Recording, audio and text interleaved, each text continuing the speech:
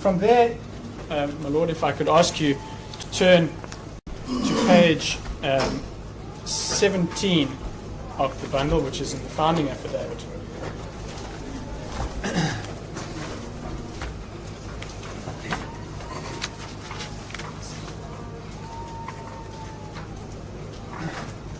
Mr. Mbalula explains in paragraph 36, in view of the... Sorry. What page? Page 17.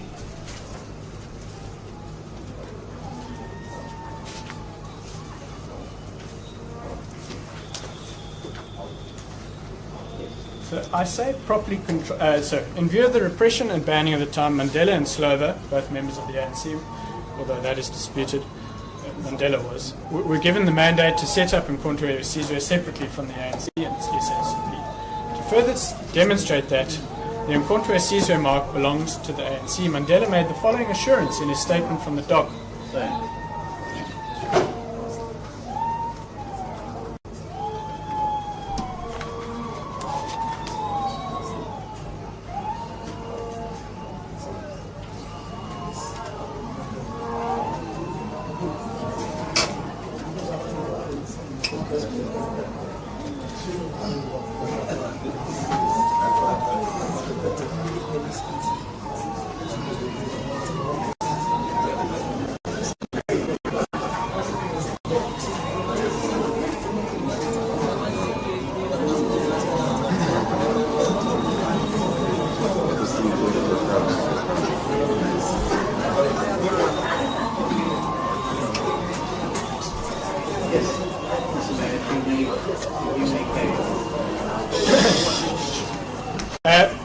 Yes.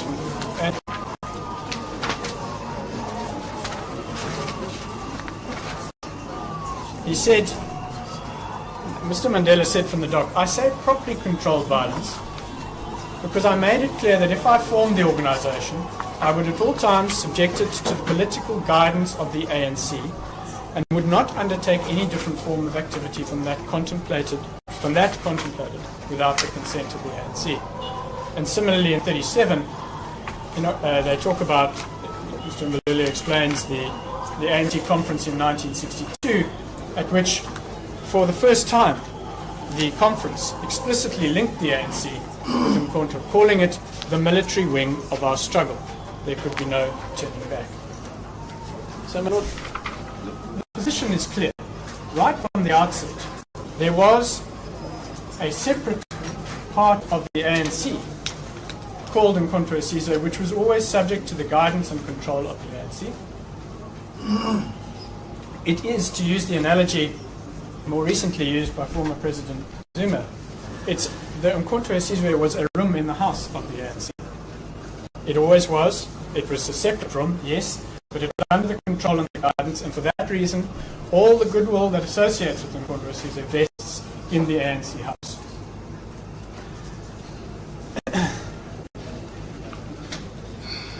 It is suggested by my learned, by Mr. Khumalo at page 121 of his.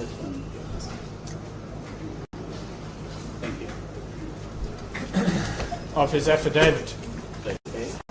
121.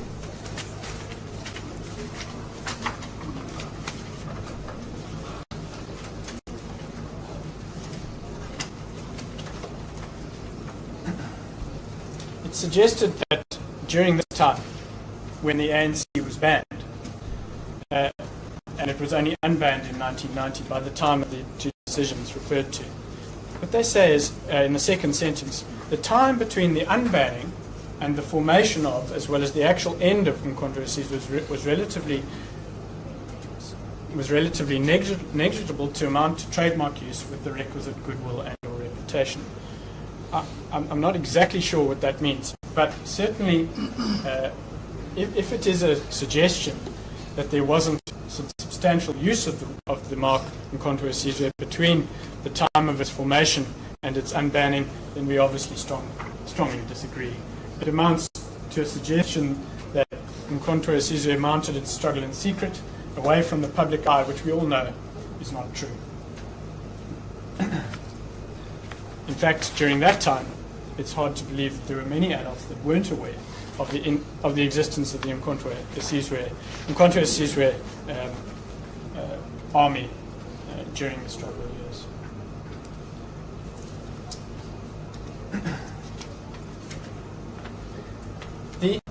Although the respondent seeks at times to suggest that the ANC has no right in the goodwill that vests in the name, they do make a number of important concessions, and I just wanted to highlight some of those.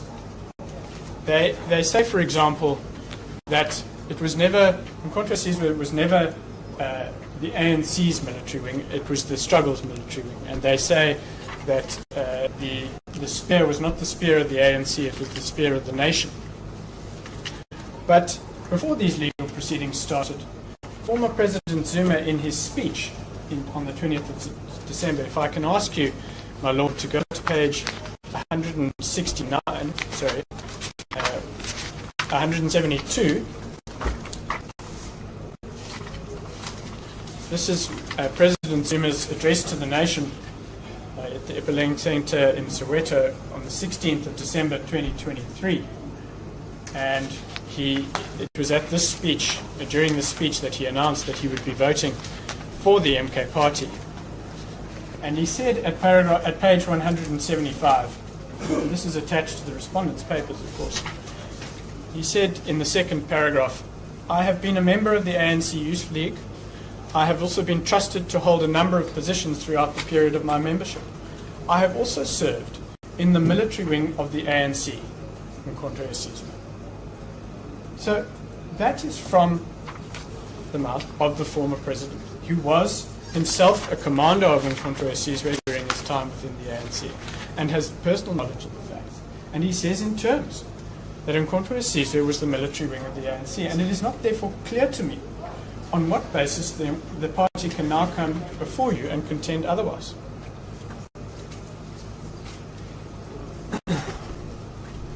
They say similarly at paragraph 19.2, which you will find at page 117.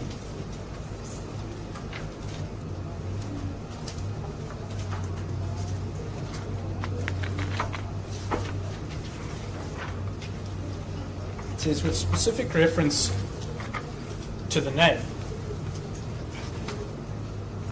it is common cause that the ANC abandoned the armed struggle in 1991 and subsequently disbanded its uMkhonto weSizwe in December 1993 at a formal ceremony held in Johannesburg. Well, in order to disband uMkhonto weSizwe, its uMkhonto weSizwe, it must have had full control over it, and they seem to accept that. They then go on in paragraph 19.3 to say, to complete the act of abandonment, the ANC formed uMkhonto weSizwe Military Veterans Association, the MKMVA, as a new entity to replace uMkhonto weSizwe, previously associated with. Now, I'm going to deal with abandonment in a little more detail later, but how it can be said that an act of abandonment to the goodwill in the name uMkhonto weSizwe takes place when you form an organization with that name included in it, I simply don't follow. It's exactly the opposite.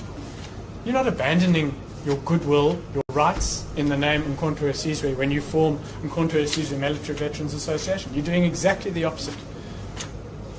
You are fortifying your rights. You are increasing your rights because the name continues, now in the form of the Military Veterans Association in a new era, in a new democracy. So it's frankly self-defeating, that statement on the whole point of abandonment. And then finally at paragraph 19.16, which is on page 121. Sorry, I've given you up to 10 minutes. You certainly will. So, as I understand it, the disbandment took place because the existence of uMkhonto weSizwe after the introduction of democratic would be inconsistent with the Constitution. So its existence as an army would have been incompatible with our Constitution. Indeed. So, but that's a so demilitarization is obviously fundamentally different to giving up goodwill which vests in the name. There are two. Goodwill is about reputation. It is about what members of the public associate with you. It is, for example, you might have an advert, a very famous advert for Volkswagen from the 1980s. It may have haven't been flighted from, we all remember the Combi advert, it may not have been flighted for 30 years. But there is still goodwill that vests in Volkswagen amongst those people that remember that advert. Goodwill doesn't disappear overnight simply because the MK can no longer fight a military struggle. To the contrary, the goodwill remains vested in the ANC because it is that military struggle is associated with the ANC and is still associated with the ANC. Well, I was going to refer you to Webster and Page, paragraph 5.15, which deals with this question of residual repute. It's Webster and Pages. I'm not sure that the actual paragraph in the book is, but it's just one sentence. It says it's paragraph 5.15. I use the online version. I will get you a page number. I know my junior has the physical copy here, and it says the goodwill of a business may subsist for some time after the business itself has ceased, and in such case, the use by others of any name attached to such goodwill will be restrained during that period. It's a question of fact and degree at what point the goodwill can be said to have ceased to exist. And our case is twofold. Firstly, the ANC may have demilitarized uMkhonto weSizwe in 1994, but it never stopped using the name uMkhonto weSizwe. In fact, it formed the organization, and I've read it to you from the respondent's papers, uMkhonto weSizwe Military Veterans Association, with the result that there was continued use of the name and brand uMkhonto weSizwe in this country until relatively recently. I think it was 2017 that the Military Veterans Association was ultimately disbanded. So it remains a famous trademark in this country, a famous brand, and the goodwill in it resides in the ANC. That's point one. Point two, even if it had not been so, that the ANC had continued to use it through its control of the MVA, the fact is that it would still enjoy the residual reputation which vests in the name because of the fame which the organization achieved during the struggle years, and because, as we've illustrated on the papers, it continues to feature in public life. So we have shown in the founding affidavit, the ANC, Mr. Mbululas sets out in some detail the various documentaries, the television shows. It's from 43 to 44, 45, all which feature uMkhonto weSizwe on an ongoing basis, with the result that people still know the name. Let me ask you this. If you go to any part of the world, you may see people in far-flung areas wearing a T-shirt with the face of our former President Mandela as a symbol of freedom. Yes. You may have a saying with somebody wearing a T-shirt with the face of Che Guevara. Now, that too carries the same message. who has goodwill over The image rights, probably the former president or Che Guevara, but the difference there is that those people are not contesting elections in competition with the ANC. Yes, that brings me to the point. Yeah. Is this, and it's a point that you raised at the outset. I didn't want to interrupt you. Yeah. But you seem to move away from the argument advanced in the papers that the use by MK of the particular logo that they have registered is a dilution of the ANC's brand. But you seem, from your opening address, to move away from that stance. No, Lord. The dilution occurs in the context of the trademark case. That's the case under 34(1)(c), and I think I need to move on quite swiftly to get there. But the dilution that's a separate issue which arises in the context of 34(1)(c). Our case for passing off is of the traditional sort, which is that passing off doesn't only arise where I use the exact same. So if they call themselves ANC for something else, African, an African National Conference or something, then we'd be having a debate here about ANC versus ANC. Passing off arises where you associate yourself in the course of trade. In other words, you tell customers, or voters in this case, that there is an association between you and the proprietor of the well-known brand that they know. And through that association, you garner votes which you would not otherwise garner. It's a misrepresentation as to an association that results in benefit. And that's the case, and it was the case that was advanced in the founding affidavit. If I can refer you, my Lord, to page 11, paragraph 13.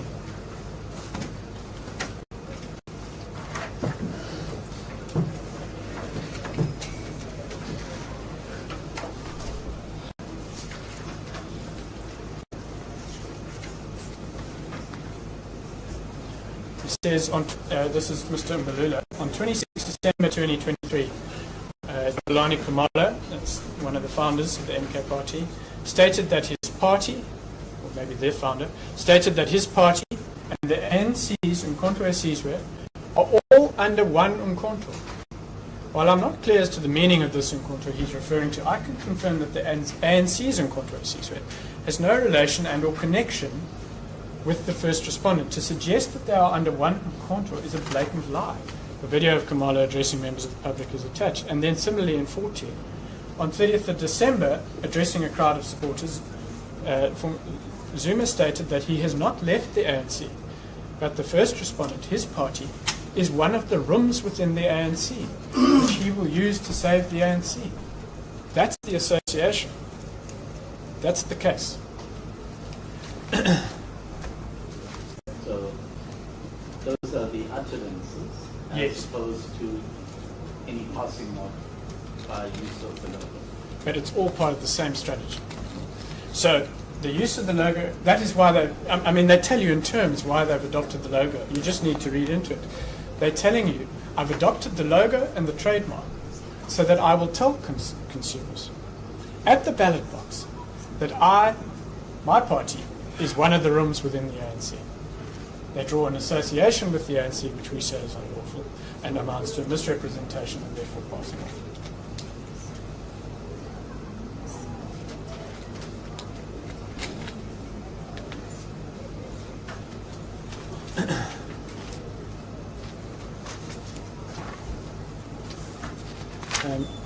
If I can then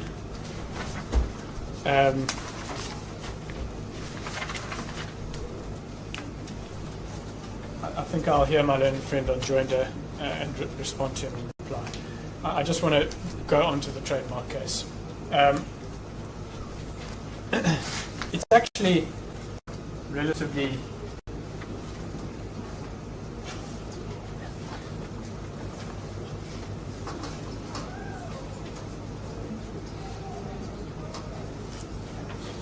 The trademark case is relatively straightforward.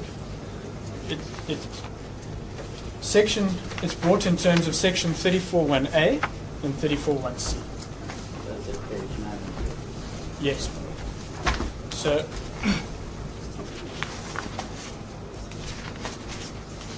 section 34(1)A provides that the proprietor of a registered trademark can prevent the use by any other third party or by a third party of a mark which is identical to or so similar to the registered mark and which is used in relation to the same services, such as to be likely to give rise to deception or confusion.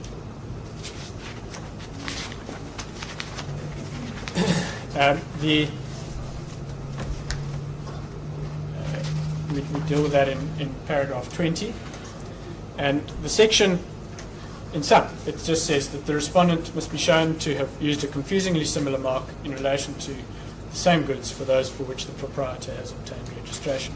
Now, the trademarks which you are required to compare, my lord, are also in our heads at page, I think it's at the, I'll get to those now, sorry. Let me deal first with the legal principles. Those are very well established. They dealt with from paragraph 26. And what it requires you to do is compare the two marks. So that's the mark as registered with the mark which is being used. You must compare the way they look, the way they sound, which is less relevant in this case, and their meaning. You must transport yourself to the shoes of the ordinary person, in this case, that's the shoes of the average voter. And that person is someone with average intelligence, and they are making decisions with ordinary caution. You compare the marks side by side and separately, and you have due regard to their dominant elements. So, if I could ask you to pause there for a minute. Yes. Can you show me where in the paper would the mark of the ANC and the mark of the Yes. party? Yes. So that's, and if I understand the difference is that the mark itself is not what would appear on the ballot paper, the ANC mark. Correct. And that's pursuant to my request to council to provide me with what would appear on the ballot paper. Because would I be correct that when the reasonably intelligent voter makes his or her way to cast their vote,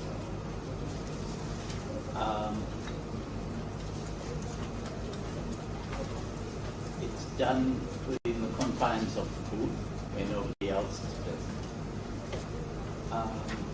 It's done in an atmosphere where you reflect on the choices in front of you. And to the extent that there's any confusion, that has to be something which emerges from what you see in front of you. I disagree. Because parties campaign for 4 or 5 months for a reason. The entire campaign trail is about the education of voters. The confusion and deception is going to arise long before they get into the ballot box. It is already arising.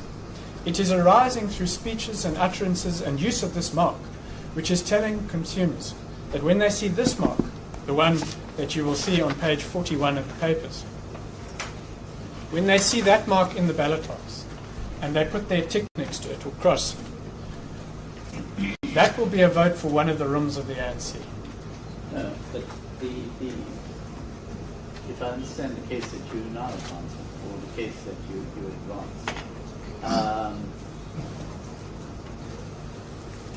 the confusion which you seek to avoid is not that which will happen on the 29th of May. Is that what you said? Well, that will be the culmination of it. But the confusion is already arising because of the use of basically an identical mark to the uMkhonto weSizwe logo. Because, and at the moment we're debating the trademark case, which I'm trying to keep separate. But as part of the passing off, of course, there's more factors that are going to lead to the confusion at the ballot box. And all of those combined are what we say. Right. Carry on, I'll reserve my trading explanation.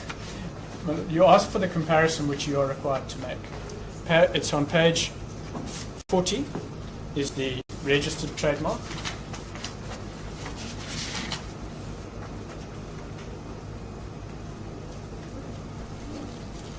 And on page 41 is the infringing mark. I really have to stress this given your questioning on me. The comparison as to confusing similarity for a trademark case is a simple comparison of two trademarks. You have got to say to yourself, is the logo on page 40 confusingly similar to the logo on page 41? And with respect, it's hard to see how one can find otherwise. It is virtually identical. It is a warrior holding a spear. The spear is identical. The headgear of the man, in fact, the whole head is identical. The foot positioning, the leg positioning is identical. The garment around his midriff is identical. The only difference is the position of the spear. They are confusingly similar marks. Wouldn't a distinctive difference be that the image that appears, the logo that appears at page 40, is not placed against a backdrop or against a background of a green colored circle? So let me be clear. There is no. The ANC's mark is not registered in any particular color, so you can assume, because that is what trademark requires, they can use that mark in any color scheme they like. So it might be that. So the color is irrelevant because the ANC is notionally entitled to use its mark in any way, color it likes. It is registered the man with the warrior, and the fact that there's a device with the words uMkhonto weSizwe in green, which is of course one of the ANC's colors, serves in our submission only to exacerbate the likelihood of confusion, because the warrior is a well-known mark in itself, and Sorry, but green isn't solely synonymous with the ANC. No, I'm not saying that. I'm saying that it's not distinguishing. Common color use in the rest of that. Of course. But I'm saying that the color green doesn't distinguish for that exact reason. It's a common color. So the fact that they've added green, that doesn't help anybody. And let's say they added yellow to the back. It wouldn't help distinguish their mark from ours. It's a point against the MK, because they've adopted a common color and therefore not a distinguishing color. And what would constitute that distinguishing color? Well, there isn't I don't think there is a color that could distinguish. The marks are so similar. The logos are so similar. And they've used uMkhonto weSizwe around the outside of which serves only to exacerbate the confusion. So we submit that when you compare the two marks, it is clear that there is confusion. I've also been reminded that there are occasions, and it is in our papers, that they use the mark, as you see it on page 41, they also use it without the green background and without uMkhonto weSizwe and MK on it. I'll ask for a reference for that, but it doesn't take away from our principal submission, which is that these two marks are far too close, they've adopted it for a reason, and they are plainly two people comparing these marks will confuse them and will believe that they emanate from the same source. And that's what trademark law is there to protect.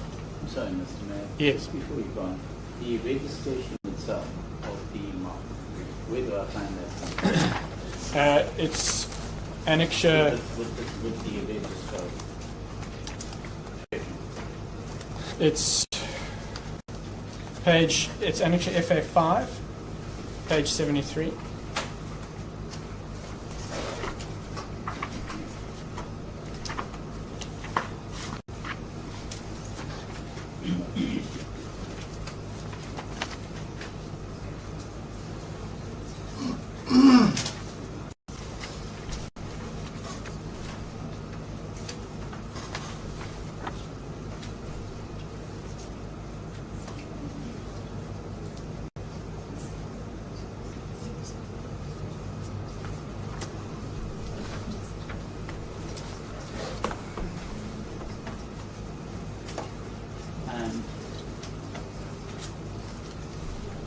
Do I understand your submission that FA3 is the logo of or the emblem of the warrior with the shield and the spear? Yep. FA5 on page 73, yes. Yes. And there's no reference to color at all. Correct.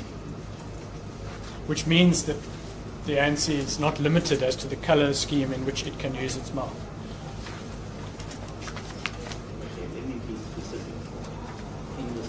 Which it uses the mark of the warrior or the shield or the background. It can use, it could equally adopt a shield in the background. There would be it would still be using its mark. Yes, but its mark is restricted to the figure. Yes, that's its exclusive right. And the addition, we say, of a green-coloured ring around it with uMkhonto weSizwe does nothing to distinguish from the registered mark.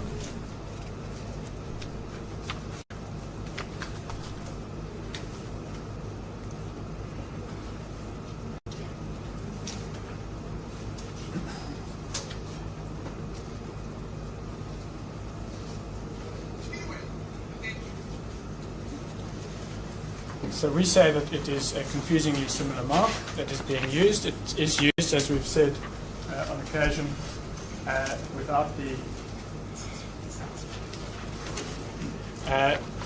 so, my Lord, the reference at page 50 of the papers.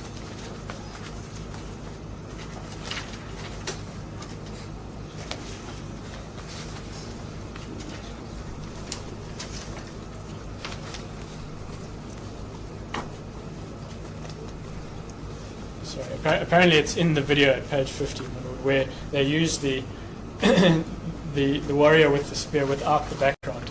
I thought we said it. Yeah. Okay. And we've said that, again, I'll get you the reference, but we have said that in the papers too. So they don't always use it with that green background. And that actually just illustrates the point that I made, that it's not the dominant or important feature of their mark. What's important for them is the warrior that looks identical to the uMkhonto weSizwe warrior that was used for many, many years. One must ask yourself why they adopted that logo. Of all the logos they could have, they adopted one which is, in all material respects, at least in the warrior, identical to the uMkhonto weSizwe warrior. They are trying to draw the link. There's no other reason to have done that. And it would be, with respect, the court ought to be slow to find that they are not achieving what they sought to achieve in the first place.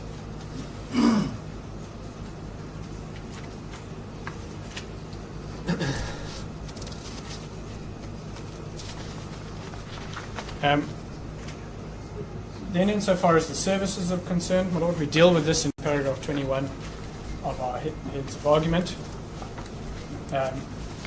The mark is registered for a variety of services in class 41.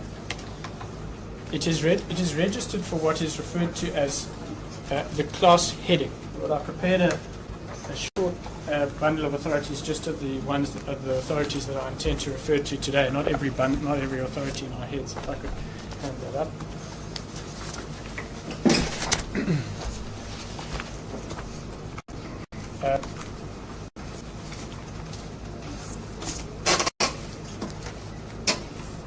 It's at page 25 of that bundle. I'm sorry, it's quite small. It's stapled the other way around. The other one that's stapled. Mine's got marks. Sorry.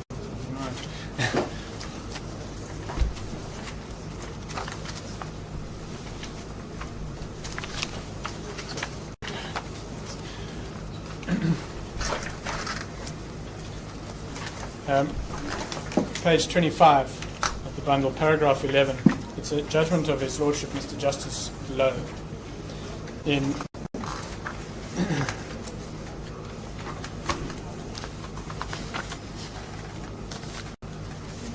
Leonard Dingler versus Afroberg.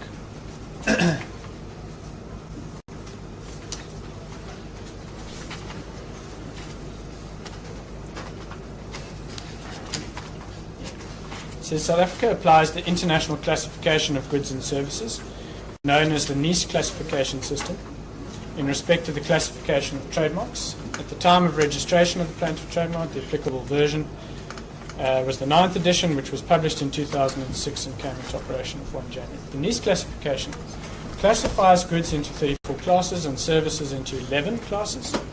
Part 1 lists in alphabetical order all the goods in one list and all the services in another list.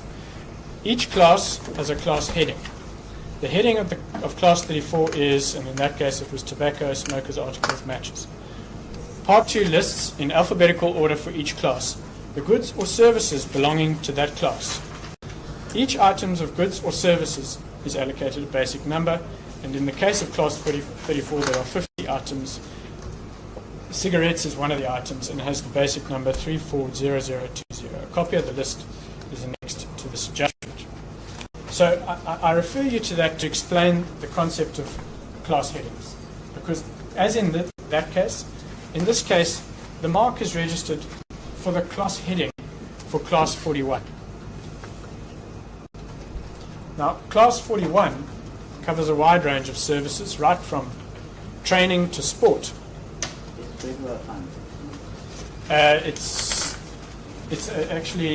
a regulation attached to the Trademarks Act. It's Regulation 3. Regulation 3 of the regulations published under the Trademarks Act.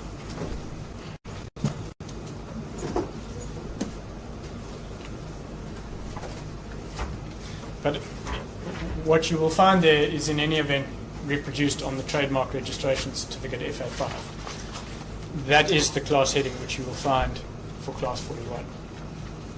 The reason why I ask is that although class 41, at page 73, on the registration reads education, entertainment, cultural activities, including legacy clubs. Your heads go much further, and that's what I'm asking. Yes. Where do I find that itself? It's based on the, as I say, it's a matter of law. Those classifications are attached to the Trademarks Act, Schedule 3. And as to the meaning of this particular goods that you referred to, well, those are available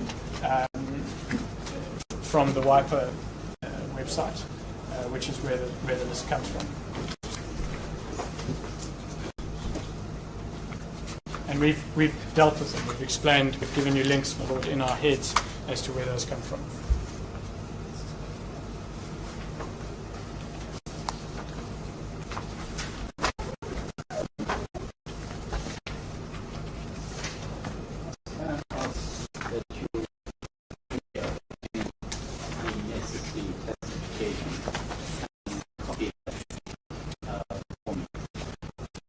Whole of class 41?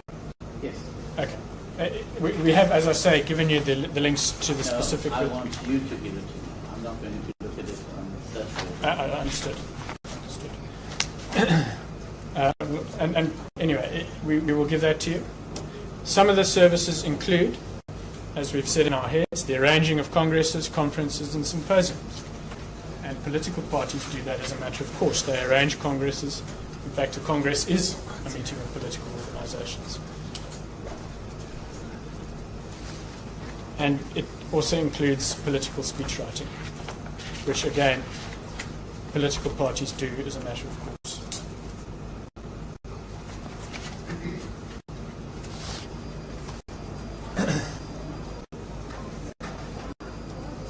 So, Class 41 is the class in which political party services such as these are registered, and those are the services for which uMkhonto weSizwe party will use their mark.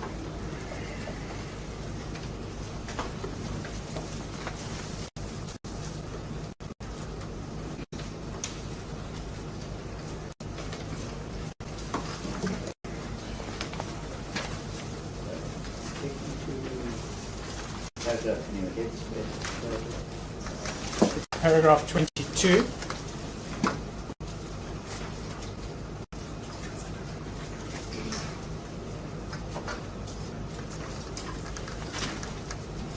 And 23. And then 24.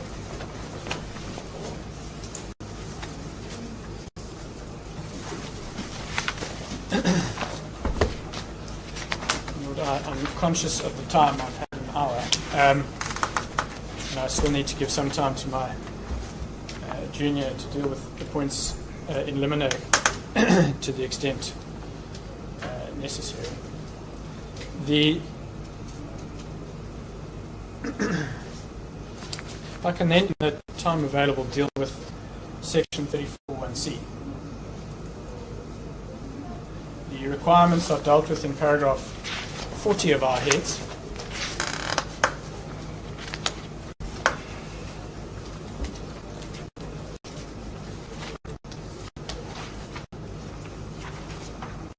If I can ask you to look at page 19, sets them out. Now, it says the defendant must be shown to use a mark which is identical or similar to the plaintiff's registered mark. Now, similar there is not confusingly similar. There's a difference because you don't actually require confusion or deception under Section 34(1)(c).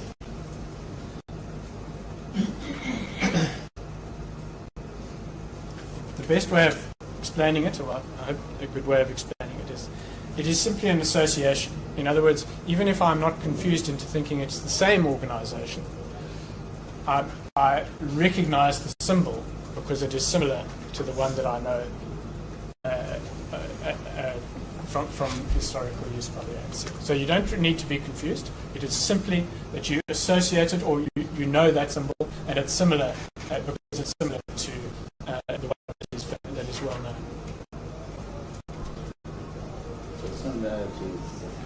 Similarity is sufficient, and we've given you, in our heads, the test, which is at paragraph 42 of our heads from the Salty Cracks decision. It says the test, in my view, is that the likeness in the marks should be easy to recognize, and a connection will be made or a link established between them.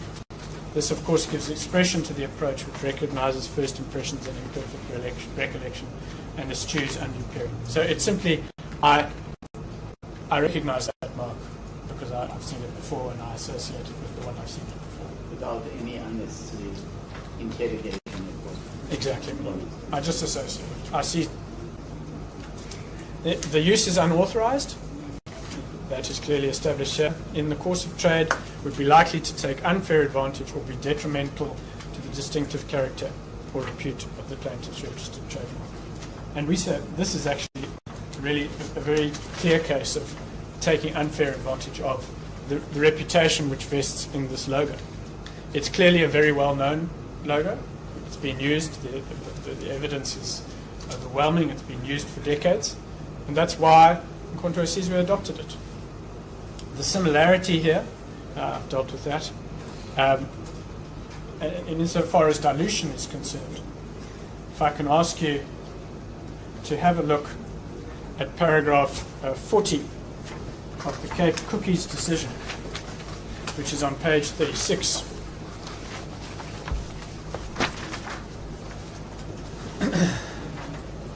Of the bundle.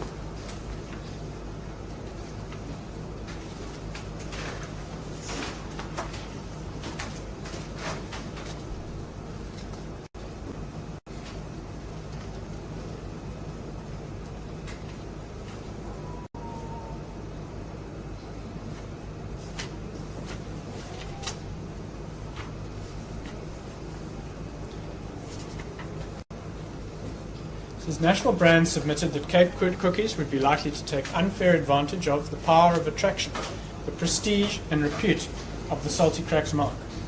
It is submitted with some force that this has been built up over a considerable period and with a considerable investment of money. Cape Cookies chose to go into direct competition with it. The use of the similar mark will enable Cape Cookies to ride on the coattails of national brands as regards the well-established Salty Cracks mark without itself having to expend time and money to achieve an equally competitive position. It was submitted that this was why Cape Cookies chose a mark similar to Salty Cracks as opposed to a different mark, under which it could have traded without that advantage. Cape Cookies was challenged to produce its instructions to the advertising agency so as to negate this inference, but refused to do so on the grounds that they were confidential. Now, apart from this, if I understand, national brands did the heavy lifting. Yes. And paid, I think it was something like 11 million or something. Yes. For advertising. Yeah.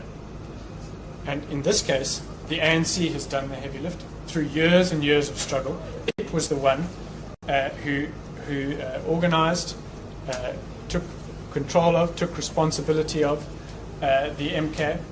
It gave, it doesn't, of course, this is not a case about advertising, but certainly through its efforts and through the efforts of its people, it generated extensive goodwill in the name, in the logo, which is the subject of this trademark, with the result that people came to associate with it. Now, what MK seeks to do is exactly what Cape Cookies seeks to do, which is to ride on the coattails of the ANC's heritage and to ride all the way into Parliament.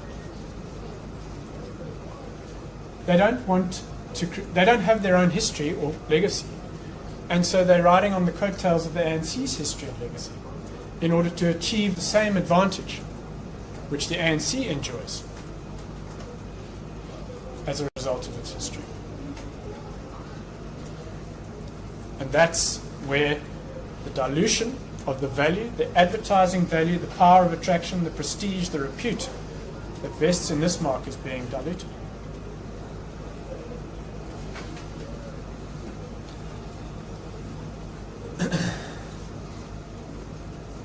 There's another consideration which arises from the Nestle case. It's at page 47 of the bundle before you.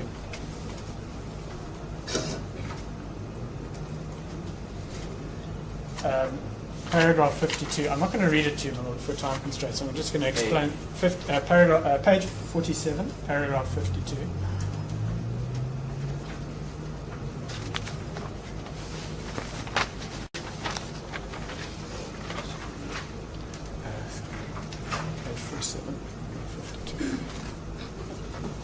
Page 47. Yes, paragraph 52. And what the court there found is the unfairness, because that's what section 34(1)(c) arises not only on the riding on the coattails, which I've already addressed you, but also in this respect. Consider for a moment that the ANC wished to exploit the goodwill that it enjoys in this logo. Now, if it were to start using its man, its warrior with a spear, it cannot do so without also promoting the MK party. Because it is now using a mark that is so similar that the two will be associated. And so it, in the same way as happened in the Kit Kat case, you are reducing the pulling power the advertising value of a mark which is famous, which has been made famous by the ANC, and that is taking unfair advantage of the reputation which vests in this logo trademark. So that's the 34(1)(c) case. Finally, on the passing off, I have obviously addressed you when I started on the question of reputation, and I explained really through the history that the ANC enjoys extensive goodwill in uMkhonto weSizwe as a mark. It enjoys extensive goodwill in the logo, and it similarly enjoys extensive goodwill in the shortening of the name MK. There's no real dispute, I'll hear from my learned friend, as to the fact that those are well-known, very well-known marks in this country. The dispute seems to be about who owns the goodwill, and I've addressed you extensively about why it is that the ANC, to the exclusion of all others, owns the goodwill. But I should also make clear that even if you weren't to accept all my submissions on that point, the fact that there may be others, I don't know, the Indian Congress, for example, if it still existed, that may also be able to claim goodwill in uMkhonto weSizwe, is no bar to the bringing of a passing off action by the ANC on its own. And that is made clear in paragraph, just want to find it in my notes.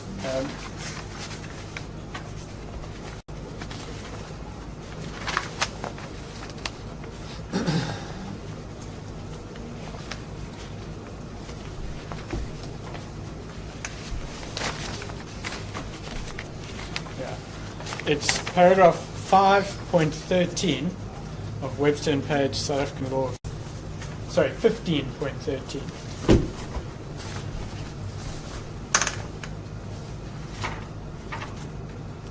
It's headed Shared Reputation.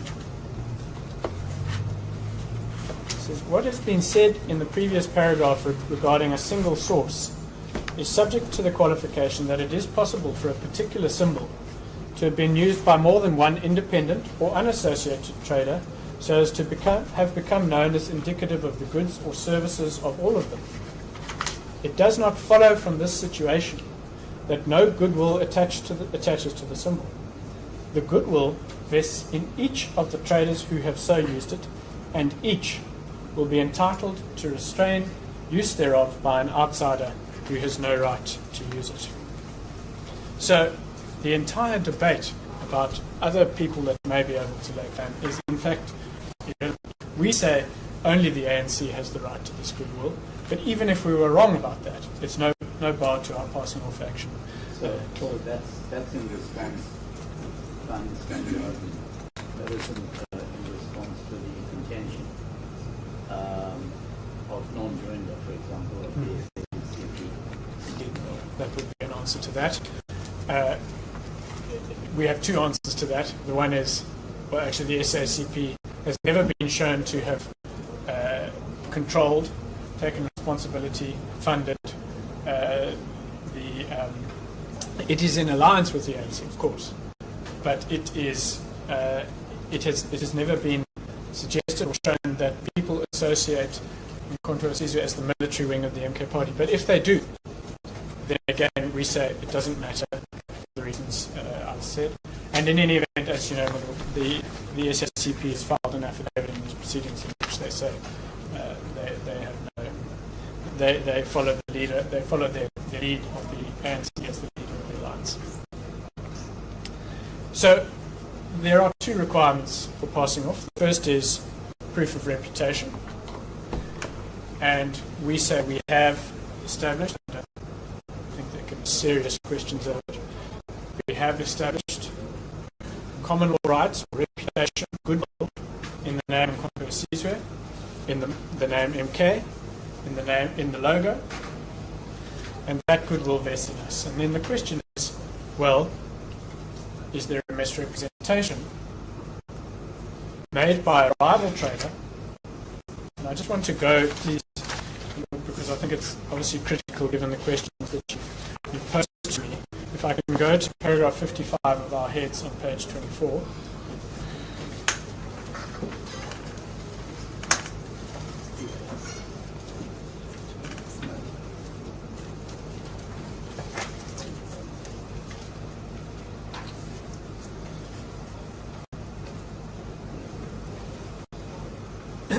So the principles which govern passing off were restated by the Supreme Court of Appeal in Adidas versus Pepco. They are well established. In essence, passing off protects the trader, in this case a political party, against deception or confusion arising from a misrepresentation by a rival concerning a trade source or business connection of the rival's goods or services. In its classic form, it usually consists in A, it will be the respondent in this case, representing, either expressly or impliedly, but almost invariably by the latter means, that the goods or services marketed by him emanate in the course of business from B. And then I want to stress, or that there is an association between such goods or services, and the business conducted by B. And that last bit is really our case, that there is an association, that the adoption of these, the names and the logos will give rise to an association in the minds of customers, voters, between the provision of the services, the political services, by the MK party and the ANC. And over the page, such conduct is treated by the law as wrongful because it results or is calculated to result in the improper filching of another's trade and or in the improper infringement of his goodwill and or causes injury to that other's trade reputation. Then we say, in this case, the matter concerns rival political parties, and the misrepresentation arises because the public are likely to be confused into believing that there is an association between the two parties. The conduct of the first respondent is wrongful because it's an improper filching of the goodwill of the applicant. That's our case. And I've explained it, that it doesn't only happen at the ballot box. It is part of the process that is happening right now. It is the education of the voters. It is part of the entire strategy of the uMkhonto weSizwe to make sure that they claim to be one of the rooms in the ANC house. They are going to fix the ANC. They are part of the same uMkhonto, which conveys the same meaning.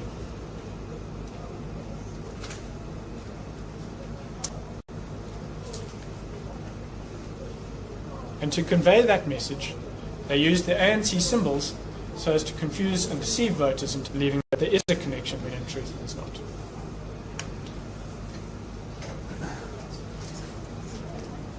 Look, I've been an hour and 15. I'm going to leave 15 minutes to my junior to deal with the Thank you.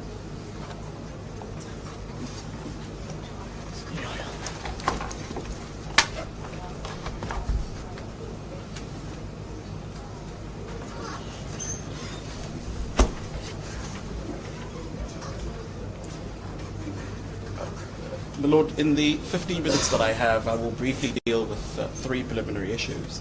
The first is in regards to the jurisdiction, the second, lis pendens and res judicata, and then lastly I'll deal with the question about whether the ANC has standing to bring this application. Now, His Lordship has been informed that this court doesn't have jurisdiction to deal with the matter, given the fact that it was before the Electoral Commission, the Electoral Court, and it is that court, so it's argued, that has the power to decide this particular dispute. We've of course made out our case in the replying affidavit as well as in the heads. But the thrust of the point simply is that the Electoral Court and the Electoral Commission is there to deal and manage elections. That is its role.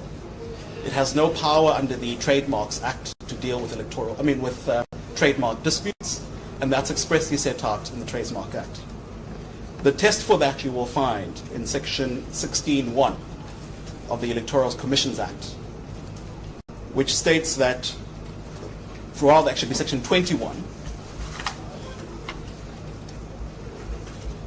which states that the Electoral Court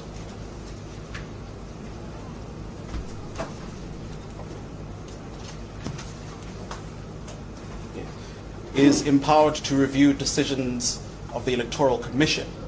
Now the question becomes, which decisions are those? So you're looking at 21. 21 of the Electoral Commissions Act.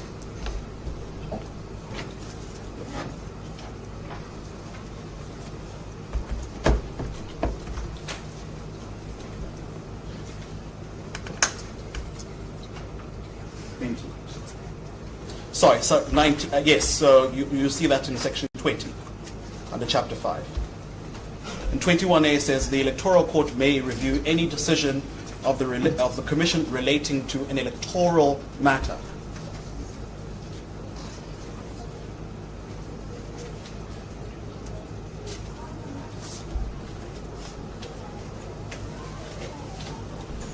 The question then becomes, what are those electoral matters that it refers to? And you will find the answer to that in sections 15 and 16 of the same Act. And section 15 starts off by saying, I'm sorry.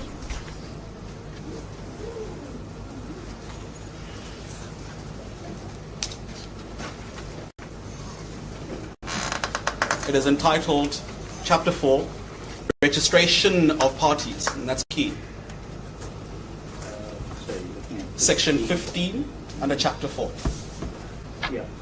It says that registration of parties, and I'll come to the importance of that later. And then it deals with the registration requirements. Are you looking at 15.1? 15.1, yes, my lord.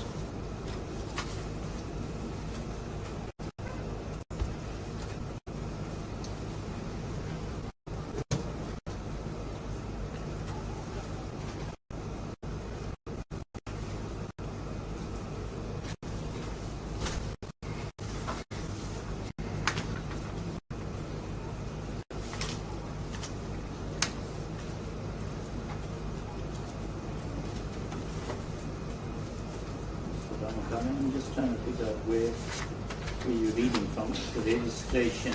Yes, so it says it's entitled Chapter 4. No, I've got that. Yes. So 15.1. Yes, so it says it's entitled Registration of Parties, and then it reads, the Chief Electoral Officer shall, yes, upon application by a party in the prescribed form, register such party in accordance with this chapter in respect of, and then it sets out what that is. And then you turn to section 16, because these two have to be read together. And if you go to section 16, which is entitled Prohibition on Registration of Parties under Certain Circumstances, and then it reads that the Chief Electoral Officer may not register a party in terms of section 15 or 15A if, and here's the impugned provision by MK, a proposed name, abbreviated name, distinguishing mark, or symbol mentioned in the application resembles the name, abbreviated name, distinguishing mark, or symbol, as the case may be, of any other registered party to such an extent that it may deceive or confuse voters. So the point we simply make is the assessment made by the Electoral Commission when there's a dispute about a mark only concerns the registration of that party. It does not concern the lawful use of that particular mark by the party.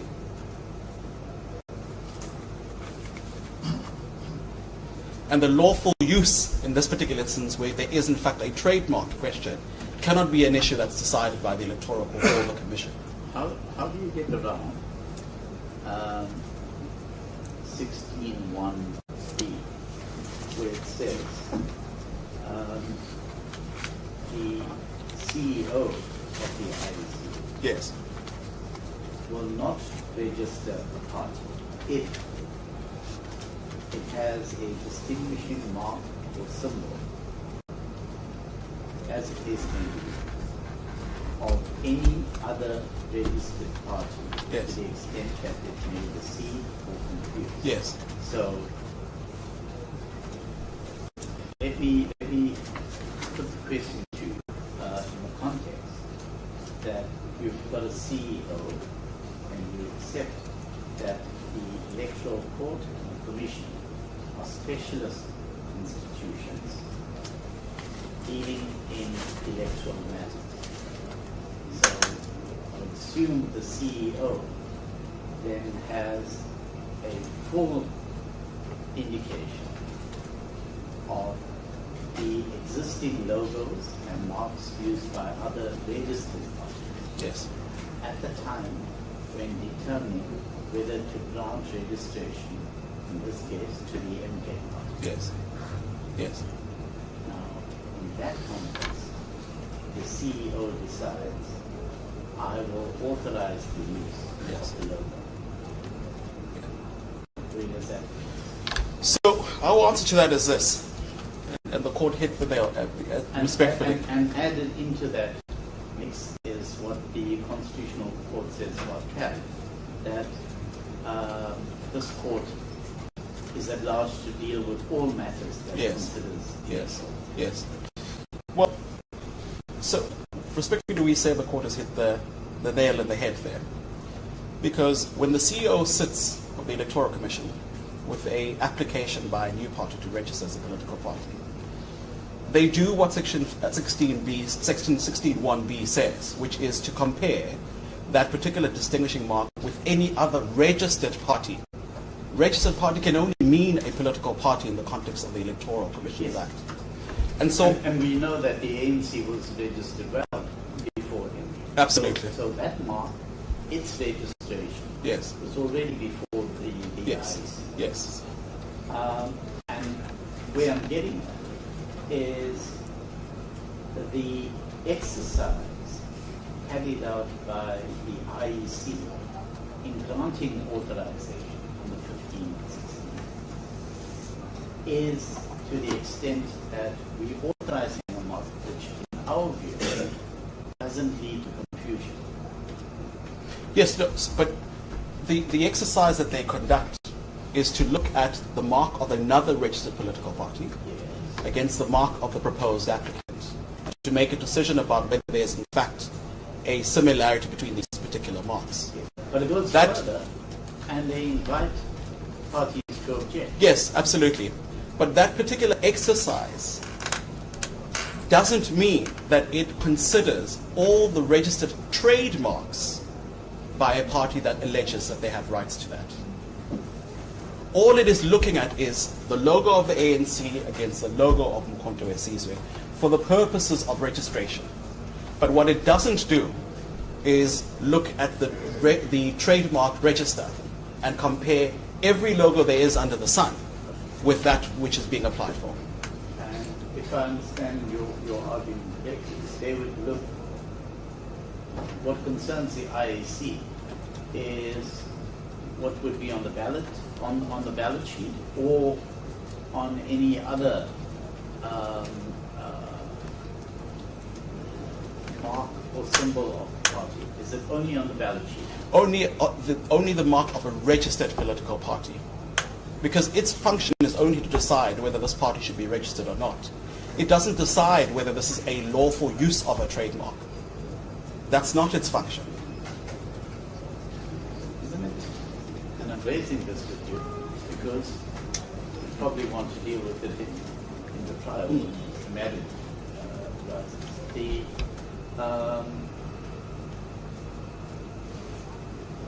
Isn't there a problem because the CEO has granted authorization for registration, and I accept what you say that the CEO wasn't concerned with trademarks and any registered rights flowing from them, or any rights flowing from the registration of the trademark. But to the extent that the CEO has granted the MK party authorization to use that logo, doesn't that constitute a problem? Because until that decision, that's a valid, one must accept that that's a valid decision. It hasn't been a sale. How does that decision, which remains valid, weigh up against what is being sought by through this court? Because effectively, the applicants are asking me to strike down what the CEO of the ANC has authorized the MK party. No, with respect. Well, that's yes. practically effective. So yes, I mean, what the applicants are, what the respondents are in fact saying to you is, the CEO has made a decision that we are authorized to make use of this particular logo. If you grant the ANC the relief that they are seeking, the argument is that we would be prevented from being able to contest and to exercise our rights to political rights under Section 19. And that's the argument about lawfulness, etc. But the answer is no, because in fact the statute itself caters for such a situation. What it says in Section 16A is that it permits a party to change its name, logo, or abbreviated name. You'll see that in 16A of the Act. Sorry, 16? 16A. Big A.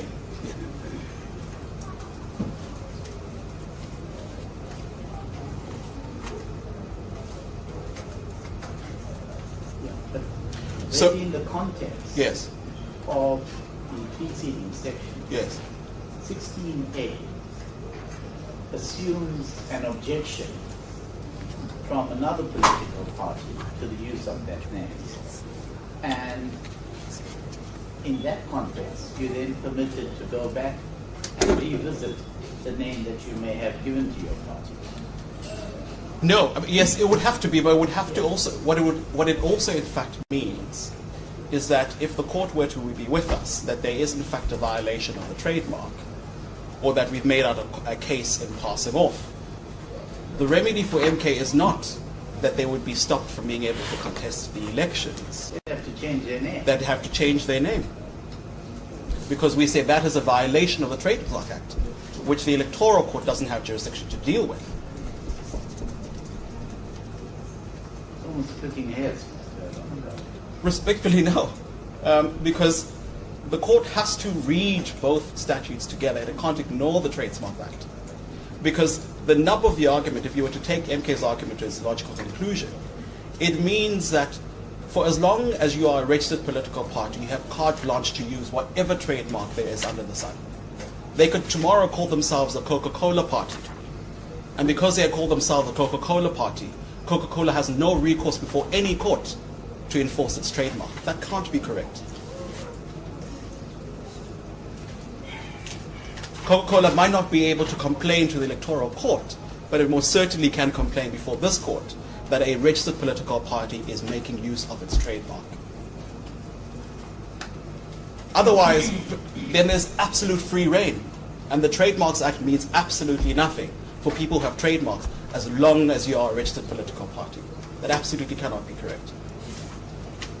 There was no attempt to review this decision. There was, and that review, as I understand, came to an end on the 24th of November. And the answer from the Electoral Commission was that the ANC didn't object and therefore had no standing to complain about the logo. But the ANC's answer, that's why it's in fact before this court, is, well, the Electoral Commission doesn't sit with the registrar of trademarks and looks at those. It only looks at similarity between its logo, the ANC, and the logo of the MK. What that doesn't mean is that the ANC cannot enforce its trademark before this court. What it does mean is that the logo of the ANC is not a logo which would, in relation to the logo used by MK, is that it would not deceive or confuse voters. Yes, and that's not the case we make out. Yes. So, and that's why you will find nowhere in the papers a comparison between the ANC logo on the one hand and the MK logo on the other. I think my leader has taken you through the arguments there. And so that's all that the inquiry is before the electoral. So the comparison then is not between the logo of the ANC, but rather the trademark of the ANC. Absolutely. And the logo of the MK. Absolutely. Yes. And that's the case that this court is here to decide.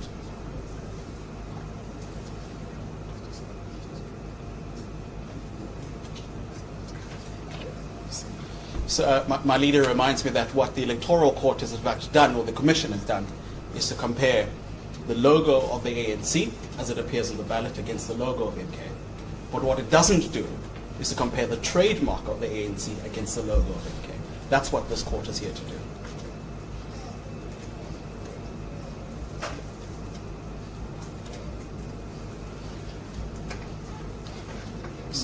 Lord, I've exhausted most of the first argument I was going to make, and I'm grateful for the questions. The second point I was going to in fact make is there's been reference, you would have seen that in MK's heads, to Makanya from the Supreme Court of Appeal. Now, it says, and this is on the question of jurisdiction, in general, the high courts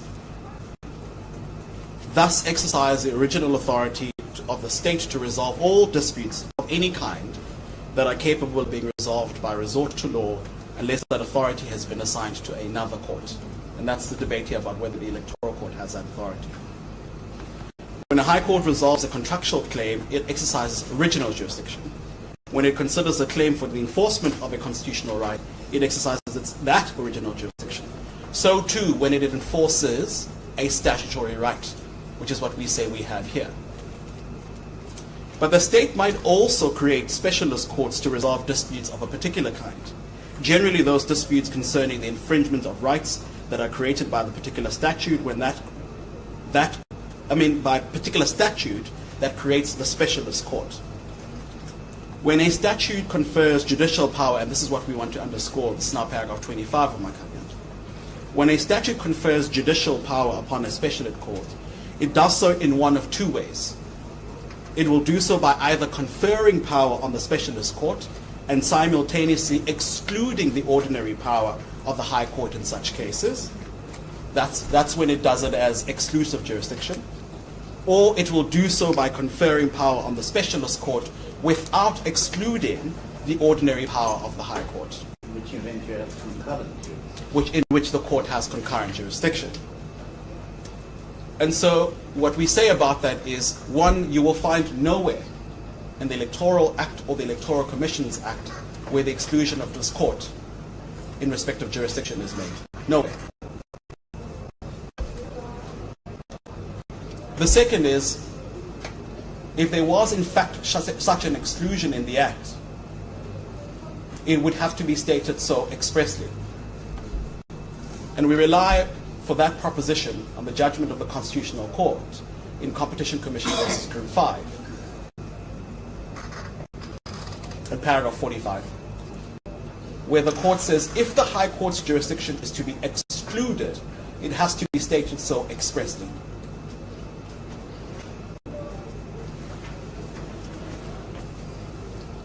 And that ties together with the argument we make, which is that the Electoral Court was not created to deal with disputes related to the Trademarks Act. It only has the power to review decisions against the Commission in respect of registration of a political party. And then lastly, on this question about concurrent jurisdiction, it's in fact been recently dealt with by the Supreme Court of Appeal. It might be a judgment His Lordship is aware of, in Standard Bank versus Tobejani. Those are the cases in which claims that fall within the monetary jurisdiction of the matched court were brought within the High Court. And the question became there, can the High Court turn away those particular claims? And the court said, no. If you have jurisdiction, you must exercise it. You don't have a discretion there. And there's nothing to suggest on the Electoral Commissions Act or the Electoral Act that this court doesn't in fact have jurisdiction to deal with the trademarks dispute.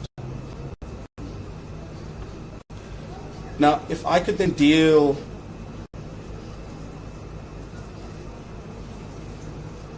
with the issue regarding res judicata and lis pendens. We've said in our papers that res judicata is in respect of decisions of a court. The only persons here that have supposedly made a decision is the Commission. We say obviously the Commission is not a court. And there's clear authority to that. There's in fact an appellate division decision in African Farms Township versus the City of Cape Town, where the court said applies in the following instance. It says it's threefold, namely that a previous judgment was given in an action or an application by a competent court, 2, between the same parties based on the same cause of action. The cause of action in the dispute in the electoral court was about the lawfulness of the registration of MK in violation of section 15 of that act. And that's a dispute about whether there was in fact publication of a supplemented application or not. It had nothing to do with trademarks. And in fact, if you see in bundle B, there is no reference at all to the words trademark in the ANC's complaint to the Commission. Actually, I did look at it. But they,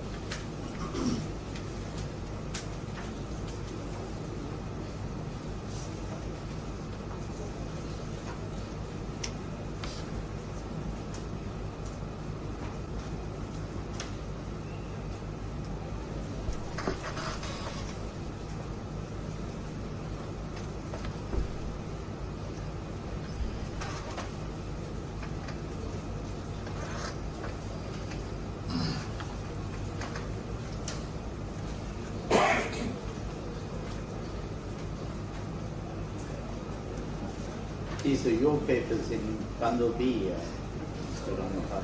Yes. The simple point I was simply making is that you will find nowhere in those papers an allegation of a trademark infringement. But there is obviously reference to the logo. There is, yes. But again, it goes back to the earlier debate we had. That exercise is not a test against the trademark. It's a test against the registered mark of the ANC on the ballot. On the basis that it's likely to cause confusion. Yes, when a voter goes to the booth.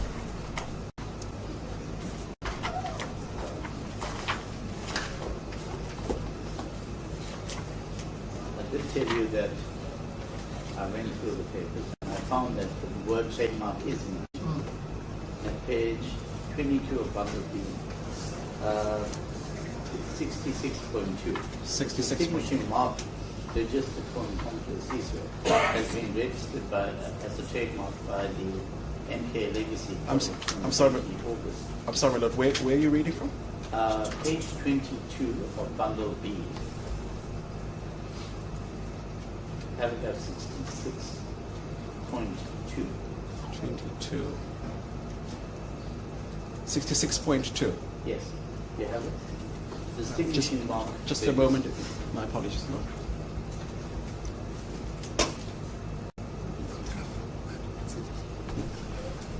I couldn't find it as well. 66.2. Yes. I don't seem to have that. I have 62. 66, paragraph 66, maybe use your colleagues.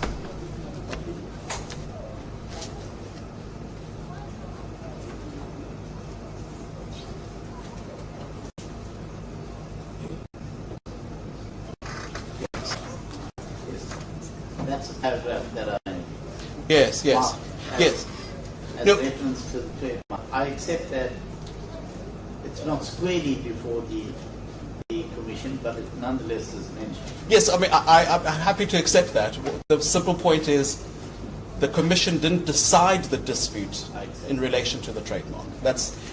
It might have been mentioned as way of background, but to simply say that the Commission was asked to decide the trademark dispute is simply not true. Lord, I'm mindful of time, and the Court has been very generous with me. If I could simply wrap up. I've made the point about res judicata. It's very clear in our law. It has to be a decision by a court. There's no court decision on this issue. And it wasn't an issue that was lis pendens before the Electoral Court, again because the court was not called to decide whether the MK logo violates the trademark of the ANC. It was about whether MK was lawfully registered in terms of Section 15. And then lastly on this question about standing, we make only 2 points. The first is that there's no application brought before you to declare the assignment made by by the legacy projects to the ANC to be declared unconstitutional or contrary to laws. Nowhere there. The second is, it seems a thrust of the complaint, and you will find that in MK's answering affidavit at page 130 of the papers, paragraphs 43 and 44. His Lordship need not go there, but it's just for noting. They say the assignment was not accompanied by a bona fide intention to transfer rights, but an ulterior purpose. The courts cannot give legal recognition to the said agreement, which is also in violation, in that the true name and purpose of the agreement is not the legitimate transfer of rights, but to defeat political rights. So it seems that they say that there's some mystery or ulterior motive. His Lordship knows ulterior motive is not a ground upon which you declare an assignment to be, or a contract to be unlawful. In any event, is a motion proceeding. Yes. Equivalent to me making a determination on the floor. Yes. Motion proceeding. Yes. Yes, yes.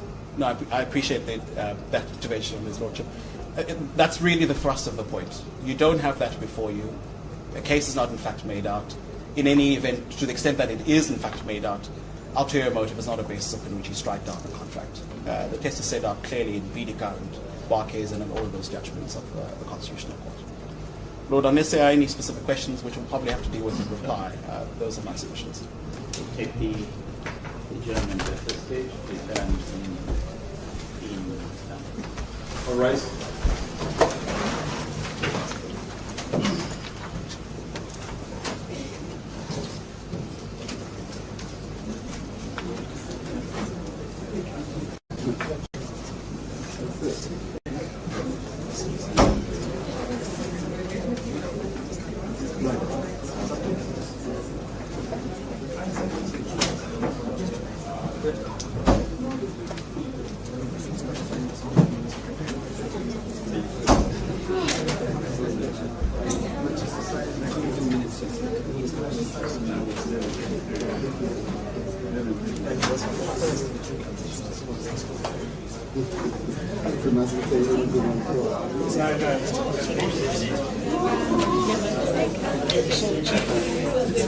No.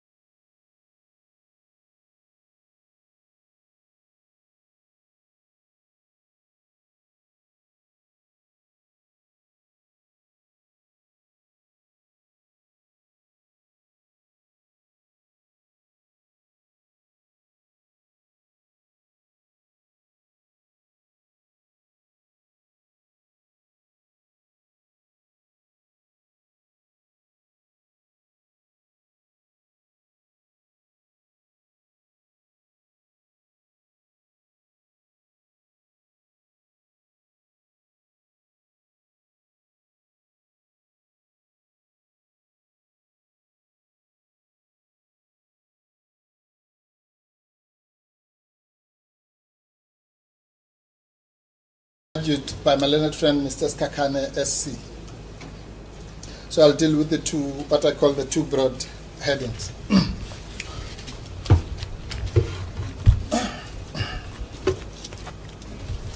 My Lord, I'm glad Your Lordship has got the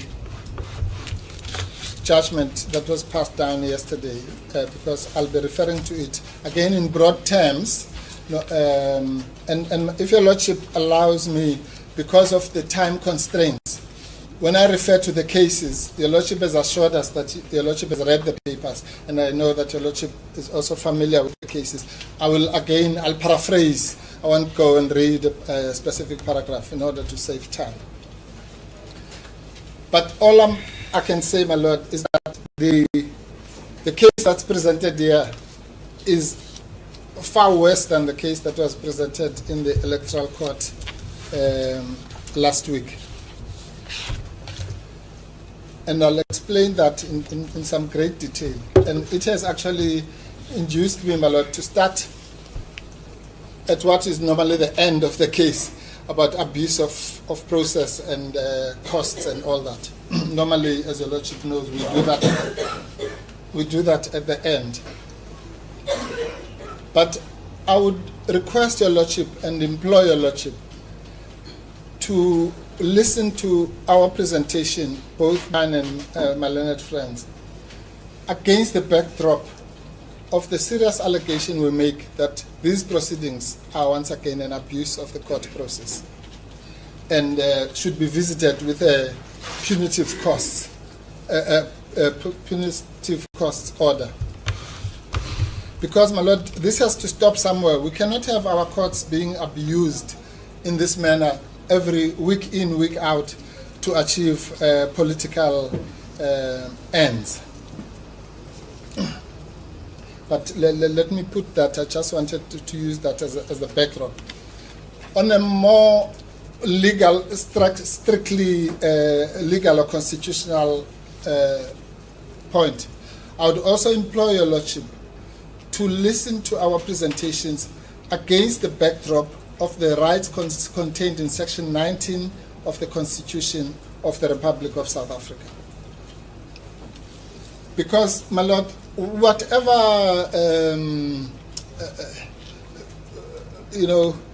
creativity, and I say that generously to my learned friends, whatever creativity, this matter is about the political contestation and about the exercise of the political rights set out in Section 19. And again, in the spirit of paraphrasing, my Lord, Your Lordship will find that we summarize those rights in our heads of argument in the introduction, my Lord.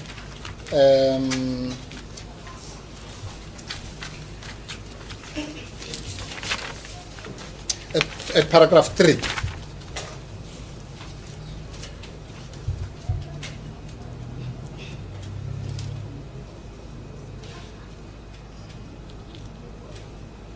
Well, starting at paragraph 2, we say the ineluctable conclusion is that the real and sole purpose of this application is to obfuscate all the issues, cause frustration, and prevent the inevitable. The entire application is devoid of any legal basis which the ANC can sustain to derail the latest political developments brought about by the formation and registration of the MK party as a political party. In this application, the applicant deliberately sacrifices both the law and history in order to urgently satisfy parochial political gains at the expense of the constitutional rights of South African citizens. Section 19 of the Constitution guarantees every citizen the freedom to make political choices, which includes the right to form a political party, to participate in the activities of or recruit members for a political party, and to campaign for a political party or cause. This is the backdrop against which this application should be seen. Now, Your Lordship quite appropriately observed that the case that we are now being told here has evolved somewhat. And it has evolved for the following reason, my lord. You are now told that we are no longer dealing with voter confusion in the voting booth. And that is because my learned friends, again, I can give them credit for good lawyering, but not for consistency. My learned friends, when your lordship made the inquiry to say, I would like to be provided with a copy of the MK party logo and the ANC party logo, a point that we are going to make very, very vociferously, then the flashlights came to them. That actually, what we have here, particularly in the passing off case, which my learned friend will deal with, is a bizarre situation where the ANC, with its own logo, with a spear that's facing upwards, since we are going to talk about spears, brings a case to this court on the basis that there will be voter confusion to a voter in the booth between that logo, the famous logo with the wheel and the upward-facing spear, and the logo of the MK party. That was the case that was brought before your lordship. But because of the remarks made by your lordship, now it's shifting before our very own eyes.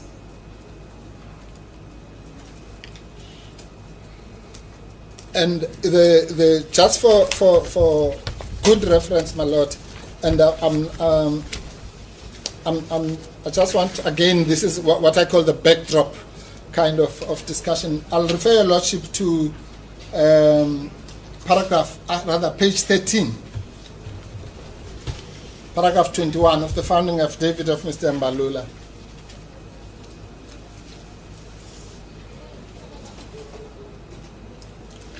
Yes. Is your lordship there? Yes, my lord. You see, my lord, there it's made very clear. This case we had this morning is not the case we came here to meet. It says there is overwhelming public interest in ensuring that when voters approach the voting booth, they are not confused as to the party which they are placing their trust in.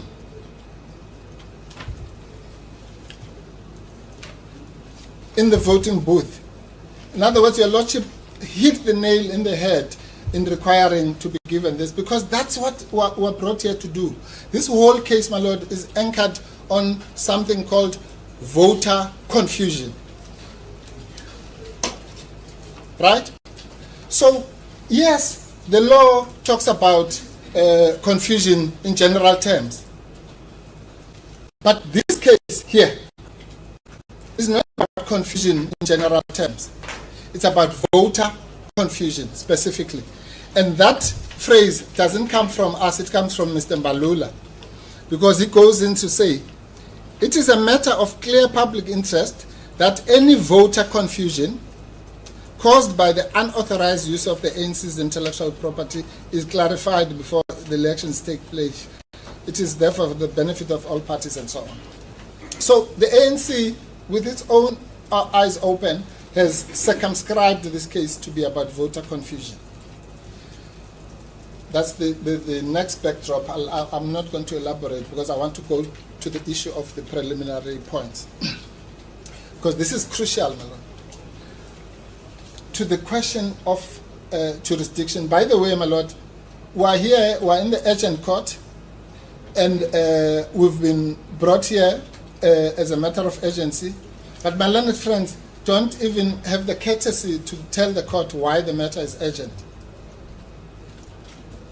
But this is in a matter, my lord, where on their own version they became aware of the events, or should have been aware of these events, to be generous, by the 9th of June. Remember, my lord, that Mr. Mbalula says that he knew or heard about the formation of uMkhonto weSizwe in May. of 2023. He then explains, or it is explained in the, I think the DSG explains in the replying affidavit, that it was a rumor mill. So that's fine. I'll give him that credit, that we cannot hold him responsible for what was being rumored, because at that stage you couldn't even attach a logo or whatever to it. Fair enough. But the story of this matter, my lord, legally speaking, starts on the 1st of June 2023. There is no longer a rumor. The MK party applies for registration. On the 9th of June, my lord, that is gazetted. Right? Now, in law, once it's gazetted, the whole purpose of gazetting is that then we are all assumed to know about it, particularly other political parties. Then they don't object, my lord, to that. That's the important trigger.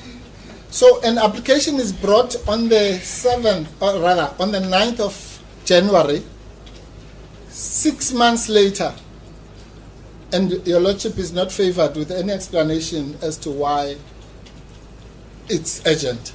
Remember, if it was brought at that time, it could have even been heard last year, which is one of the tests for urgency, that could the matter have been heard in due course. But this is a point not just about urgency, my lord, but about the real reason we're here.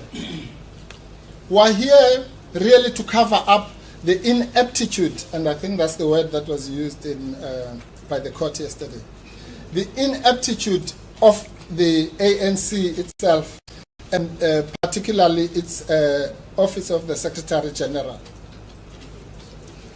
Because it's their duty to object, let's say from the 9th plus 14, 25, 26 of June, what we know as Freedom Charter.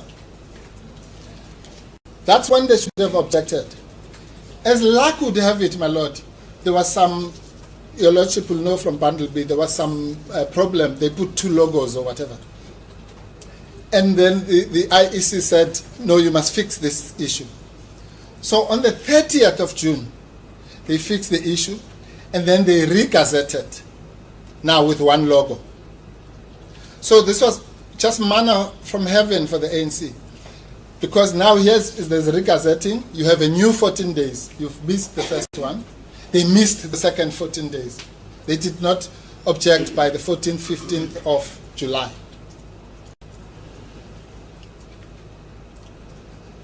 Then, my lord, on the 7th, the rest we know from the judgment of yesterday. But on the 7th, then the party gets registered, right? This time they already know these people have infringed our trademark. They've actually infringed it twice in their gazetting. In the first time, they infringed our alleged trademark by even twice by putting 2 logos, and now they've done it again. Nothing. They don't come to this court. They say to your lordship, no, this court has exclusive jurisdiction on this matter. Which means at that stage, once they had realized the infringement, then the matter should have been triggered. But here's and let's again be generous, my lord, and say that at that stage they did not even have the trademark, as we know, because the trademark was only assigned in September, right? Fair enough. But what they did do before the effective date of that assignment, assuming it's valid for the purposes of this argument, is they take they do the right thing, by the way, by invoking the provisions of Section 16 of the Electoral Act and complain about the infringement of the trademark and the passing off. Your lordship, again, with the greatest respect, hit the nail on the head in questioning my learned friend, Mr. Ramokhale. because Mr. Ramokgale, with respect, it tells about Coca-Cola. This has nothing to do with Coca-Cola. When we talk jurisdiction, your Lordship knows from Taba, the leading case on jurisdiction, paragraph 75 of Taba, it says pleadings, or rather jurisdiction must be judged according to the pleadings. So these pleadings don't have Coca-Cola. These pleadings have two political parties, the African National Congress versus the MK Party. So you cannot be told, my lord, that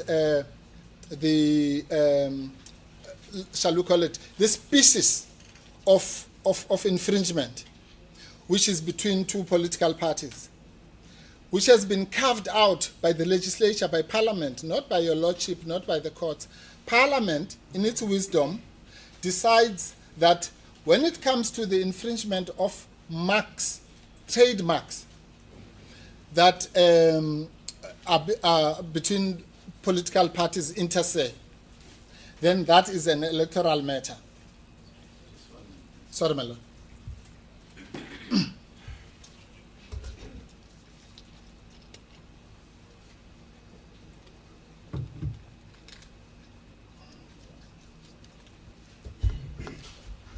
Thank you, my lord.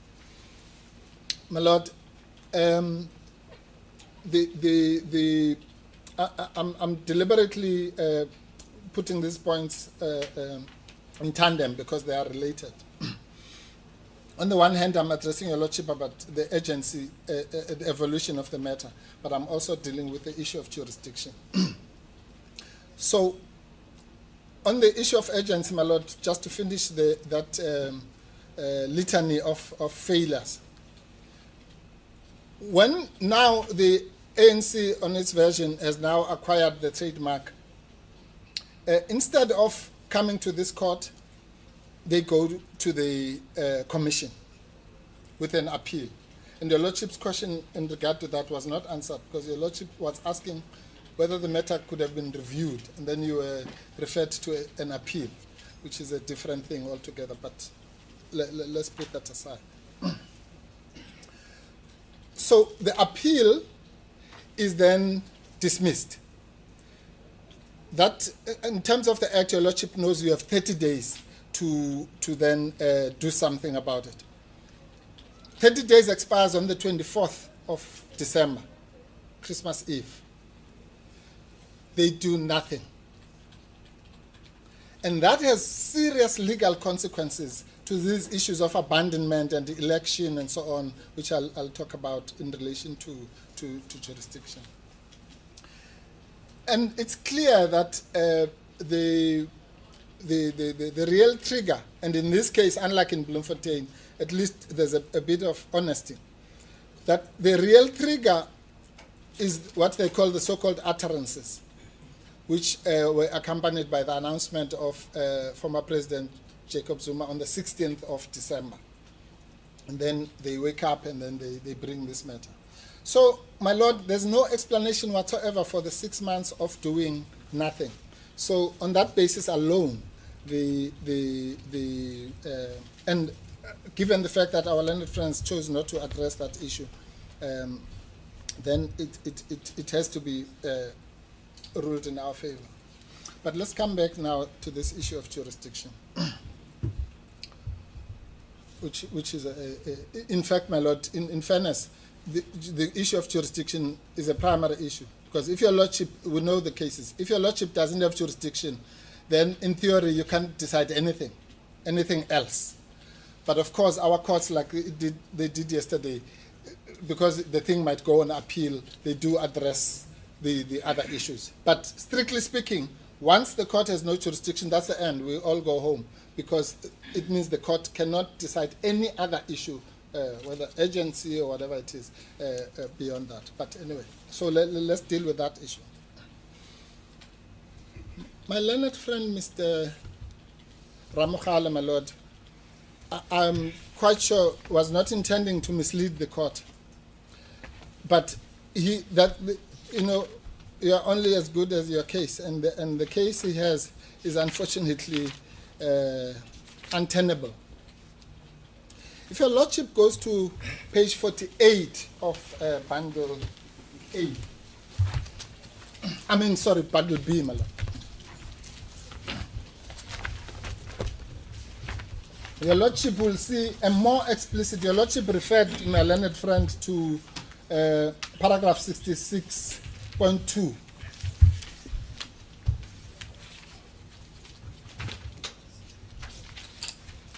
But your Lordship will find a more explicit reference, which is why the reference was made to that 66.2. Sorry. If your Lordship goes to page 48, annexure FA6, this is the appeal, let's call it, the appeal complaint of Mr. Mbalula to the Commission.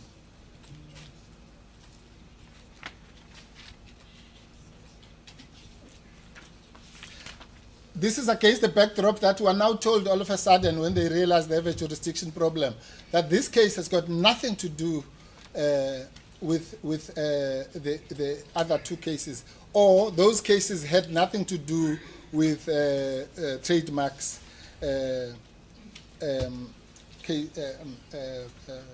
complaints. But your Lordship, go to page 49 at the top. Mr. Mbalula says, the distinguishing mark or symbol of uMkhonto weSizwe Party, as it appears in Annexure B, has been registered in terms of Section 29(2) of the Trademarks Act 1983. That's wrong, that should be 1993, but that's fine. 49, my lord, at the top, the top of 49. Yes, yes. Thank you, my lord. Yeah. And it says, has been registered in terms of what they say has nothing to do now all of a sudden.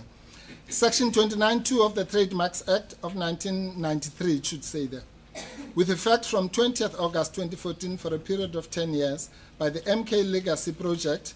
That's another misrepresentation. There's nothing called the MK Legacy Project. It's a legacy project, but they are just embellishing it. Yeah. But we'll come to that.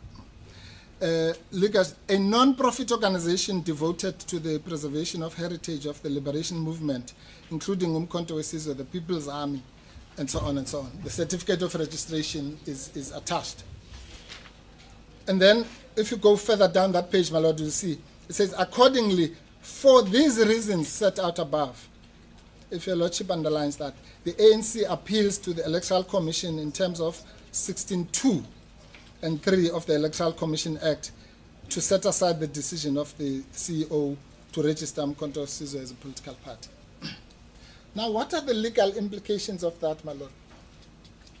It is that, according to Mr. Mbalula, his appeal to the Commission was squarely on the basis of the Trademarks Act, the provisions of the Trademarks Act, or at least the alleged infringement thereof. And this goes to a fundamental mistake, my lord, which is insurmountable, that my learned friends make in, shall we call, characterizing our objection about jurisdiction. Our objection about jurisdiction, my lord, they say glibly that, no, we got it all wrong. We are confusing this case with the case in Bloemfontein. No. It's a triangle of proceedings. There's the case in Bloemfontein, there's the case here in Durban, and there's the case before the Commission that they raised before the Commission. Let's call it the case in Pretoria. I know that it was not in a court, but it was in the Commission. But I'm using this as an issue of illustration. So when we talk about you have approached another forum, and now and then you abandon proceedings in that forum, and then you come here. We're not talking about Bloemfontein. We're talking about Pretoria. So we're saying you correctly pursued your remedies in the forum, in the Commission. You lost that case. It was dismissed on the 24th of November. And then instead of doing what your lordship was alluding to, which is either to appeal or to review that matter in terms of section 20. And my own, I was also under the impression that the only remedy which would have been available to them, my lord, would be the appeal in section 22A. But one of my learned juniors, Miss May, pointed out that actually they also had the right to review that decision. So they actually had two remedies. Your lordship knows the difference between appeal and review. So if they thought it's irregular, they could have reviewed it under 21A. But if they thought it's incorrect, if they don't agree with it, they could have appealed it under section 22A. But for the purposes of this discussion, that doesn't really matter. What matters is that their remedy of whichever type lay in the electoral, let's call it the Electoral Commission system, which would have led them to the Electoral Court. You see, jurisdiction cannot be determined by this kind of approach of saying, no, the matter didn't reach the Electoral Court. Therefore, that court did not have jurisdiction. It doesn't work that way. The fact that you abandoned your right to appeal, let's say in the tax court or whatever it is, it doesn't mean that that court now suddenly loses jurisdiction.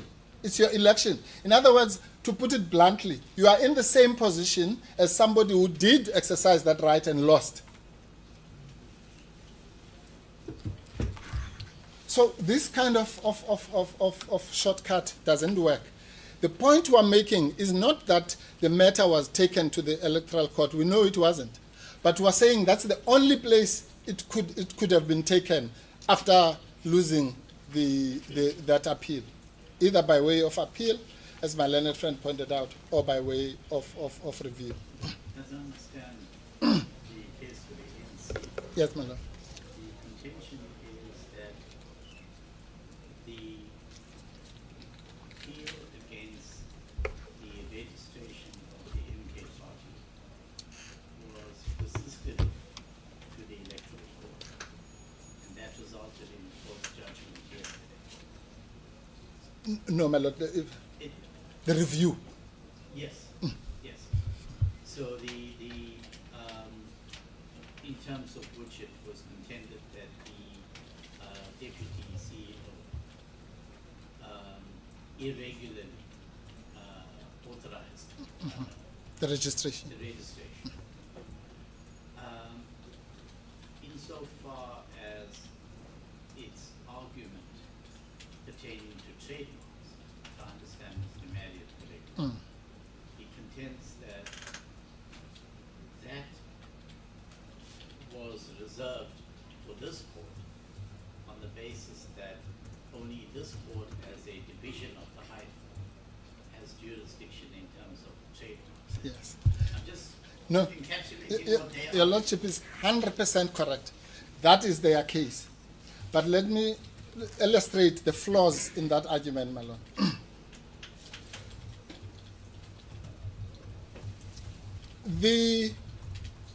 According to the Constitutional Court decisions in Chirwa and Gaba, the lordship knows very well that what those courts said was that where a specialist court has been designed to deal with a particular area of law, then that mechanism at all levels must be followed. So when they make that submission, my lord, they are wrong on two fronts. We are not quibbling with the case, and my learned friend Mr. Ramkhale is quite correct. The case about the registration or non-registration by the DCEO and so on, that was decided yesterday, is water under the bridge. The case we're talking about, my lord, is the one that they did bring before the commission, which was the case of the infringement of the trademark. That's the one I referred your lordship to page 49. That case they did bring. And that case was then dismissed on the 24th of November, my lord. And it is that case which they had the option by the 30th, in the review, if the review would have had to be done in 3 days. But let's take the best case scenario for the ANC, that by the 30th of December, after 30 days, by the 24th of December, they would have had to appeal. Can you please give me the reference to the dismissal? Of the, yes. Your Lordship, yes, my Lord. Your Lordship will find that at Bundle A,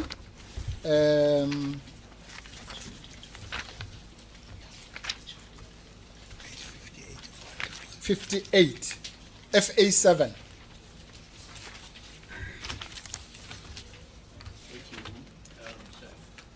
Page 58, my Lord.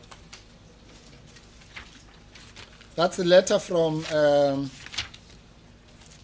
the IEC. Sorry, bundle A.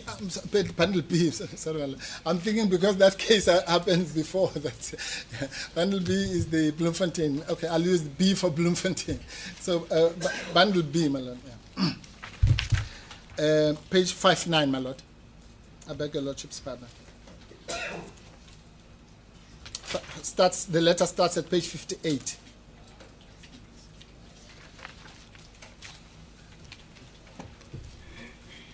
So that's the dismissal letter, my lord.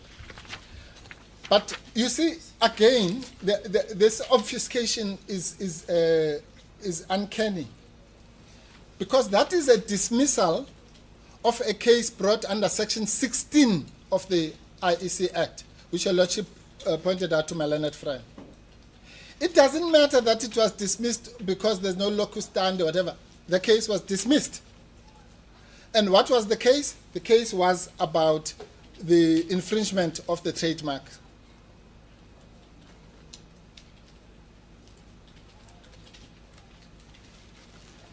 And the dismissal of that case, my lord, attracted the right of the ANC to either review or appeal that decision, which they failed to do, meaning that in legal terms they preempted that appeal and accepted their fate in respect of the infringement proceedings to do with voter confusion. They threw in the towel and said, well, it is what it is. Now, once you do that, once you abandon your appeal, whether by ineptitude or carelessness or whatever it is, you cannot, the doctrine of election is very clear, my lord. You can't then come to this court, just because you lost in the other court next door, and say, court, I'm here now afresh. That is exactly what Makanya says you cannot do. But before we get to Makanya, my lord, let me summarize the position as follows. The ANC on jurisdiction can only succeed if it convinces your lordship that this court has exclusive jurisdiction.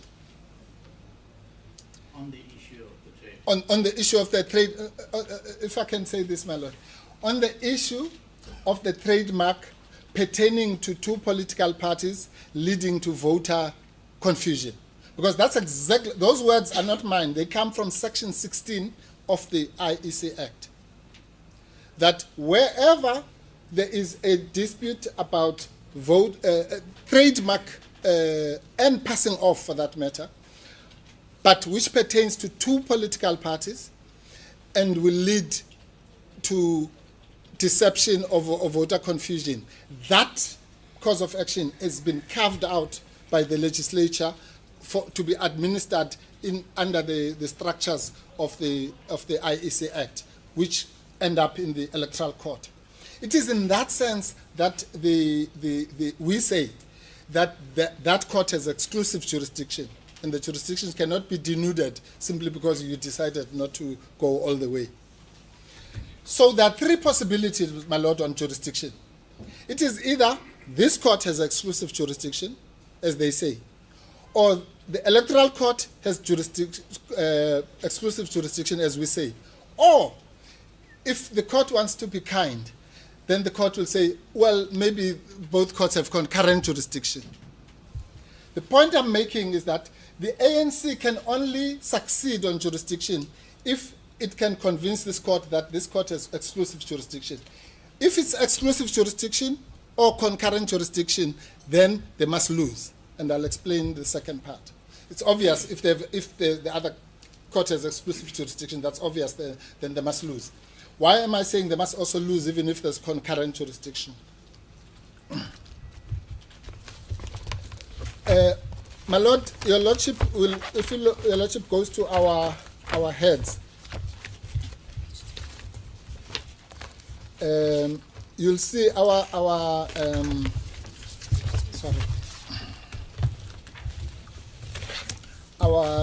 reference to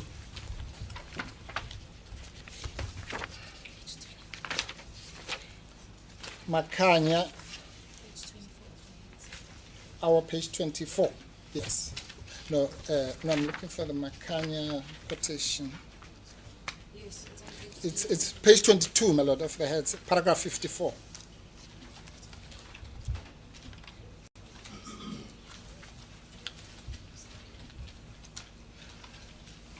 Bear in mind, my Lord, while Your Lordship is looking for, it's page 22 of our heads, paragraph 54. Your Lordship, I would be saying, if the case was in front of you, Your Lordship must put a finger on the CAM case that Your Lordship referred to. Yeah. Remember, CAM says is our ground for exclusive jurisdiction. I'll come to that. I'm now dealing with concurrent jurisdiction. Let's say they have concurrent jurisdiction. Then this is what the SCA said in Makanya. Naturally, a claim that falls within the concurrent jurisdiction of both the High Court and the Special Court could not be brought in both courts. That's obvious. A litigant who did that would be confronted in one court by either a plea of lis pendens, the claim is pending, or by a plea of res judicata. It is in that context that we raise res judicata, but I'll come to that. A claimant who has a claim that is capable of being considered by either of the two courts that have concurrent jurisdiction must necessarily choose in which court to pursue the claim, and once having made that election, will not be able to bring the same claim before the other court. Let me pause there, my Lord. What this means is that if Mr. Mbalula or the ANC, let's say on the 30th, sometime in December, we're now faced with this choice to say, okay, our claim has been dismissed there. What should we do next? And let's assume the lawyer said, well, you can either go to the High Court or you can go to the Electoral Court under Section 20 of the. Then that lawyer would then be in normal language saying there's concurrent jurisdiction. In the normal course of events, my Lord, then they would, if you have concurrent jurisdiction, you can go there or here. But this is not the normal course of events. Here, an election has already been made to pursue that claim under the auspices of the IEC Act, the Commissions Act. And the abandonment thereof becomes irrelevant. This is what the SCA say you can't do. Once an election is made, you will not be able to bring the same claim before the other court. In other words, the High Court. But, and that's the point we make, my Lord. And then it says, where a person has two separate claims, each of a different right, and the position is altogether different because both claims will be capable of being pursued simultaneously or sequentially, either both in one court or the other. But remember my earlier submission, my Lord, is that here we're actually dealing with the same cause of action. Yes, my Lord. Pointed out that a plea of res judicata or lis pendens would only be able to succeed if it's a court. You meet the following requirements. Parties are the same. Issue is the same. Court is already pronounced. Yes. No, that is true, my Lord. But again, this is the conceptual shortcomings with my learned friend's argument, because they take our argument literally. In other words, what they are saying, when we say the matter has been decided, we postulate that matter would have been decided. Had they pursued the thing to its logical conclusion, it would have been decided one way or the other in the electoral court. So they can't lift themselves by their own bootstraps by abandoning that process which they were pursuing, and then suddenly say, it has not been decided. That, my lord, would be like a person doing this. A person accepting that in labor relations you must go to the CCMA. And then if you fail, you go to the labor court for a review. Say the party accepts that. But that party, in trying to be too clever, then goes to the CCMA, loses the review there, and then it says, I'm going to the High Court. Then it goes to the High Court, and it says in the High Court what Mr. Ramokhala is saying to your Lordship. No, but we never went to the Labour Court. So we're here now. It doesn't work that way. That court, the Labour Court, has exclusive jurisdiction of that matter. Whether you went there or not is your own baby. But the court that has the exclusive jurisdiction will remain the Labour Court. It's exactly the same here, except that the Commission, the CCMA, replaced CCMA with IEC. That's all. So that's exactly what they did. They went and pursued those remedies, and when they lost, then they abandoned the remedy, and then they ran to the High Court. You can't do that. That's exactly what Makanya says you can't do. Are you contending that they should have pursued the matter before the Electoral Court? But herein lies the problem, at least for me. Yes, my lord. That the Electoral Court is a creature of statute. Correct, my lord. There's no inherent jurisdiction. Correct, my lord. So we know from the Common Court that the Electoral Court's jurisdiction in a wide, expansive sense, as they said in Canada, deals with all matters pertaining to Electoral matters. So one-stop shop for electoral disputes. Correct. But that being the case, does the Electoral Court have jurisdiction to deal with a trademark dispute as appears or as defined in terms of the trademarks? That's the question. No, my lord. With the greatest respect, that is not the question.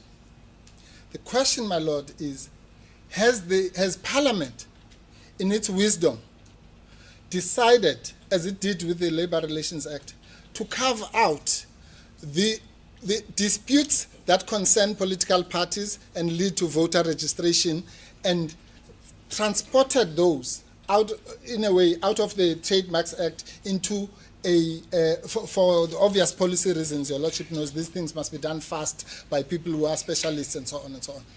And for those reasons, carved it out for the special attention of the specialist court. And the answer to that question, my lord, is a resounding yes. And it's a resounding yes, fortified by what was said, and your Lordship just preempted me to go to the CAM decision. And I'll quote it, paragraph 40, my lord, I'll quote it also just for convenience, as it is reflected in our heads at paragraph 58.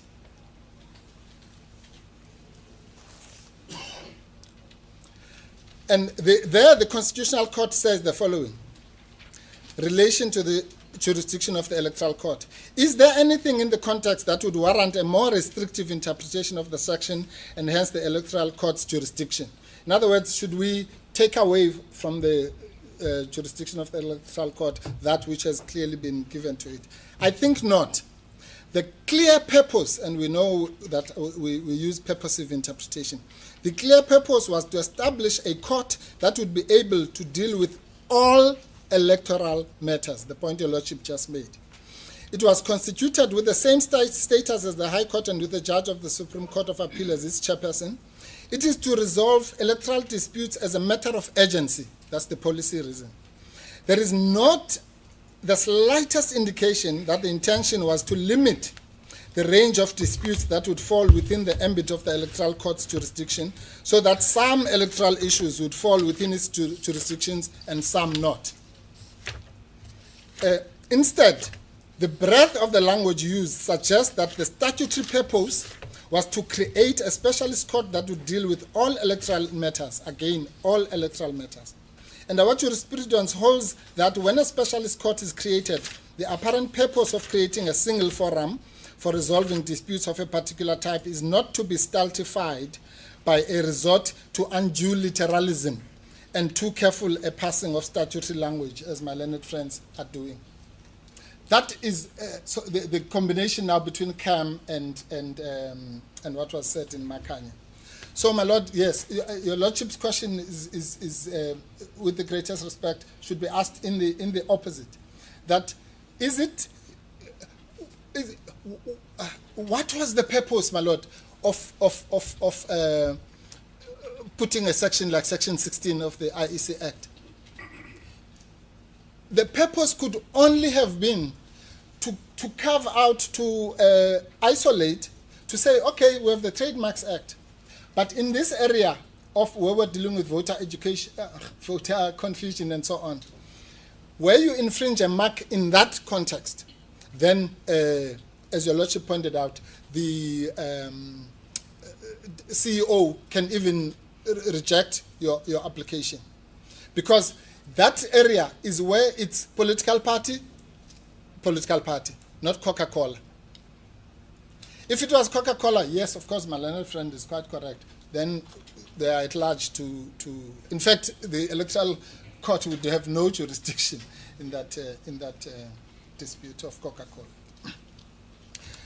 So, my Lord, that's really the issue on jurisdiction. This court, whether it has exclusive or concurrent jurisdiction, if it has exclusive jurisdiction, then the matter must be dismissed on that basis.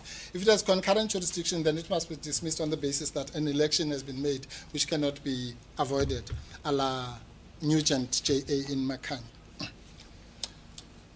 That would then, if life was so simple, I would then sit down, my Lord, and say, well, your Lordship can't deal with any other issue. But unfortunately, it's not like that. The issue of urgency I've now already addressed. This then takes us to the other serious issue, my Lord, which is brushed aside again by my learned friends, the issue of locus standi. You'll find, my Lord, that locus standi is not even dealt with in their heads. But I think it's paragraph 12 of their heads.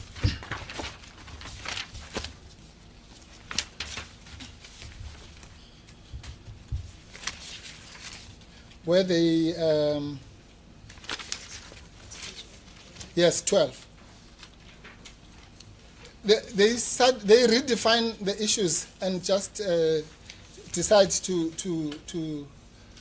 take off. They say, we'll deal with the points in limine. First, we dispose of the points in limine raised by the first respondent relating to the court's jurisdiction, res judicata, and non-joinder, all of which are make weight and dealt with comprehensively in reply. And then they deal with them in one paragraph, in one quick paragraph. They don't even talk about locus standi. But, my Lord, locus standi is actually a bigger problem for them than even jurisdiction, with the greatest respect. Because we don't have time, my Lord, I'm not going to deal with the contra bonus mores. We're not abandoning that argument, my Lord. Safe to say that it surely cannot be correct that the only time a court of law can assail a contract is when you attack the constitutionality of that.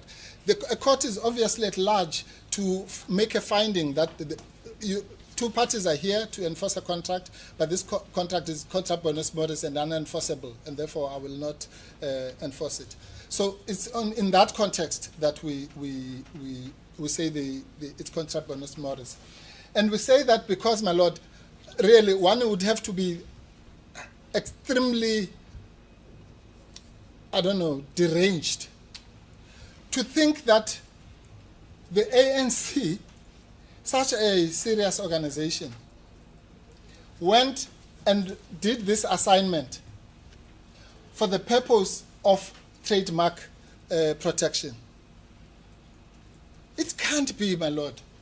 Why would the ANC go and buy for an undisclosed amount assignment of a trademark that, as we speak now, is left with 1 month? It's going to expire now in June. It's been there for 10 years. For 9 years, it was fine. Legacy projects could do whatever they wanted. MK gets registered. Boom. They now suddenly have an interest to pay money to... Please. My lord, the clear intention, the ulterior purpose was to circumvent the political rights of the MK party and its fortunes in the forthcoming election. That is patently clear. Nobody has suggested otherwise. But, as I say, my lord, the ulterior motives aside, let's say the ANC had a jolt of, I don't know what, philanthropic fervor to protect trademarks in general.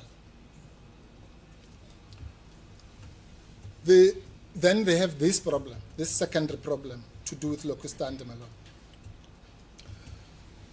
It is established, my lord, that for you to have locus standi, we're now playing along with them. We're saying this is purely a trademarks matter, nothing to do with elections or voters or whatever. It's Coca-Cola. So to assert that trademarks, your lordship knows, the only title you need is to be a registered proprietor.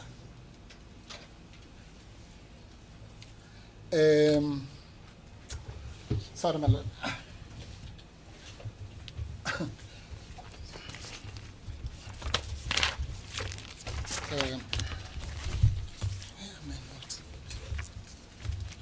Your lordship just bears with me.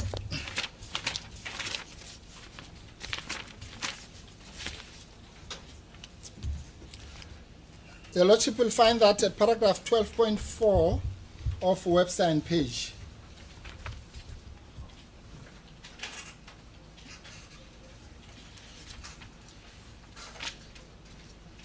Which is on page 12-7. And just out of interest, your lordship will also find the same proposition in EMLA, the book written by Arams under trademarks. So, Arams J.A., even though he was not writing in that capacity. Makes the same point, and in LOSA, by the way, but I don't count LOSA because LOSA looks like that section was also written by Webster. So that would be double counting. But here's the section, my lord. Your lordship has got LOSA. You'll find that in the section on infringements, the heading is probably "Who may sue for infringement." Sorry.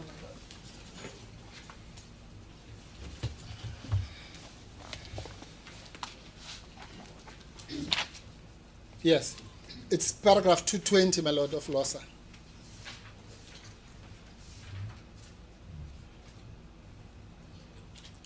If your lordship has got the latest 2023 version.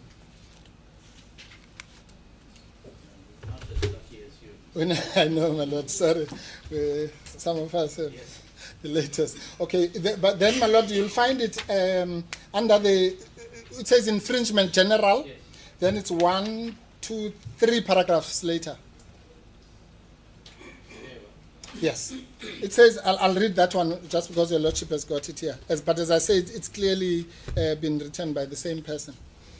It says, an action for infringement lies at the instance not only of the registered proprietor.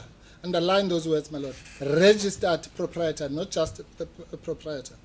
Of the mark infringed, but also under certain circumstances at the suit of a registered user. That's not relevant for the current purposes. And then it says in Dantex, it has formally called for proprietor. No, it doesn't matter. A mere agent who has not registered in the mark, however, has no locus standi to sue for infringement. But the point I simply want to make, my lord, is both Harams and Losa say that you must be the registered proprietor. I don't understand my learned friends to quibble with that trite proposition of trademarks law. Now, the question then, my lord, again, on which I should just sit down, is if the answer to the question, who is the registered proprietor of the mark? Or let me put it this way, my lord. Unless the answer to the question, who is the registered proprietor, is the ANC, then we should all go home. Because that's the only person who can bring a trademarks infringement claim under Section 34. So, I think it's 34, in 34.3, yes. 34.3 of the Act, as the court pleases, my lord. Yeah. Now, here's the thing, my lord. This is the most bizarre part of this case.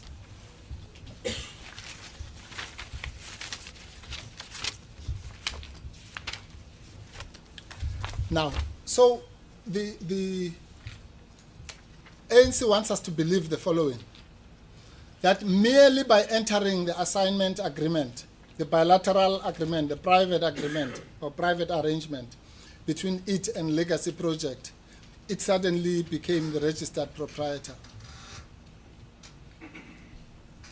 Even the ANC knows that that is false.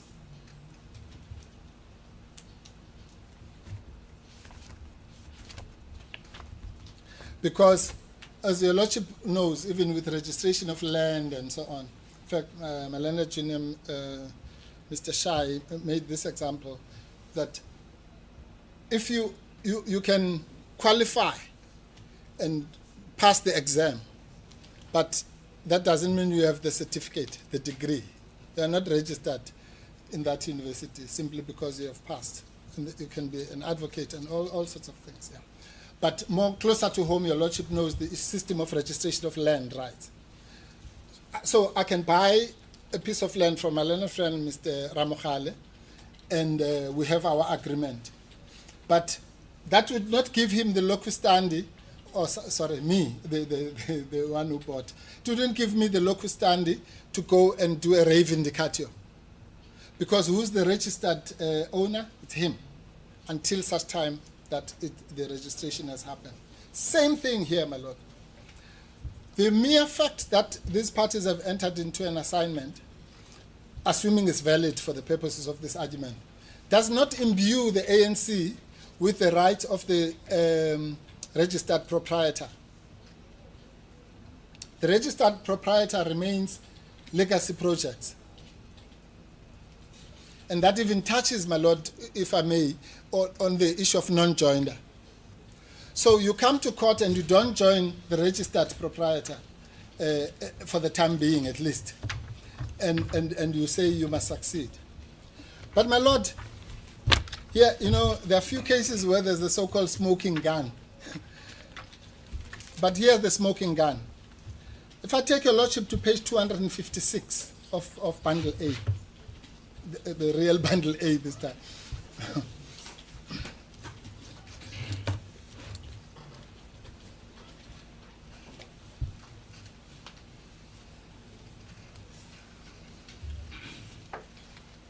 This document, my lord, sorry, my lord.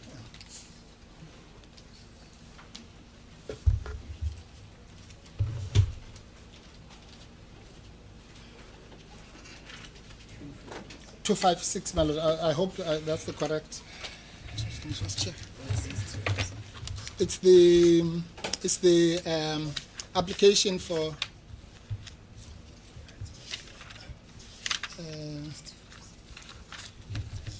Yes, it is 256, my lord. Yeah.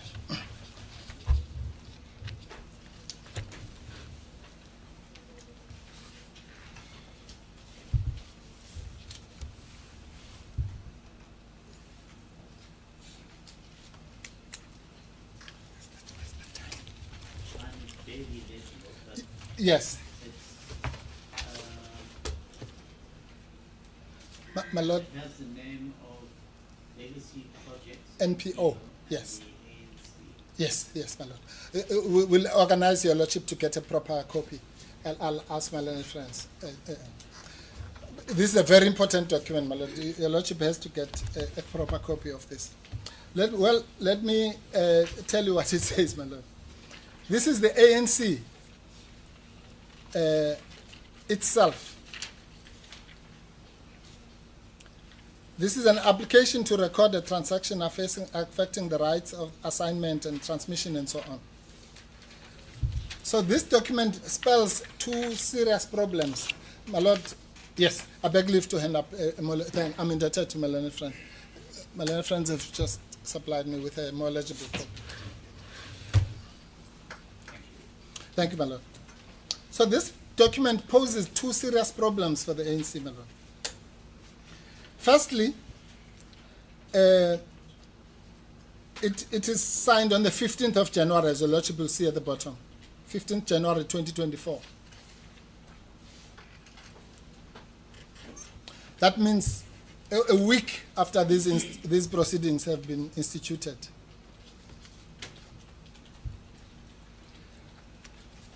And they claim that on the 9th of January, they were the registered proprietor, right?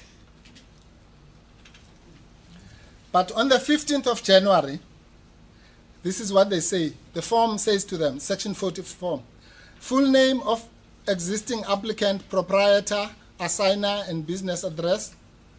Who do they put? Legacy Projects.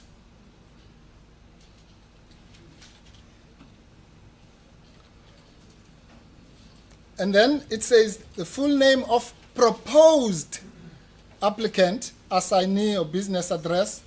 Who do they put? African National Congress. So this is their document, their own application. In their own formal application, they know when the truth has to come out who the proprietor is. That is Legacy Project. And they are right. Because until such time that the assignment has been registered, as the examples are made with the land and so on, they are the proposed registered proprietor.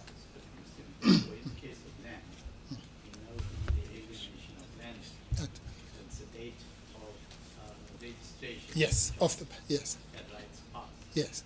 In terms of this document, what then is the import of the effective date which appears here as 23rd? Yeah, there are two imports for that, my lord. Firstly, let me make the prior point I was making. The prior point is that, my lord, the African National Congress, the applicant before you, when asked who is the proprietor, they identify Legacy Projects. That's the first point. The second point, then, my lord, is your lordship's issue about the effective date. You see, that answers that question can only arise if their assumption that the mere entering of the assignment and its effective date imbues them with the title of registered proprietor. That's wrong. But let's entertain it for now. Let's say it does. If it does, my lord, then they run into a second cul-de-sac, which is this. If the effective date of the assignment is the 23rd of September, then how can they come before your lordship and say they are complaining about the infringement of trademarks by the MK party, which happened in June 2023, and August, and at West in September 7th, on the 7th. They can't. Because even on that version, which is wrong, by the way, even on that version, they are non-suited from a point of view of locus standi, because at that stage they had not acquired. Your Lordship knows that the assignment of rights, and this is right, cannot operate retrospectively, particularly vis-a-vis third parties. So as between the parties, if they wanted, my lord, themselves, they could legislate, because it's their own contract. So they could say it will operate retrospectively between us as parties. But that can never be the effect of an assignment, any assignment of rights vis-a-vis innocent third parties. That would be a serious abrogation of the law. Thank you, my lord. And my lord, you'll find that in Webster 11.16.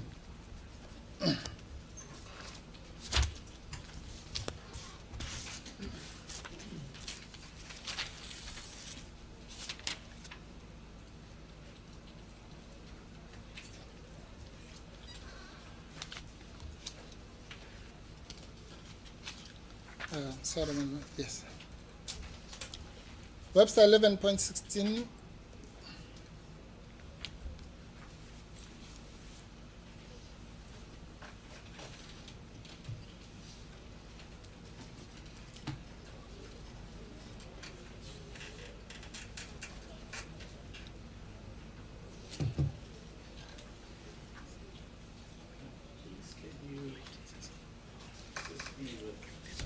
Yes, my lord. Insofar as the objection Uh-huh. to the symbol registered by the MK party Yes, my lord. seems to have read in humble B that that was objected to by legacy projects. Am I? No. I have that wrong? No, yes, my lord, you do. What happened, your lordship, if you go to bundle B, you'll find that in the remember, I just took your lordship to page 48, which was the letter of Mr. Mbalula. Now, if you look at the annexures to that letter, my lord, There's annexure E, which is yes, page 55. absolutely, That's what I'm looking at. yes. Annexure E, there was no objection by legacy projects, my lord. What happened is that Mr. Mbalula, obviously in collusion with legacy projects, attached to his letter that we just read earlier at page 48, two things, among others. One was a letter by the so-called MK Light, it's called MK, I forgot its program.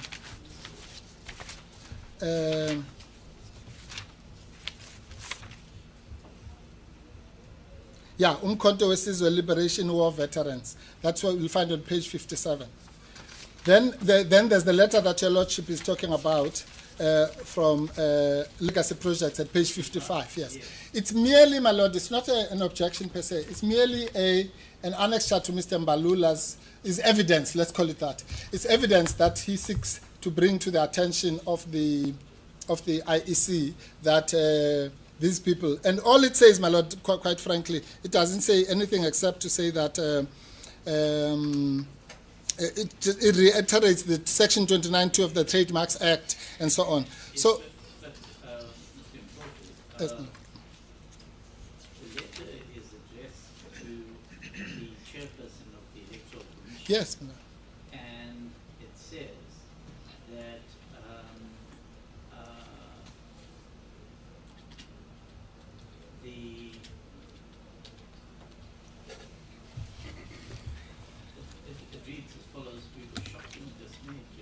that a political party has been registered using the names and symbols of the state.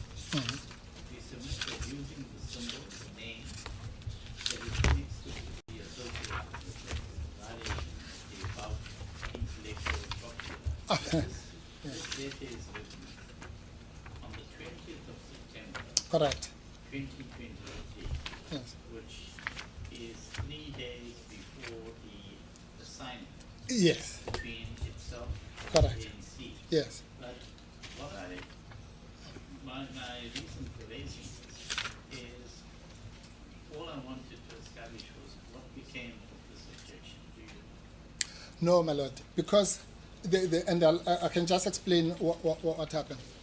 Remember, my lord, that imagine if the IEC found that the ANC, which is a registered political party, has no locus standi in this particular case to make that objection. Then a fortiori, Legacy Project, which is not even a registered political party, could never have such a locus standi.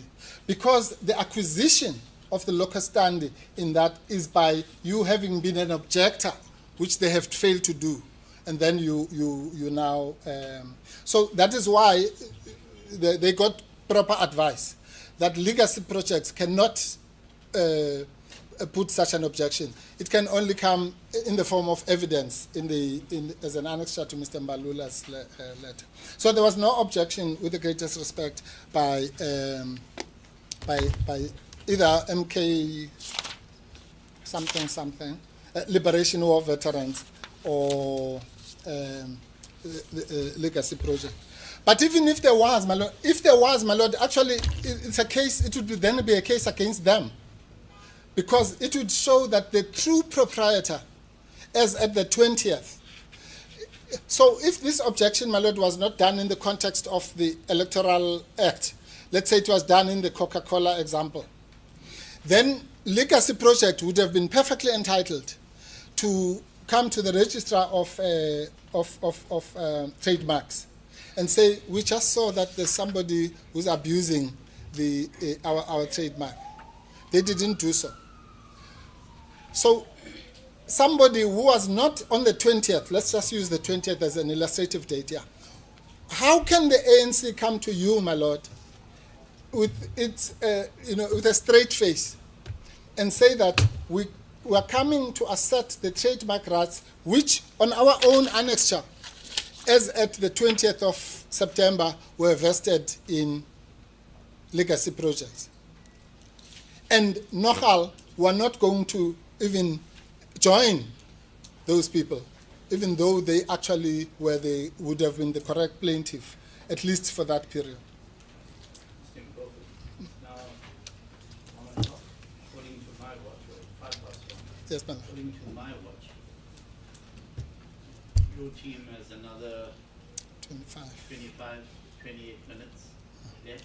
You can decide between yourself and Mr. Skakane how you wish to divide that time.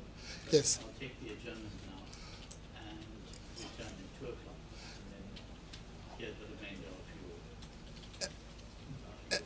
As the court pleases, we thought at least it would be given the same as the other side. Yes. They went over by 8 minutes, I think. But it's fine. All right, my lord. My lord, yes, when we come back, what I will do actually is I'll use up, so to speak, that credit just to round off. And then Mr. Skakane has assured me that from what he has heard, he doesn't need much more than 25 minutes. You've got a set period of time as I indicated. Yes, my lord. No, that we understand. And I'll hold you to. Yes, my lord. My lord, then what I'll do, if your lordship can just let me, then just give me literally 1 minute, my lord, because I just want to round off so that I start on something else. So, my lord, what we're saying on locus standi is a simple submission, which is that the primary one is that the ANC, even now as we speak, is not the registered proprietor. But the generous one is that for some reason, on the 23rd, let's say it became a registered proprietor. Even on that generous interpretation, my Lord, it would not have the locus standi to assert the rights which were infringed on the 7th of September or any time earlier. And therefore, for that reason alone, my Lord, the ANC has no standing before this court on the statutory claim. As a court pleases, ma'am.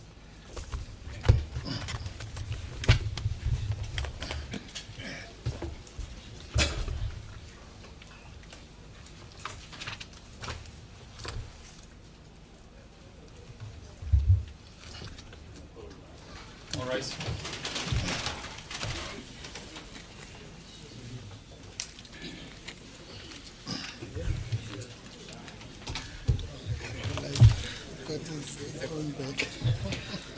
Okay, you need an assurance.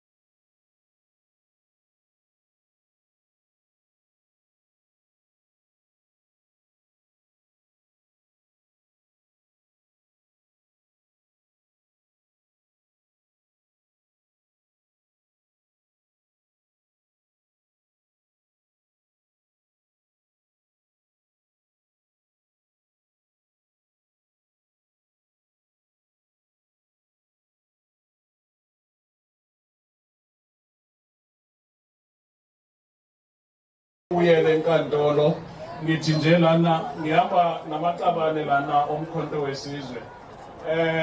Imbali yokuthi ngiwazise amaqabane ukuthi ngazise into yokuthi masingaphandle in those trenches in Angola we were not alone.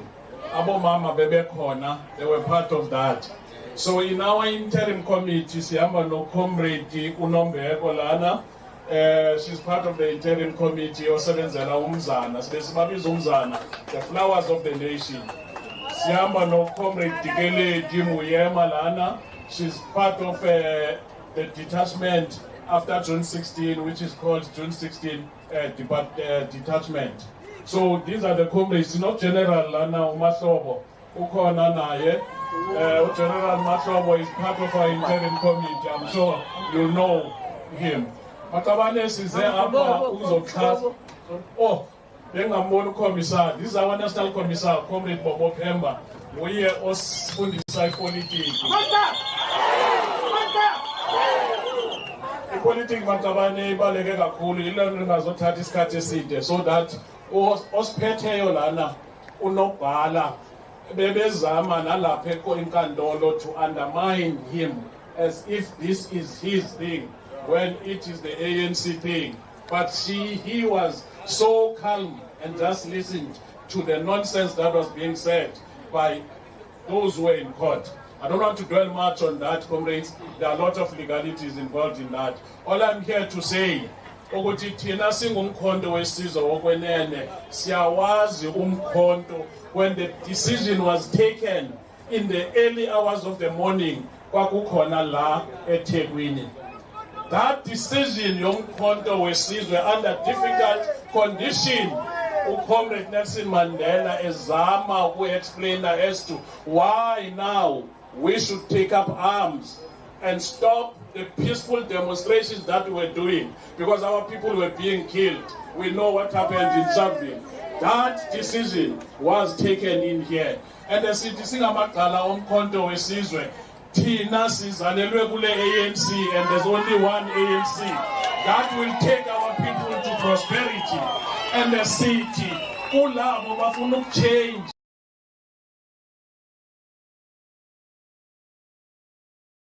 The history ANC is not going to happen in our watch. Not today, not tomorrow, not at any other time. Started isifungo makabane, isifungo esithi, if needs be, singanikela nangobomi bethu. We still say that up to today. If we have to defend the African National Congress, and if we have to use our lives, then so be it. We are gonna do it, comrades. I'm sure you saw yesterday, the disciplined African National Congress, when the judgment was given against it, the ANC took it as it is. We never threatened the people of South Africa, as some people have been doing. We have been there. We have been in the trenches. We have fought with imperialism that wanted to bring down the government of Angola, but we were there. We came in here. Courts were bombed here. General Makobo was part of that. So I'm just here to say, comrades, thina singumkhonto weSizwe asindawo silapha ukuzomela African National Congress. Amandla! Amandla! Siyabonga yeSizwe. Amandla! Nozwile uMkhonto. Maqabani ndifuna ukunicacisela ukuthi silapha namhlanje to reclaim what is rightfully ours.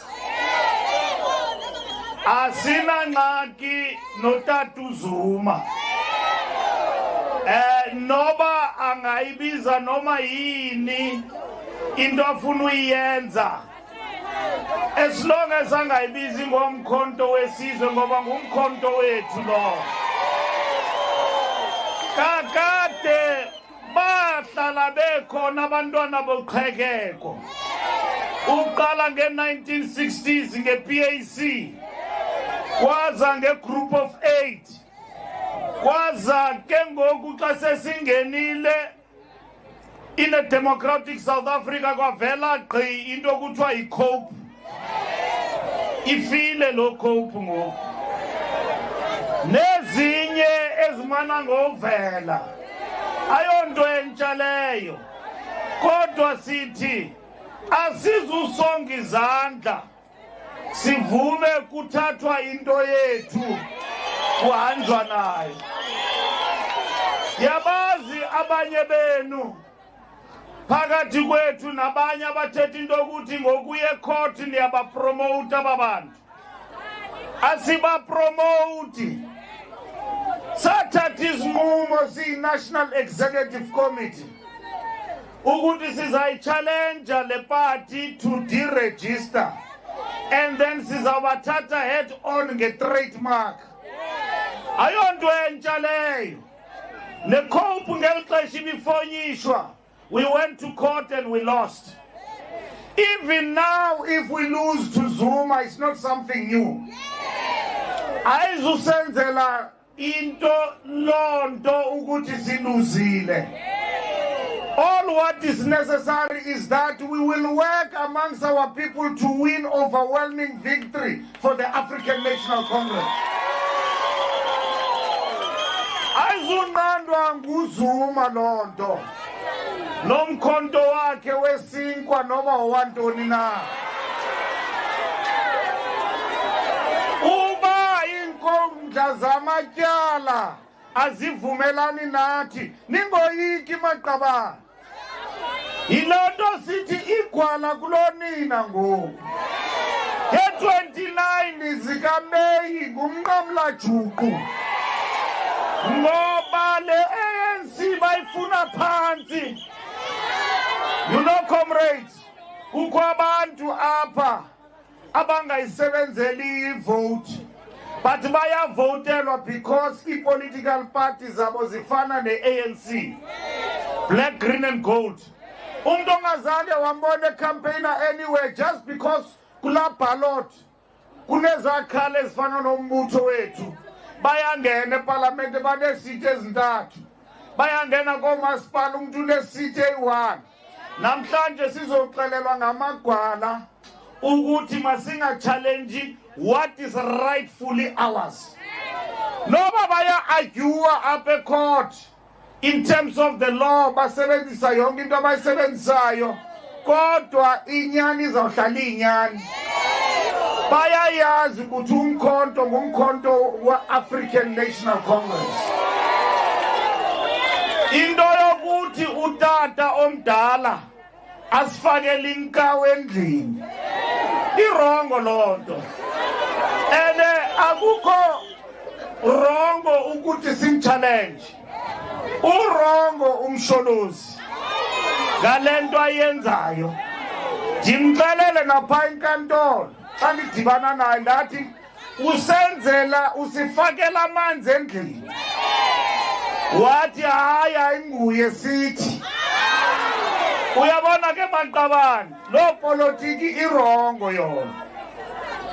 Ewe kukho abantu abamlandelayo abanye bebelapha embuthweni. Abanye banengxaki zabo. Abanye bakwi-step aside. Abanye bathanda izikhundla. Abazifumananga bahambile baya kulanto. Uyabona apha eMzumbe kukho amakhansela izolo elinye kuthiwa bajoyine i-MK party sibagxothile aba bantu abo because bebemosha apha kwa-ANC. Maqabane ixesha lokubana xa ubanjiweyo ngento zityholo zobusela sihambe siyotoyitoya sinxibe ii-t-shirt ze-ANC liphelile lo xesha elo. I-ANC ayithumanga abantu bayontshontsha. Umntu makazimele ngenqayi yakhe. Thina sihlale apha embuthweni. I-ANC xa ibithuma uMbalula ithi menza uminister ibingandithumi ukuthi ndiyofaka izandla zam etilini. So ningena phi nina xa nihamba niyocula phaa ecourt nisithi le nto iyenzayo irongo. Akho nto erongo, zimele uwedwa.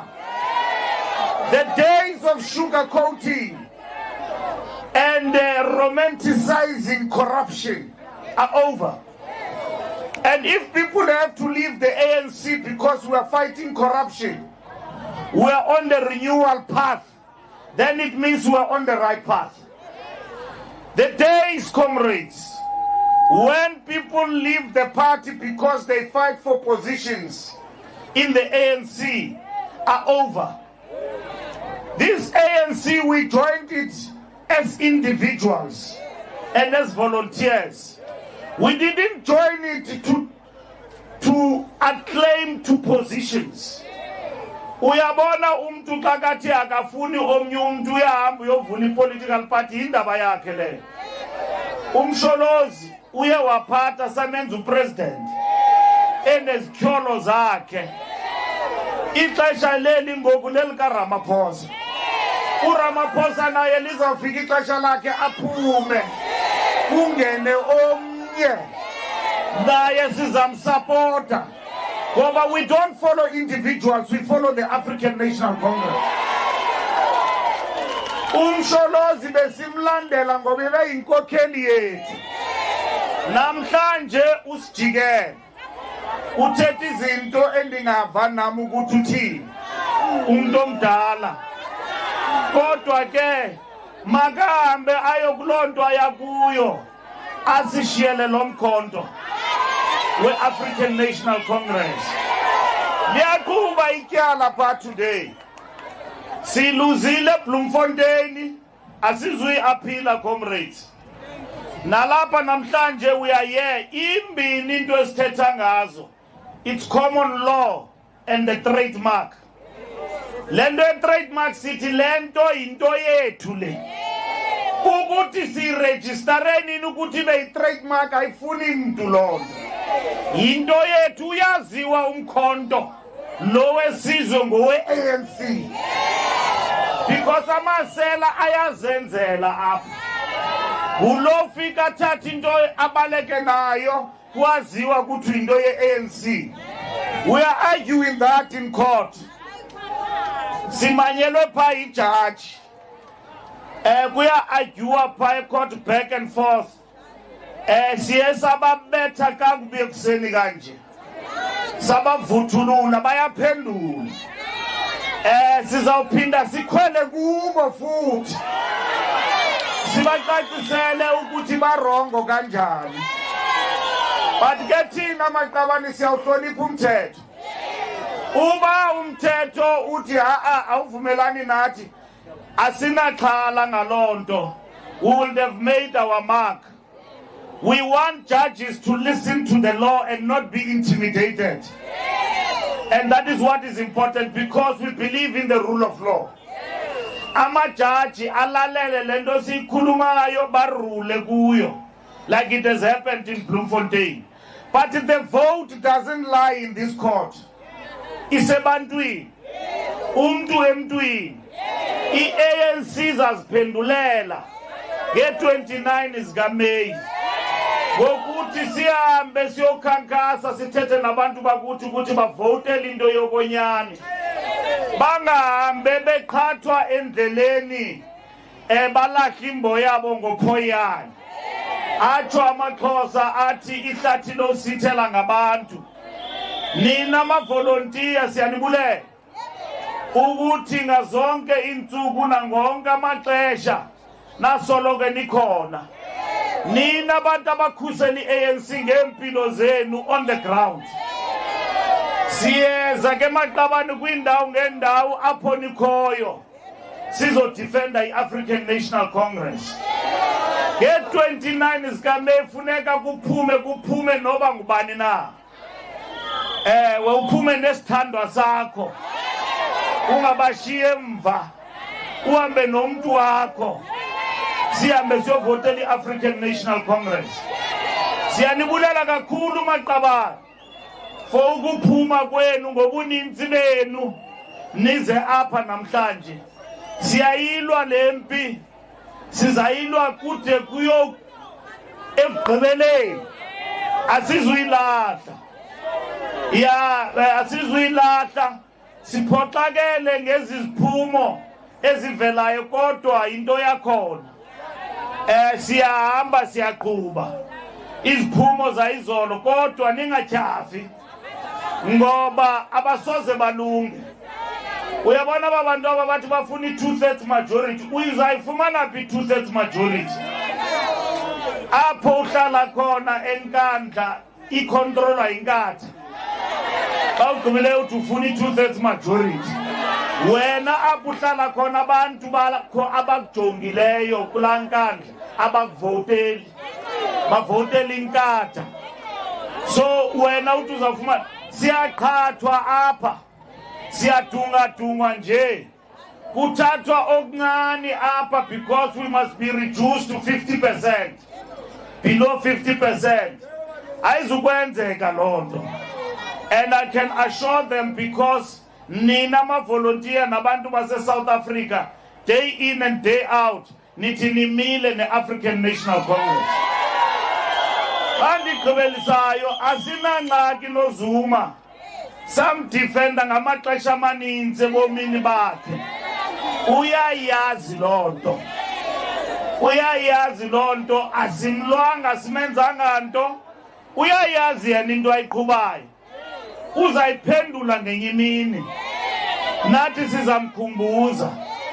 But asizumvumela ahambe ethetha izinto esisaziyo ukuthi noko apha kugalele ityiwa, yiyo nyani le nto. Sizamkhumbuza. Asilwanga naye, masihambeni siyosebenza maqabane. Nabo bahambayo bathi bayojoyina le mfishi ikhoyo, ningabalwi nithi hamba uzobuya mntanam, nawe ixesha lizawubuya. So ningalwi nabo ngoba abanye babo bayakholelwa kulaa nto, but bazayibona inyani apho ikhoyo. Because into uyakwazi uhamba nayo uyikholele noba ayinanyani, but in practice uzayibona ukuthi azange kwaba nanyani apha. Namhlanje bathetha into ezininzi abangazange bakwazi ukuzenza ngoku besibanika ithuba lokhokhela.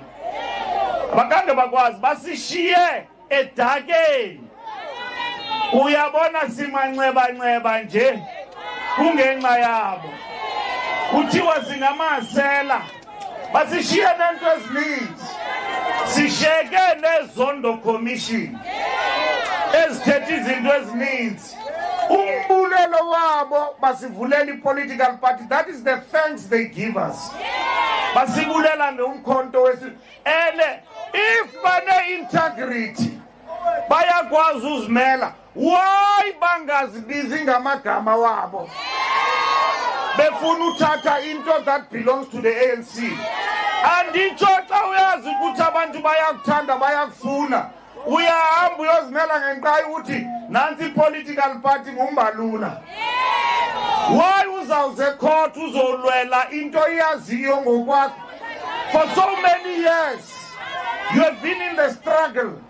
You know that uMkhonto weSizwe belong to the ANC.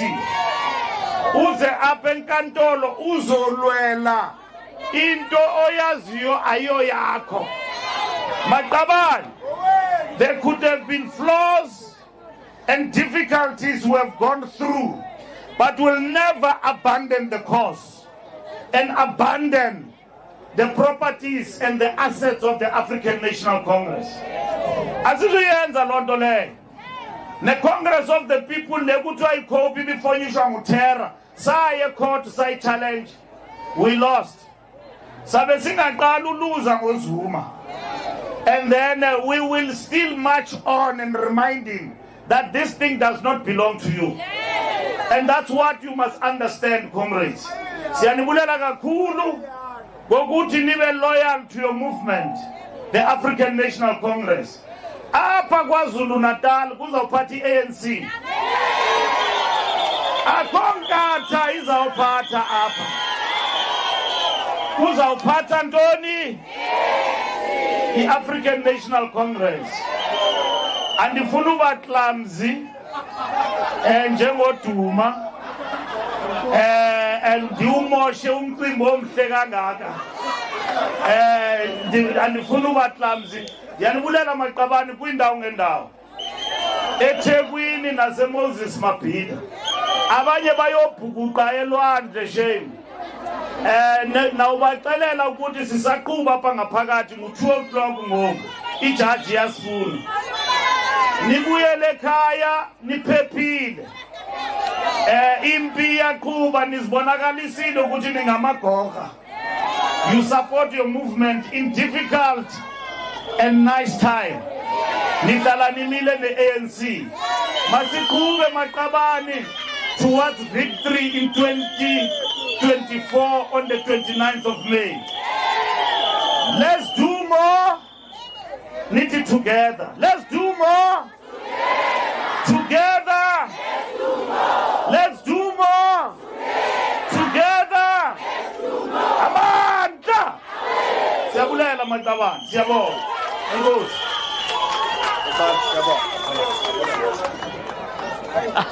President.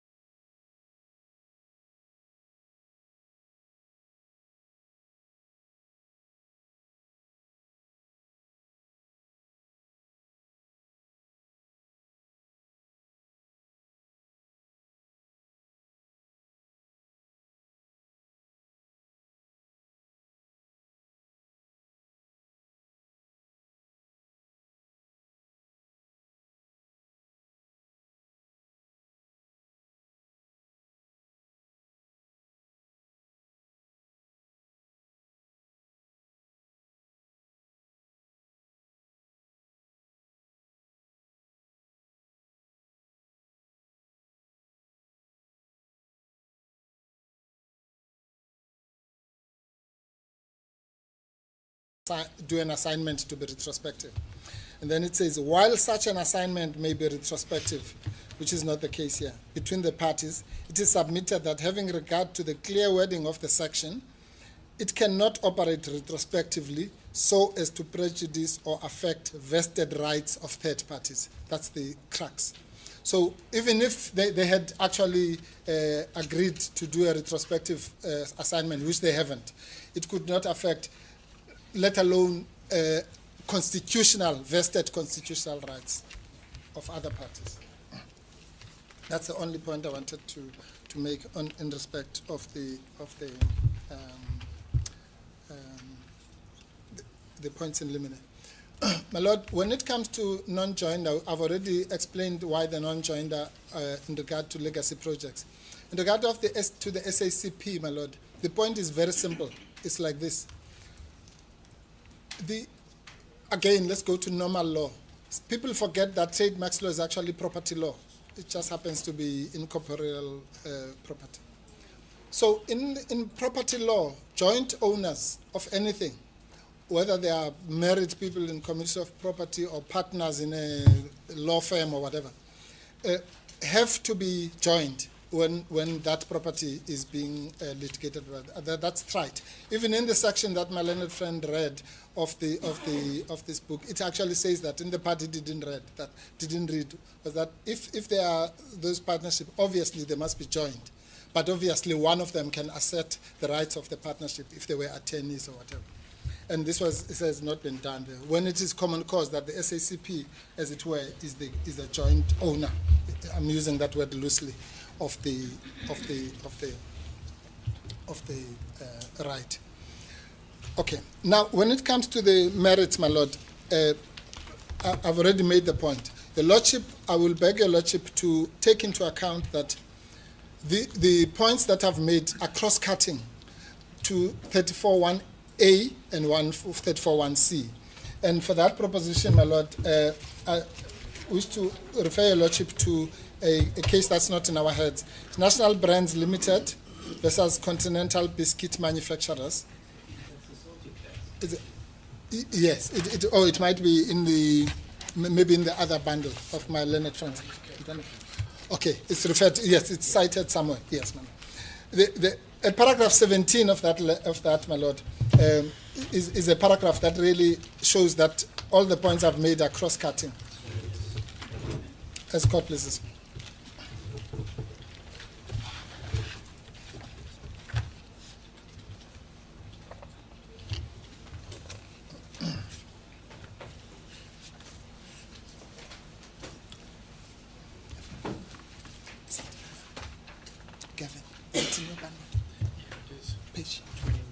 Page 29 of the other side's bundle, I'm told.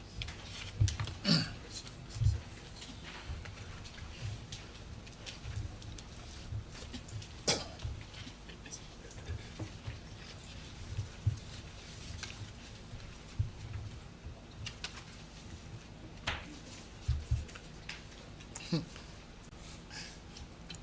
need to tell him that I've paused the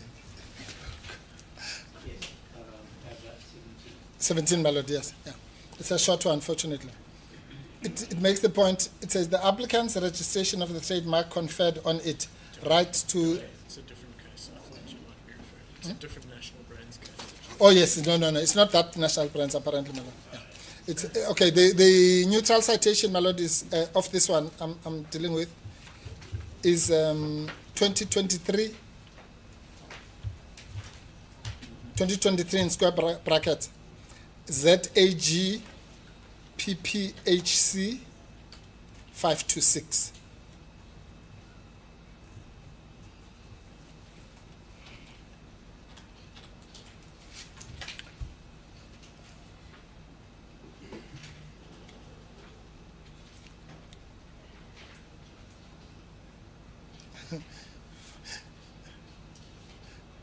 My Lord, I wanted, on a lighter note, my Lord, I wanted to say my stopwatch is on pause now.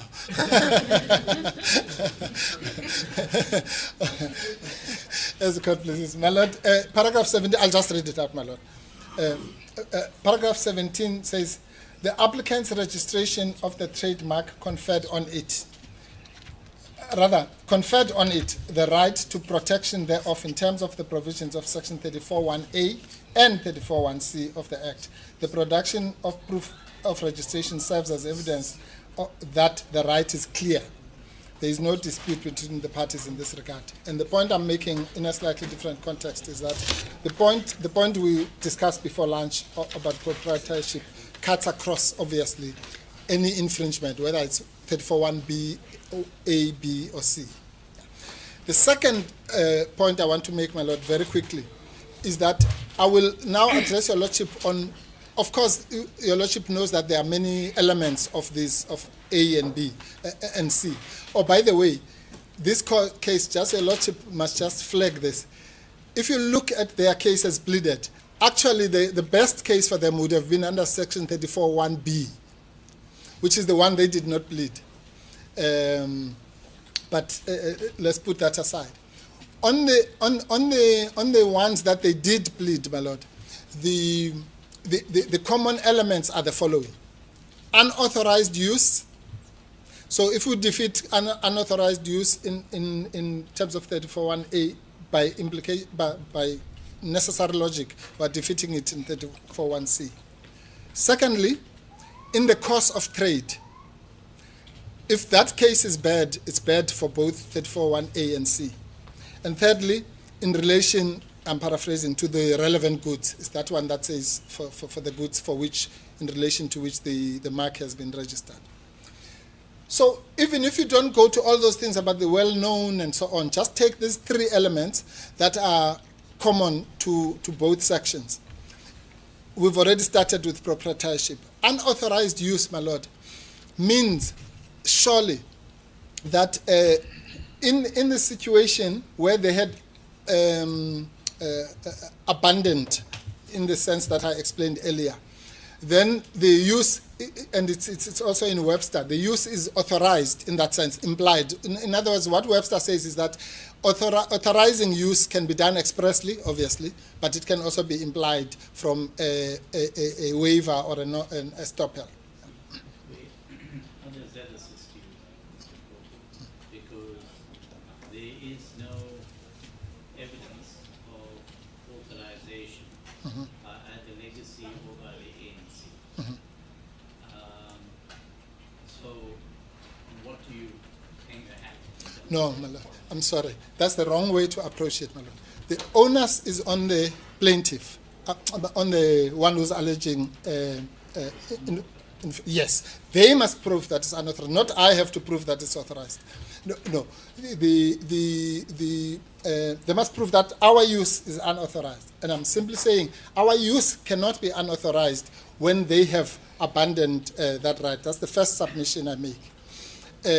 Because that act, it's conduct, if you like. That act means that we could do what we like because they would have proceeded. They would have otherwise proceeded with their appeal of the commission decision. That's the first point. The second point, my Lord, is a more subtle one, and it is this. I ask it as a rhetorical question.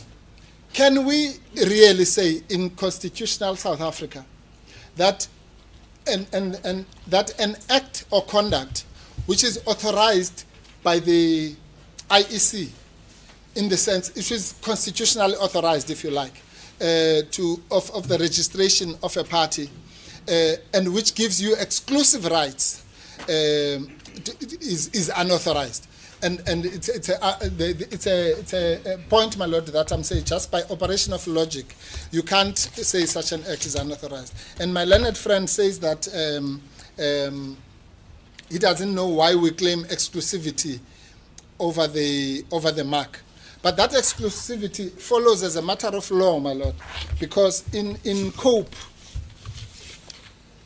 which is the first case in your Lordship's, my learned friend, Mr. Skakane, will deal with it in another context. Paragraph 15 of the Cope, page 3 of our bundle, my Lord, page 3 of our authorities bundle.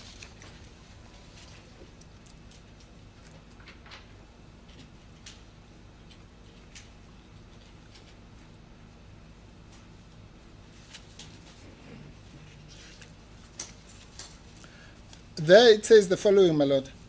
Mr. Ginsberg pointed out correctly that in terms of section 16(1)(b) of the Act, that's the IEC Act, COPE will, once registered as a political party, under that name, be entitled exclusively to use the name Congress of the People as a name for a political party, not for Coca-Cola. That council submitted will be in the long term result in people identifying only COPE within 1955 Congress, whatever.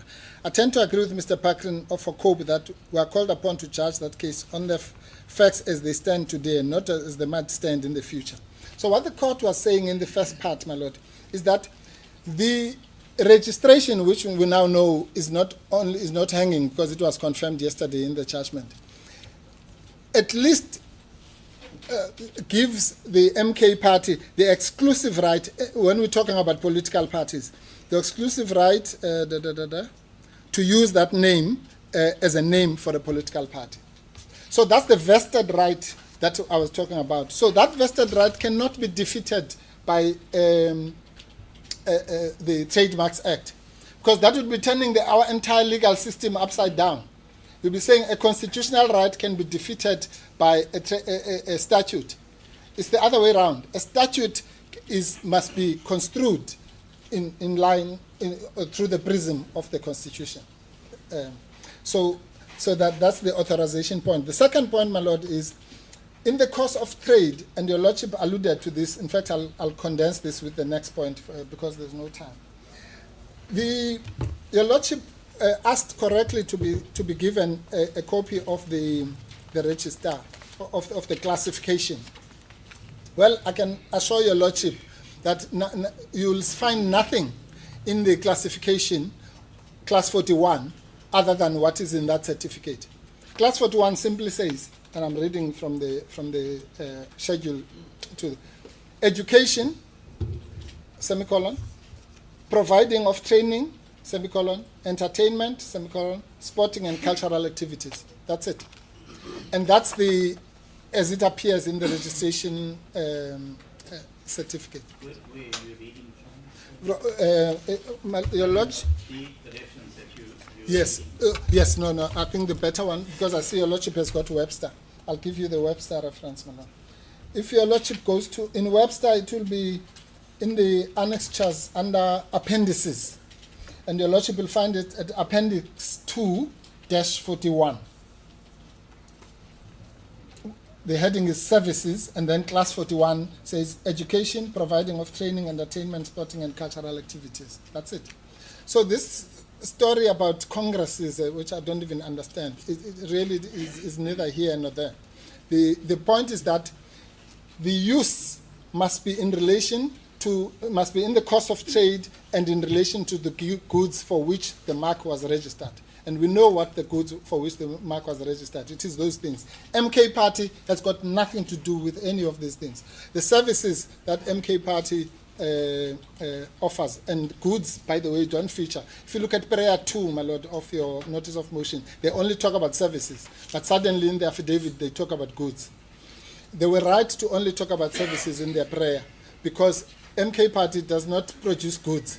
It's in the process of producing services at best, if you even think that this thing applies to political parties. And those services are the services of political activities or vote catching, or whatever you call it. But the point I'm making is simply that those are not in that class. Then the last point, my lord, is that the issue of exclusivity, which is an essential element of the entire trademarks issue. The non-exclusive, and I go back to the SACP point, whether it's SACP, I know the other things are no longer here, Congress of Democrats and what have you, but at least SACP, MKMVA, there is common cause that they've used the logo. And my learned friend, Mr. Marriott, before he sat down, made the cardinal mistake. You don't say you have to compare the trademark of the ANC, let's assume it is, with the logo. No, it must be you compare the trademark with the trademark. So you have to show that MK Party is using that logo as a trademark. Where is evidence for that? that's why the concept of use as a trademark is itself an element. Your Lordship knows, both for, it's arguable for 34.1c, but for 34.1a definitely use as a trademark. So you'd have to show that the MK party itself is, you can't say I'm comparing a mark and a logo. So the situation, my Lord, that you have at paragraph 13 of their heads will never arise in the legal sense. Because there you have the logo of the MKP, and then you have the trademark. You'll see that paragraph 13 of their heads. This is where the deviousness of this whole case is about, because there you have a trademark, and then they say the infringing mark. But who said that was a mark? It's the MK logo that has the uMkhonto weSizwe, the MK, and a warrior that is stabbing Kwaza like this, as opposed to the other warrior who's pre-Shaka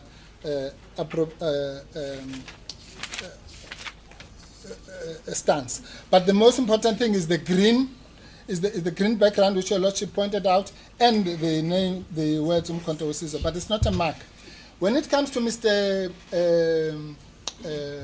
Skakane's section, then the case is even worse, because there you would have to, in passing off, put the logo of, or rather the registered mark, and the ANC logo, which we all know, which you'll find at page 33 of their founding affidavit. And I mean, which voter in there, unless this is an insult to us as voters, to think someone will go into a voting booth and see the logo of the ANC and see the logo of uMkhonto weSizwe and have voter confusion. I think the confusion is just on their side now. So those are our submissions, my Lord. This is, again, it's a question of time. It does not mean all the other submissions we've made in our heads about deception, well-known, and so on stand. But I thought the best way to cut the time is to take the elements that are cross-cutting with 34.1a and c. Not to mention the laugh-it-off case, my Lord, which clearly says that for laugh-it-off, you must substitute freedom of expression. Well, in terms of the utterances, you don't even have to substitute. Freedom of expression and freedom of political rights. So laugh-it-off basically says you can't use the dilution, anti-dilution clause, 34.1c, to defeat the constitutional right to free expression. Similarly, we're saying you can't use the anti-dilution provision to defeat vested political rights. So that case is on all fours with this situation. It's not, this cannot be seen in a vacuum. It must be seen in this section, which is, I'm ending where we started. This case must be viewed from the prism of the political rights vested in section 34. As God pleases. We're indebted to Your Lordship. Sorry.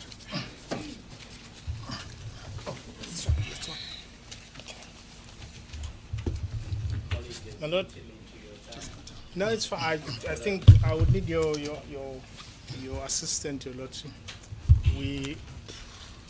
I have 4 sections to address the court about, and I do not want to waffle, and I don't have enough time to do so, to address you on the 4 issues. I have literally 7 minutes. I would like guidance from the court. I had prepared to argue for 45 minutes per agreement. It's going to be very difficult, but I will stick to your 15 minutes, Your Lordship. It's not your fault, it's ours. Your Lordship, there are 4 topics that I thought I should help the court with. One, I'm going to be brief about it because there's no controversy. The first one is the history as it relates to passing off as a common law action. The second one really is passing off itself as a legal concept. What exactly is it?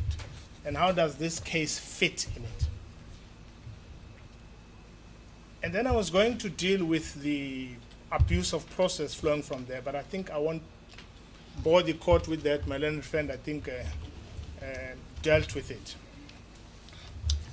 But to the extent that I can address the court on these four, let me start with what I think I can do in the time I have.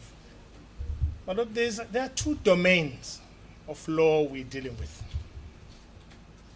And this difficulty that you see is because we are in the domain of Section 19 rights, which are political rights.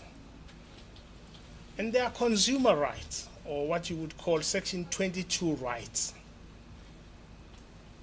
Those are the two domains. It's addressed better in the jurisdiction point, but I just thought I should raise that for the court to assist the court. I cannot take you far, but I'm going to take your lordship to the authority that says, when we get to passing off, what that says, you cannot, because of the difficulty you've seen my three learned friends debating, not knowing where they are about which battlefield are we in.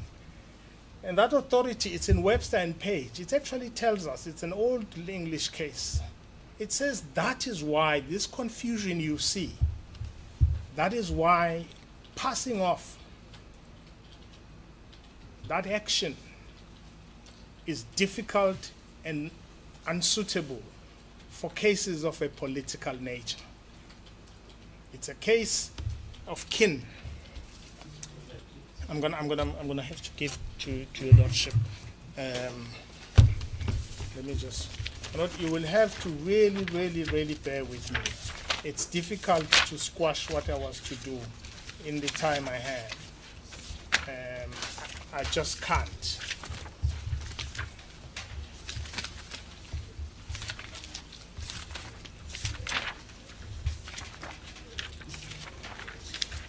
Anyway, what that case tells you, I'll get to it, because it's about when I reach passing off. But let me start with my first topic of the history, to the extent that in introducing passing off, my learned friend made an attempt to describe the history of uMkhonto weSizwe. And I do this briefly because there is no dispute about what it was. And no one can tell us that the ANC was not associated with MK, and no one can tell this court that the ANC was not to give political direction to alliance partners in uMkhonto weSizwe when it started. But of course, history gets lost, my lord, in the wicked wit of lawyers and politicians, and history disappears. It's true that the ANC has played a very dominant role in giving political direction in the struggle in the 60s. And if you periodize it, it's the only way you're going to understand this, is to periodize the history of the ANC, even starting before it was formed to 1910, 1949 when it radicalized the youth, and 1955 when the Congress of Democrats and other parties come in, and then it leads you to 1961, because it's a different kind of radicalization of a decision by those alliance partners, not one, by all of them, to create an army. And it's not an army, if you look at the manifesto, it's the army of the people, founded on the basis that the settler colonial state at the time had become brutal and violent, and it sought to defend them. And my learned friend says, we've always known that the ANC controls the MK. Well, that's of no moment. Everyone who's involved was a South African knows that for each alliance there's a political leader, there's political leadership. And one of the distinguishing features of uMkhonto weSizwe was two things. One, it was not a regular army. Two, it was preceded by a group of people, South Africans, they call them combatants drawn from the people, who independently defend people in different places in order to defend, not the ANC, to defend the people in the struggle against the colonial, settler, racist state. And all of these parties were important.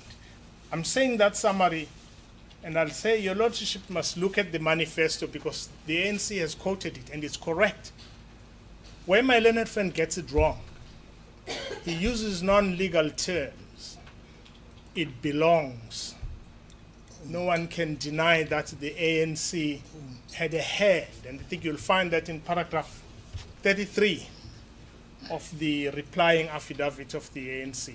It's correct. No one should stand in this course and deny what the ANC was in the struggle within its alliance partners that formed this. So to the extent that here was an army that was a guerrilla army to defend people, the second aspect of it was that it was an army that fought what they called, and it's in the manifesto and the code, a people's war. And it's for that reason, as I close, that my learned friend talks about the fact that at some point there were divisions about whether or not it was the right move. It's because this, you look at the manifesto of uMkhonto weSizwe, you look at its oath, it tells you this was a calculated, noble move by a group of people, not in the ANC, but in the Alliance Congress, to support a struggle that was waged and led by the ANC. And in that way, that kind of political control, which is correct because it sought to give direction, so that all combatants fall within the political prescripts of a particular ideological line. It was correct, but it does not translate to exclusive ownership, which is what trademarks and passing off are about. Let me then move. We don't have time to know what MK was because I think we all agree. If your lordship can look at paragraph 19.3 of the answering affidavit, you will see that what we're dealing with there is, I may be wrong about, but at paragraph, that paragraph states, I think it's 19.3 or 19.20. I'm gonna find it now, my lord. 117. It's the paragraph to which the ANC replies in paragraph 33. I just don't want to page around, but it's there. Yes.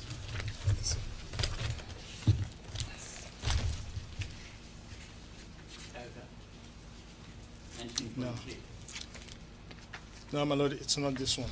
Can I come back to you? I'll give you the specific, but it's probably 19.17. I'll find it, but I'll tell you the gist of the two.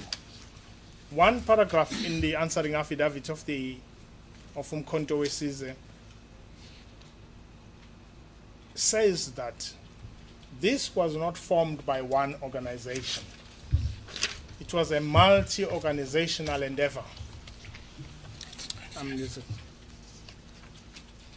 Yeah, no, it's fine. I'll come back to it. I don't think it's that one. And paragraph 33 of the ANC's answer, reply to that, is that they admit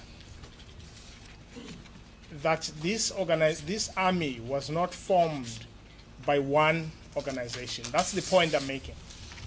And I'll find the reference for your lordship. I'm told it's paragraph 19.5.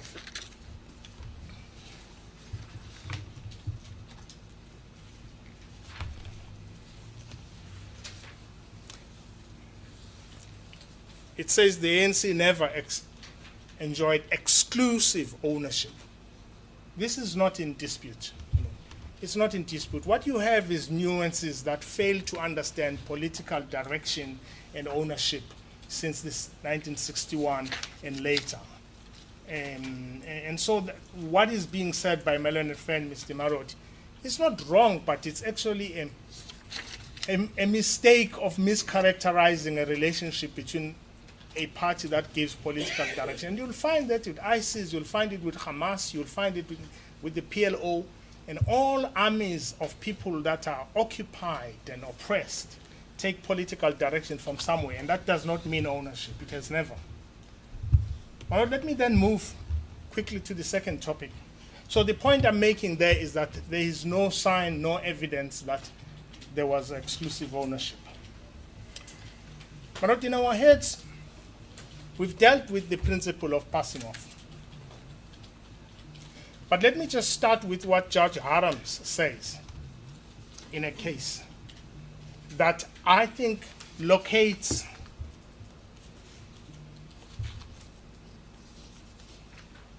these kinds of disputes as disputes that must be seen within the prism of the Constitution.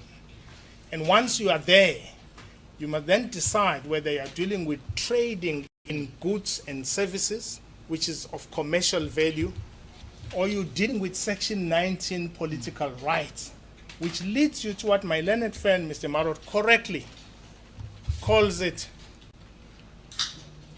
the consumer, in his example, is the voter at the ballot. At the ballot booth. That was his answer to your Lordship about what is the confusion.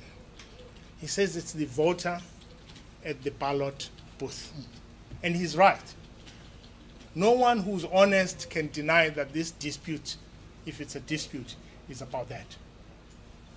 Now, if that is the case, then this dispute of passing off, this dispute about confusion, is located in Section 16 of the Electoral Act as a special, because it takes it to the Electoral Court as a specialized court. And so, what exactly is the ANC complaining about? Well, in paragraph 22 of its affidavit, the ANC says, given that we are in electoral environment, that tells you which category of rights we are in. Time is of the essence. Of course, they say this in the context of urgency, which they haven't addressed. So you're reading Paragraph 22 of the founding affidavit of the ANC. 22.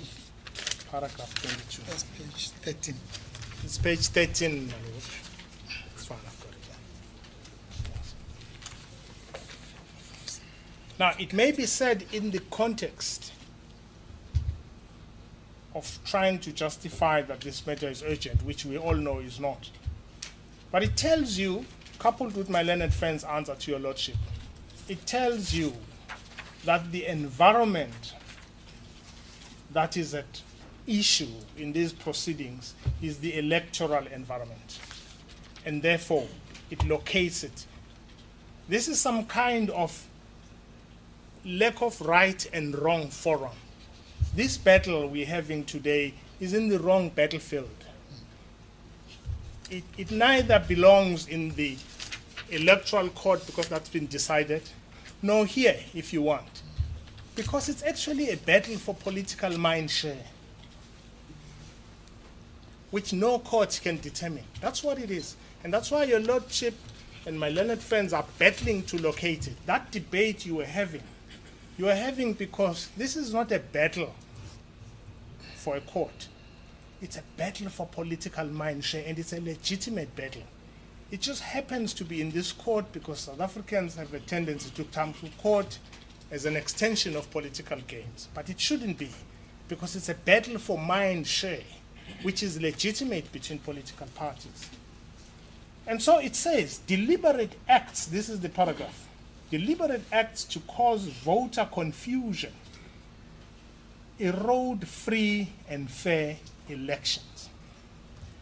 Now it tells you the realm in which we're operating, the domain in which we're operating.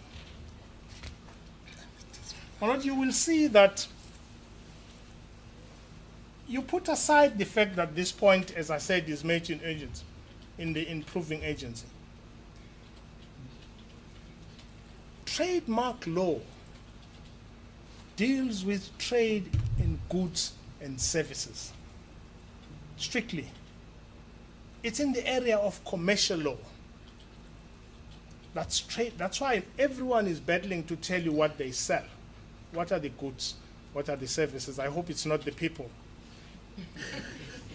There are no goods and services in this regard because it's in the domain that is placed elsewhere in the Constitution. And so this battle has to do consequently with the fact that this battle doesn't belong here. Now, of course, by its own version, the ANC, as I said, we are in the realm of Section 16 of the Electoral Act. That's where we are if we are to go to any place. If the courts are a battlefield, it's not this court. And let me say, services is defined this way, to include offering for sale or the sale of goods in the retail or wholesale trade. That's the definition in the Act of services. So what exactly is the definition of passing off then? What is it that essentially tells your lordship what passing off is? Because we've been throwing this word around. And what is its definition? Well, the ANC claims in its founding affidavit that there are two elements. It's reputation. In the English law, they talk about goodwill. And they also say it's about misrepresentation.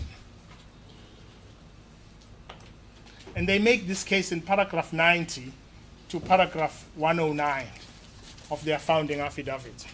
It's paragraph 90 to 109 of the founding affidavit.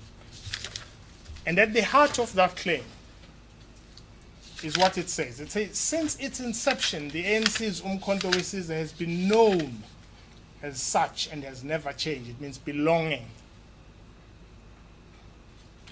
In this regard, the ANC relies on various posters to make this point. And these posters of bearing the MK symbol, you will find them in the SSCP conference posters. You will find at the funeral of different people. So that takes us nowhere. But here is the punch that I think tells us and settles this question at least. Is the ANC's admission, the MK party says that the decision to establish uMkhonto weSizwe was not an organizational one. I think it's clearer in 19.10. And the ANC says, and I quote them, it's page 224 of the papers. It says, the applicant does not take issue with the historical context as narrated. That's the end of the dispute about the history. It should end there. That's their version. Can I cite a couple of cases that I think define this without reading the definition of passing off? You're getting close to your time. I'm gonna end now. As I said, it's not the court's fault. The case, my lord, is this. It's Capital Estate and General Agencies, Pty Ltd. Are those in your bundle? It's not. I thought about it as the points were being made, but I'll give the full citation. It's not. Two cases are not in those because my learned friend was making points that I think are contradicted elsewhere, and I found these cases. The Capital Estate and General Agencies, Pty Ltd. versus Holiday Inns Incorporated. It's 1977 to SA 916. A, it's the appellate division. Now, of course, my lord, we all know that passing off is an action designed to protect a business against misrepresentation. What paragraph are you reading? My lord? What paragraph? No, I'm saying this as a tried principle. That's what it is. But the court says this in the Rabbi J.A. then as he was then says, the wrong known as passing off consists in a representation by one person that his business or merchandise, as the case may be, is that of another, or that it is associated with that of another. And in order to determine whether a representation amounts to a passing off, one inquires whether there is a reasonable likelihood that members of the public may be confused into believing that the business of the one is or is connected with that of another. Close quote. It's, as I said, it's 1977 to 916, or it's 918. Thank you. There's another case with this. I won't read this. It's an old case that is quoted in that one. It's Polanski Brothers, Ltd. versus L&H Polanski, 1935, AD 89, from pages 97 to 113. The definitions there tell you that we are in the realm in which the ANC in its current case has pleaded, cannot locate itself within. What they have not done, he quoted two requirements. Said to your lordship, there must be reputation, which is true. There must be a misrepresentation. But of course, my lord, there must be damage to that. There must be damage or apprehension of damage. But how do you do that? You do that by providing sufficient evidence to demonstrate that damage has happened as a result of, let's call it the misrepresentation, or damage is apprehended. Now, my lord, here is a summary of this case. This is not a case of association. It's actually a case of dissociation from the ANC. There is absolutely no legitimacy in arguing that MK Party seeks to represent itself as the ANC. It wouldn't make sense. In fact, the opposite should be true. And therefore, if the opposite is true, the case of passing off falls flat. Because you must seek to be seen as the other for passing off to happen.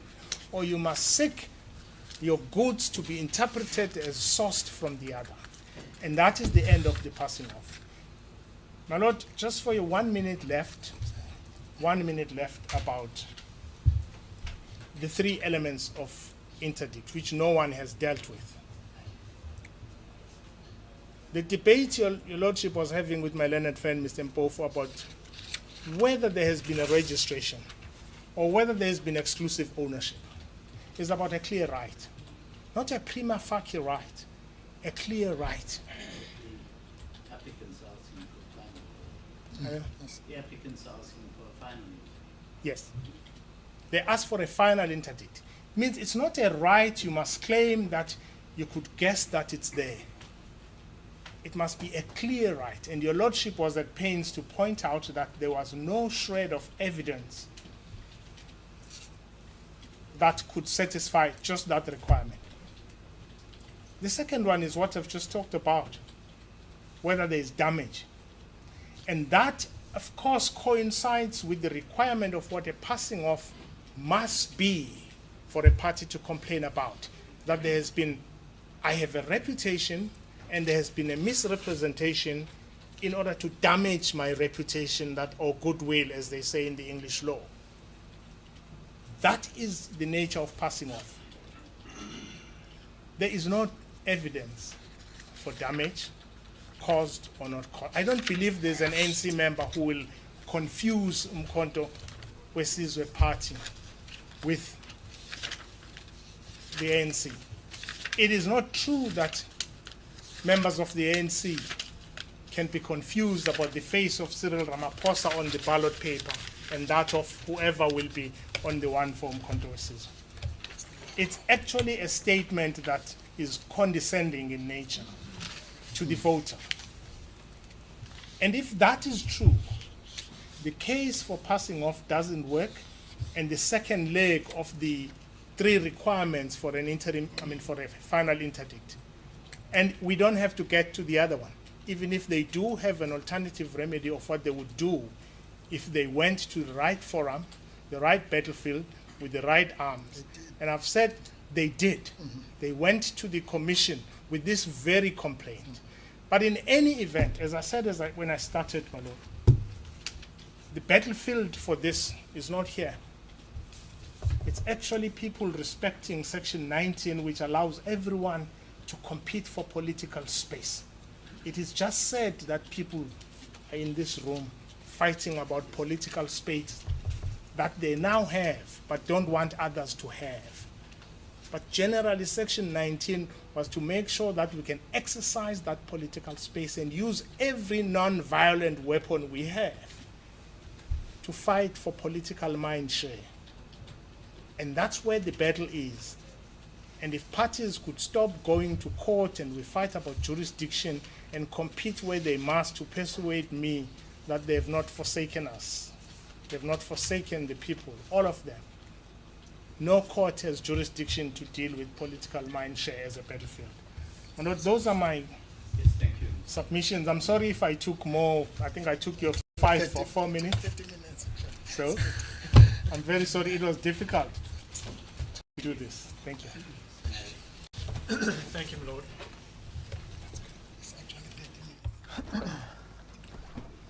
My lord, I intend to deal primarily with the jurisdiction point, the locus point, and then respond to the passing off case.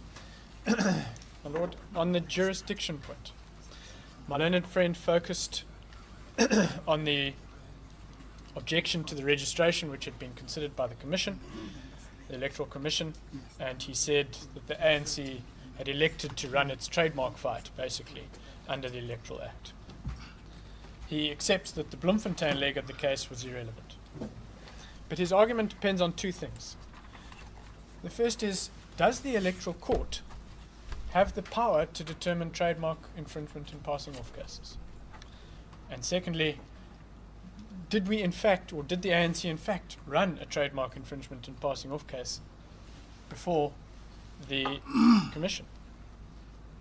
As to the first of these, whether the Electoral Court actually has the power to determine trademark infringement in passing off cases, it plainly does not.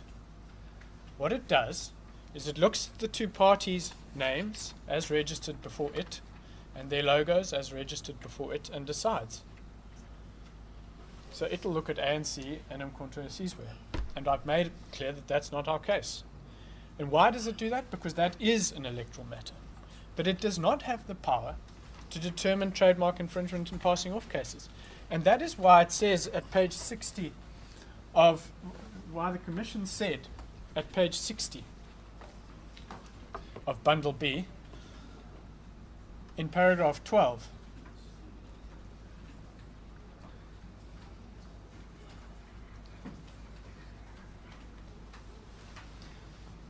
said, it is noteworthy, 60 of Bundle B,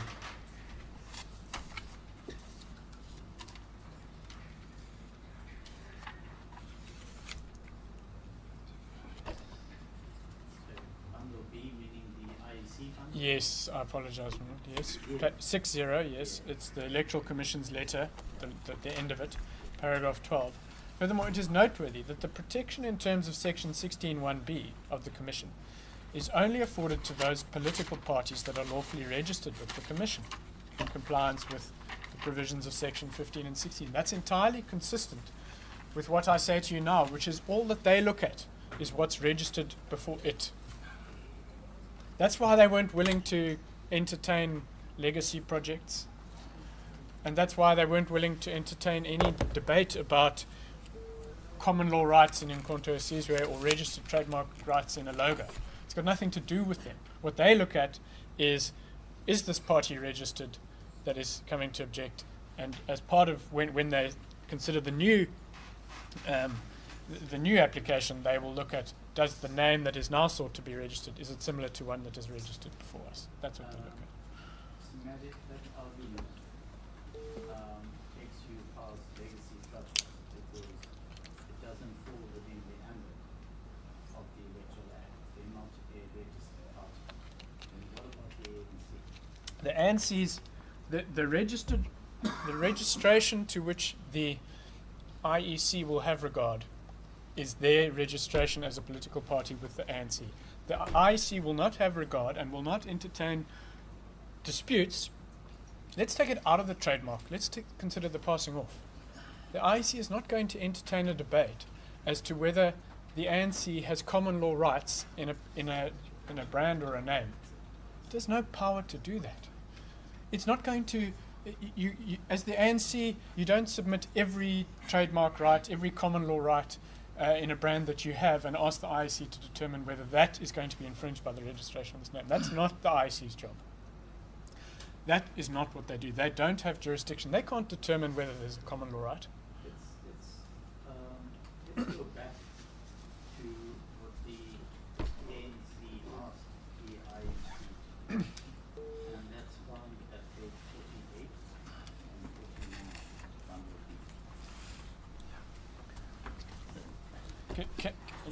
49. Can I say this? I accept whatever the ANC may have asked the IEC to do. It doesn't mean that the IEC has the power to do it. The issue that I was hoping you clarify Yes. is that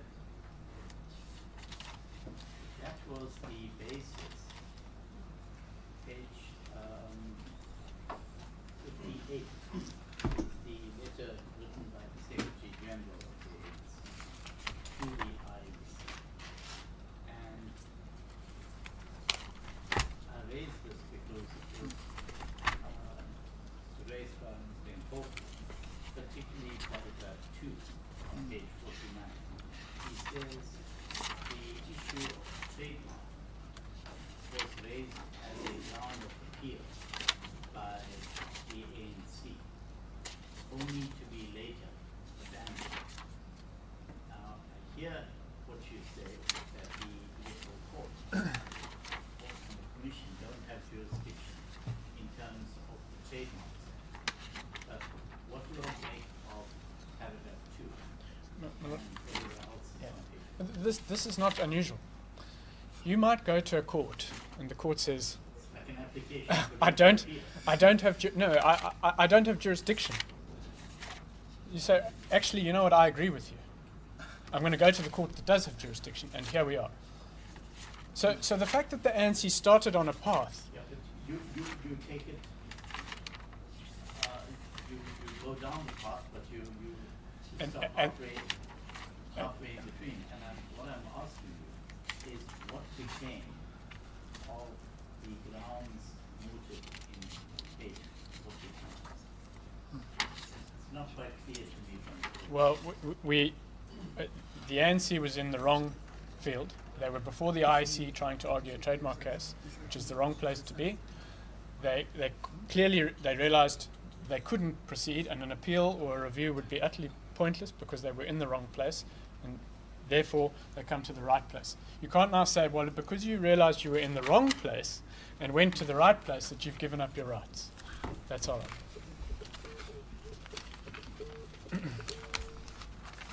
And they moved swiftly.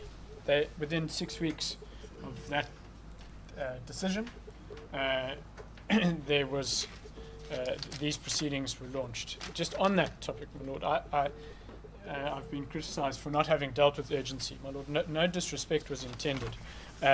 It was the first page of my notes, and I skipped straight onto the merits when the allocations were made. There isn't the allocations of time, should I say, but we have debated the merits all day, and my lord, the way of these things ordinarily, if the urgency is a problem, I anticipate that I would have dealt with it. We thought we were here on a special allocation. The matter's been fully ventilated, and we felt that, my submission is that the matter ought therefore to proceed. As I say, it proceeds. Yeah. But I think the point made by Mr. Mkhonto is that has brought this matter to court on an urgent basis, and therefore to that extent, you have to show why. You have Well, to jump the queue. yes. Well, certainly we.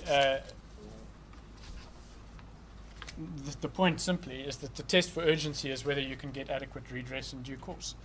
And the elections are just weeks away, and clearly the ANC will not get adequate redress at a hearing after the elections are held.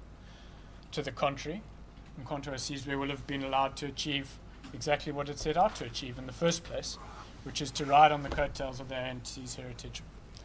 And that a hearing after the elections will not remedy that harm. So that is the fundamental test as to whether the matter is urgent. The matter wasn't prosecuted with extreme urgency. The respondents were given adequate opportunity. They've obviously prepared extremely well. They prepared a full answering affidavit in 3.5 weeks. Only one of the ways. The basis on which a party engages the jurisdiction or engages the court on the basis of truncated time period, you've got to set that out. That's an essential ingredient as to why the court should hear your matter as one which is urgent. Yes. And you've got to strike it, you've got to account for all of the appealing of the law. And that's, as I understand the argument. Well, and in a sense, that has been canvassed today, because just at the debate we were just having, the ANC followed a path before the IEC, realised they were wrong. When that decision came in the end of November, that said, actually, we only entertain political parties, and the implication of that, as the ANC understood it, was, well, trademark fights don't belong here. They moved with. We just have to Well, my lord, the urgency is dealt with in the papers.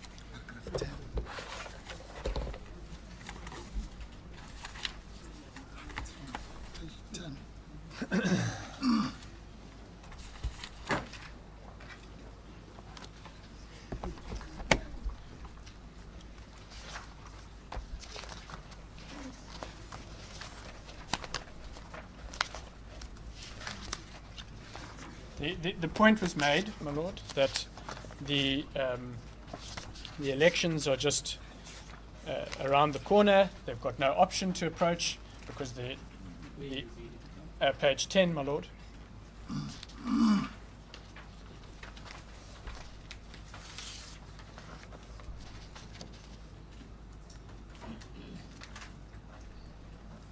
It is said that it's got no option because its existing reputation to uMkhonto weSizwe, as well as the name, is being eroded on a daily basis.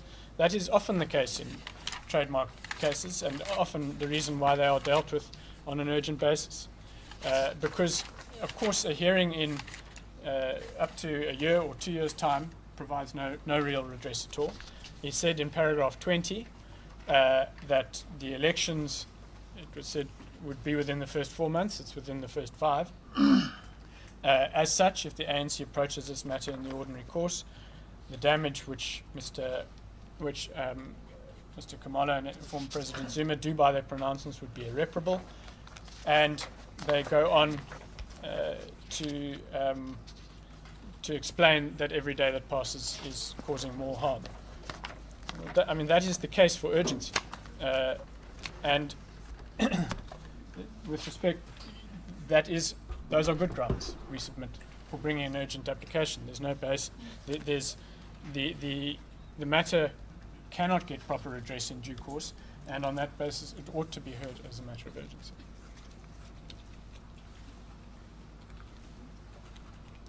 My lord, I was just finishing the. I think I've made my points on joinder, my lord. On locus, the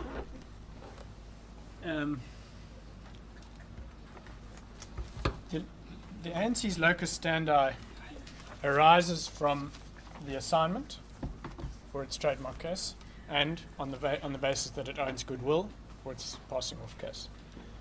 And then we're dealing with page 256. Well, Is that the yes, I will deal with page 256, my lord. I don't want to go straight to 256. I would ask you, please, my learned friends relied on a paragraph earlier in Webster and Page. He then took you to paragraph 11.16. If I could do the same, because it's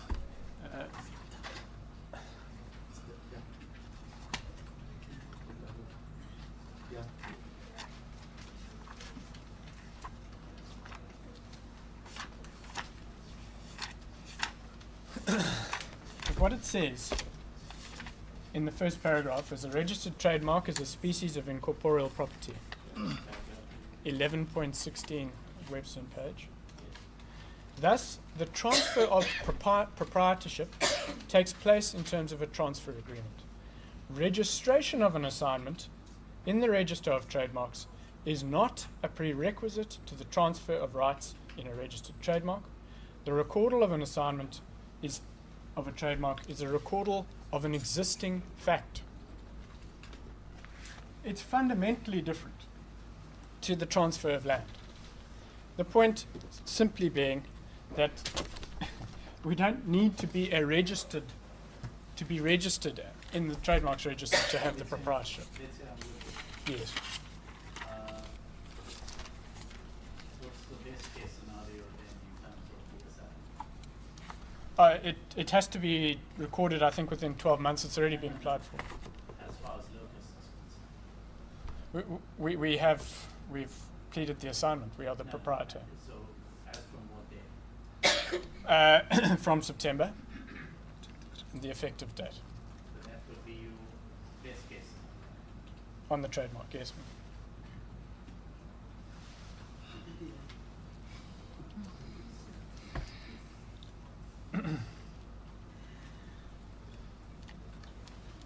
So, well, just on that point about whether you need to be the registered proprietor, there is nothing in the Act which says that only a registered proprietor can bring a trademark infringement proceeding. It doesn't use the word registered proprietor.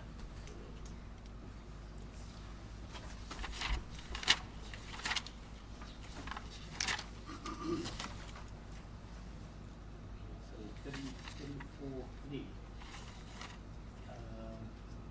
says that where a trademark registered in terms of the Act has been.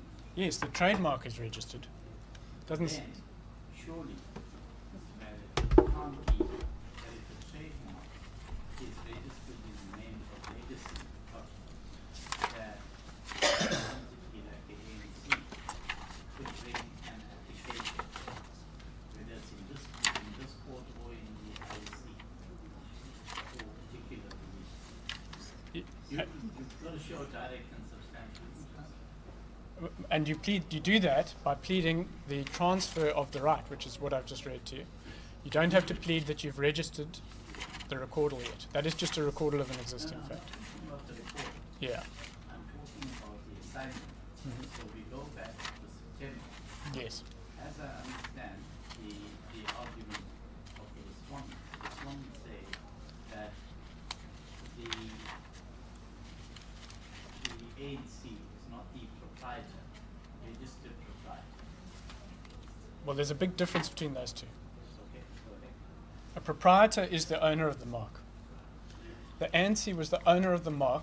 That's what I've just read to you from Webster and Page. It was the owner of the mark from the effective date of the assignment, as soon as the assignment was And that's received. why I asked you, Yeah. what is the best case scenario for the ANC? And Yeah. you accepted September Yes. 2023. Yes. So there is no requirement, and I repeat, that you have to be the registered proprietor, registered in the Trademarks Register, in order to institute infringement proceedings. The requirement, you need to be the proprietor.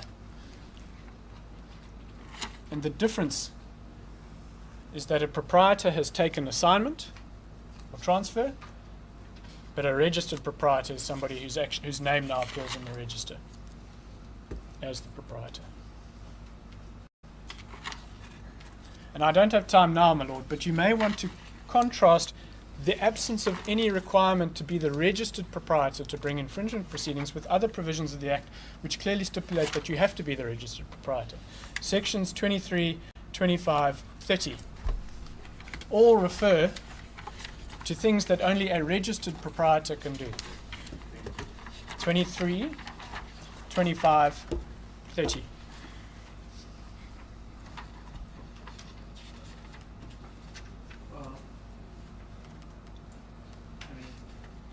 Just glances at section 23.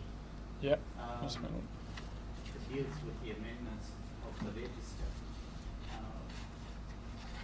You'd have lotus to do that only if you were the owner of the mark or the particular entity that's been registered in the Trademarks Register, not so. Well, you can only do what you can do in 23. Yeah. If you are the registered proprietor. Sorry, before I can. If you look at 23.2.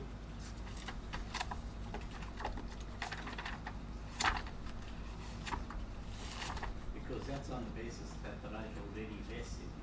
Yes. Sorry, my lord, I just.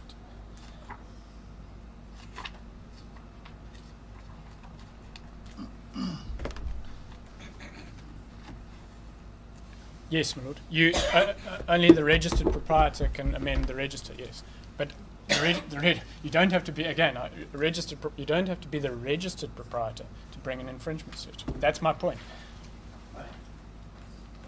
My lord, as to page 256, that is a form which is it's a prescribed form. It's the it's again part of the regulations under the Trademarks Act, and it's a standard form. When you fill it in, all you are filling in is what's appearing in the register at the moment and what you would like the registrar to change it to. As Webster and Page say, you are simply recording an existing fact. Nothing about the form changes the existing facts. Then my learned friend, when you asked him about the effective date, and the import of that on the Form D6, he answered you by saying, but yes, he'll take that into account, but in September they had started using the mark before. But of course, they're registered. that well, yes, but that assumes that the registration with the IAC trumps all trademark rights, which we've been through, and it doesn't. And the point about the continued use is that it is a continuing wrong. Every time you put up another poster, every time you use the trademark, it is another infringement which warrants interdictory relief. Yes, there's nothing that the ANC could have done about infringements which occurred before September, but this case is about all the conduct that happened after September, including in December. Can I ask you to look at the notice of motion? Yes. What exactly, and I raised this with the junior, Mr. Ramakar, what is the ANC seeking?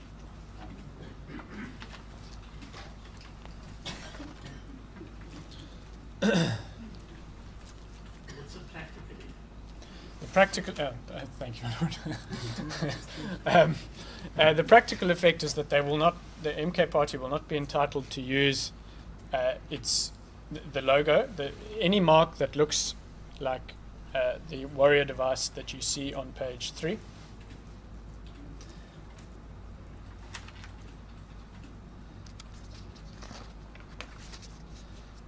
And they won't be entitled to use the name uMkhonto weSizwe and the related logo, which you then see at page, also on page 3, or anything similar to it. The practical effect is that they will need to change their name and change their logo, of course.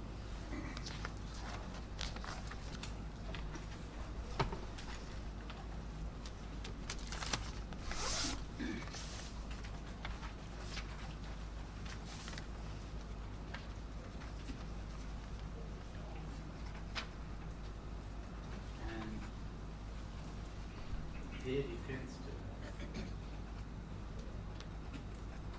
just to encapsulate it in a nutshell, is that apart from your arguments as to why they chose the naming section, leave aside all of them, their contention is, well, we got to go ahead from the IEC.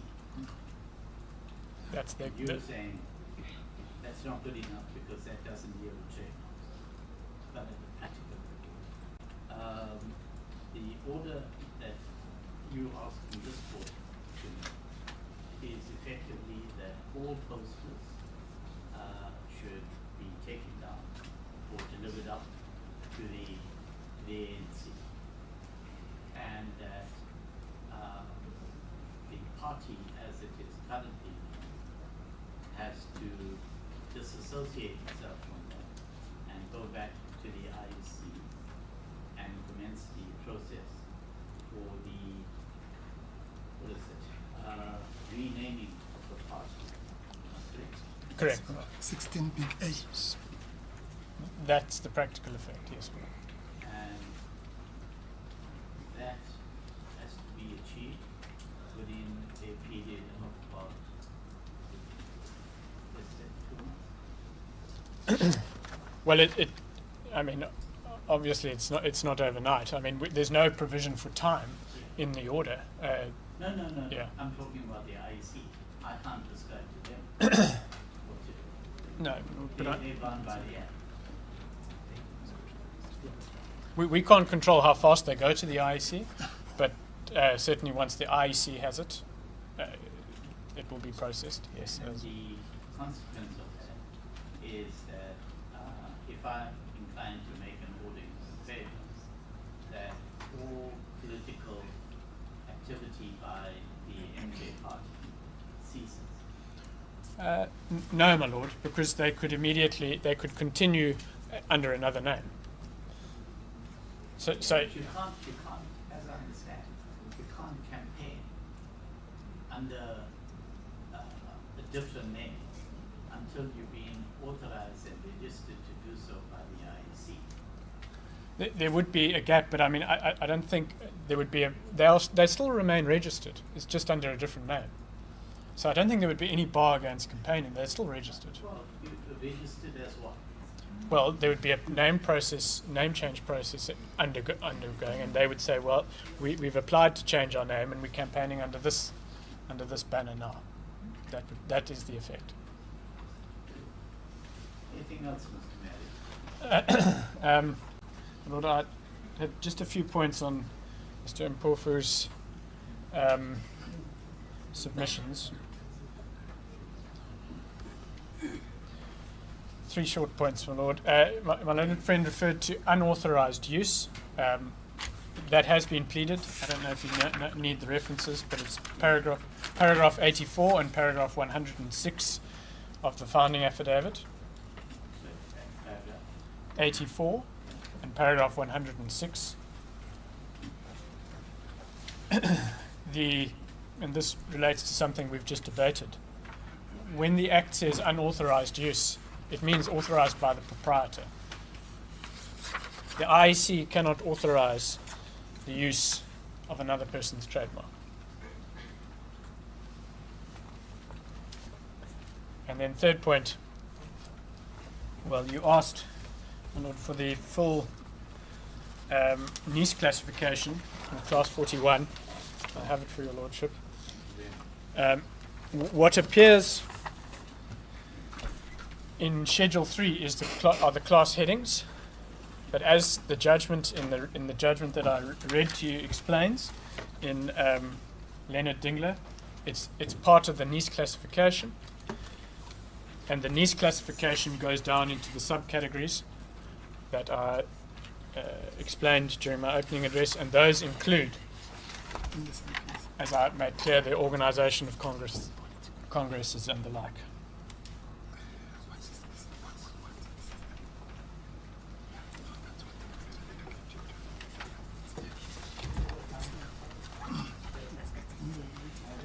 Excuse me, my lord. Where do I find the part of Congress I've now given out both of my copies, but it's down on the second page. I think it is alphabetical, my lord. It's just as from memory. Can I borrow this? Sure. I'll mark it for you. It's 410045 and 410046. On the second page, middle of the page. Maybe just above middle. You can see congresses, conferences.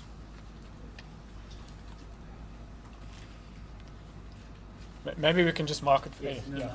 Yeah. I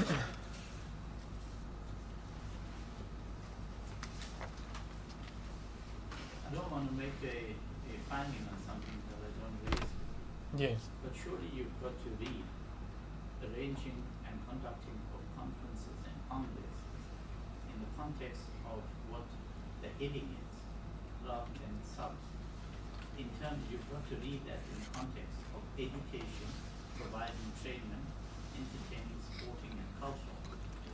Well, I mean, politics, cultural, my lord. I think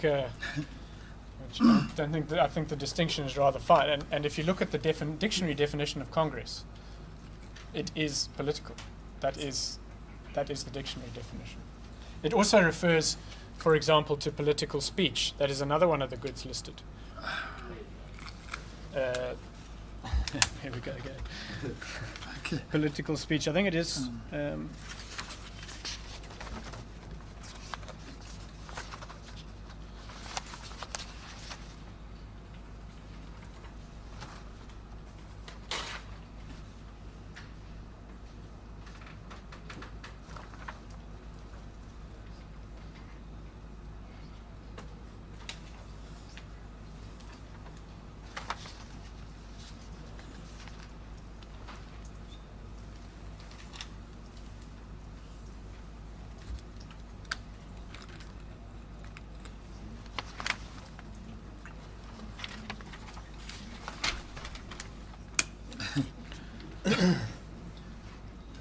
Lord, I think I'm right. I certainly found it in the heads, and I've got a link to it there. Maybe I can just check that. Lord.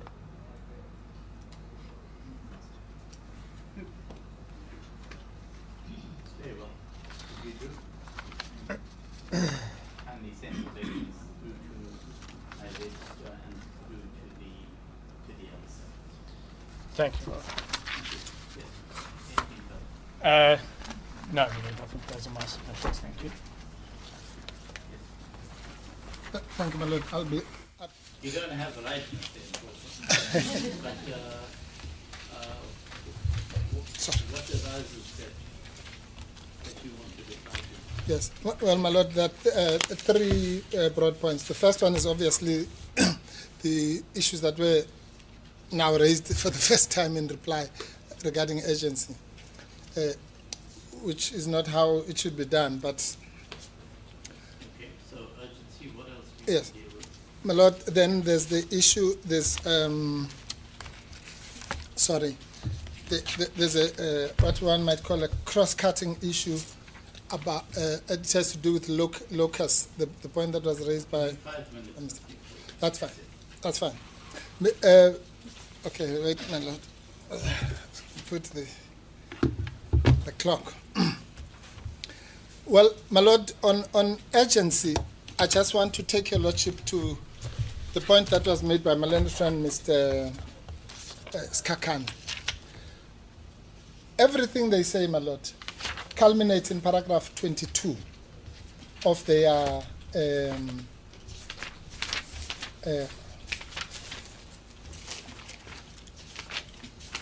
founding affidavit, which you will find at page 13, my lord. And, you know, they say when you are in a hole, you must stop digging. But so that digs them really further down the hole. Because what it says, my lord, is that it shows that this matter, what this matter really is about. Given that we are in an electoral environment, time is of the essence. So they are here because of the elections. Each day between now and the election is important for any party to be able to campaign effectively. So they're here to limit our Section 19 of the Constitution rights to campaign. And then they say deliberate acts to cause voter confusion. We spoke about that before lunch. This case is about voter confusion, not any old confusion out there. Erode free and fair elections, Section 19 of the elections again. Deliberate acts to cause voter confusion, erode this, and then they say this is the coup de grace. It is for that reason that the ANC requests that this court must attend to this matter urgently and expeditiously. Why are we here? That covers exactly the basis for this. It's all Section 19, it's all Electoral Act, it's all in the heartland, quintessential in terms of paragraph 40 of the CAM decision, that this is an electoral matter. And that case says all electoral matters are exclusively to the jurisdiction of the Electoral Court. The second point, my Lord, is just to round off, your Lordship asked a pertinent question. What do these people want here? What is the ANC wanting to do? They say, and it says the practical effect is that they will have to change their name and change their logo. That's what Mr. Marriott says. Well, your Lordship correctly points out, and this links to the issue of urgency. It says, okay, now, so we have a party, my Lord, that has a cause of action that arises on the 9th of June, 2023. Waits for 6 months, does nothing. On the 9th, exactly on the anniversary, 6 months anniversary, on the 9th of January, then they approach this court. And your Lordship is quite correct. It's not just the question of, in due course, the test for urgency is the one that my learned friend is running away from. Is the urgency self-created? That's the test. They wait for 6 months and they do nothing, and they expect uMkhonto weSizwe now to rush to a month before the election, when they've already they've already campaigned due to their laxity, to now suddenly change their name. And do what? How is that going to assist them? Okay, if we call it uMkhonto, full stop. Are they going to be happy? Because that's or uMkhonto kaZuma. Maybe that's one that they want it to be called that. Or something. It will make no practical difference. So they're here just to waste the court's time. And it says the order of the court is effectively that all the parties, all the posters should be taken down. So, well, they don't have to be taken down. You can just, if you call it uMkhonto, you can just scratch out the part that says weSizwe. I mean, really, are we here for that? The reality is that they wanted the party to be deregistered and they've failed. And there's nothing more your Lordship or anybody can do about it. The voters on the 29th of May will have the choices and they will not be confused. It's an insult to our people to think they can be confused between some spear that's facing upward and another one that is in this fashion. So the last point, my Lord, on Mr. My learned friend, Mr. Skakane, tried to make this point because of time.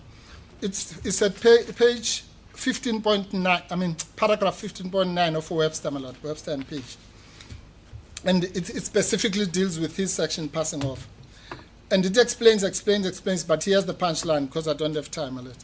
It says, on that basis, this was the court, is the English court that my learned friend, the case is Kean, my Lord, Kean versus McGiven. It's an English case.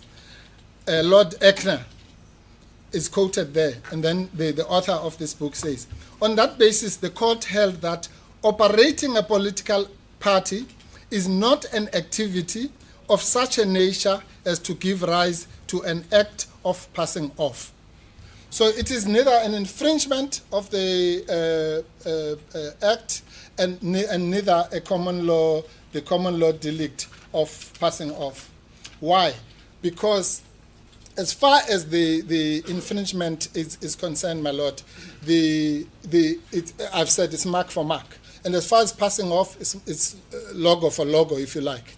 And on the logo and logo basis, obviously they fail.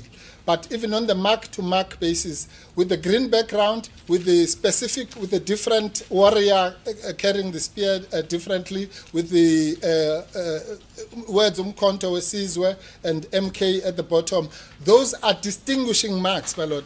And that is why my learned friend, and before I sit down, my lord, learned friend, Mr. Skakane, refers to what we state at page 155, my lord, which is this. And that really sums up the whole case.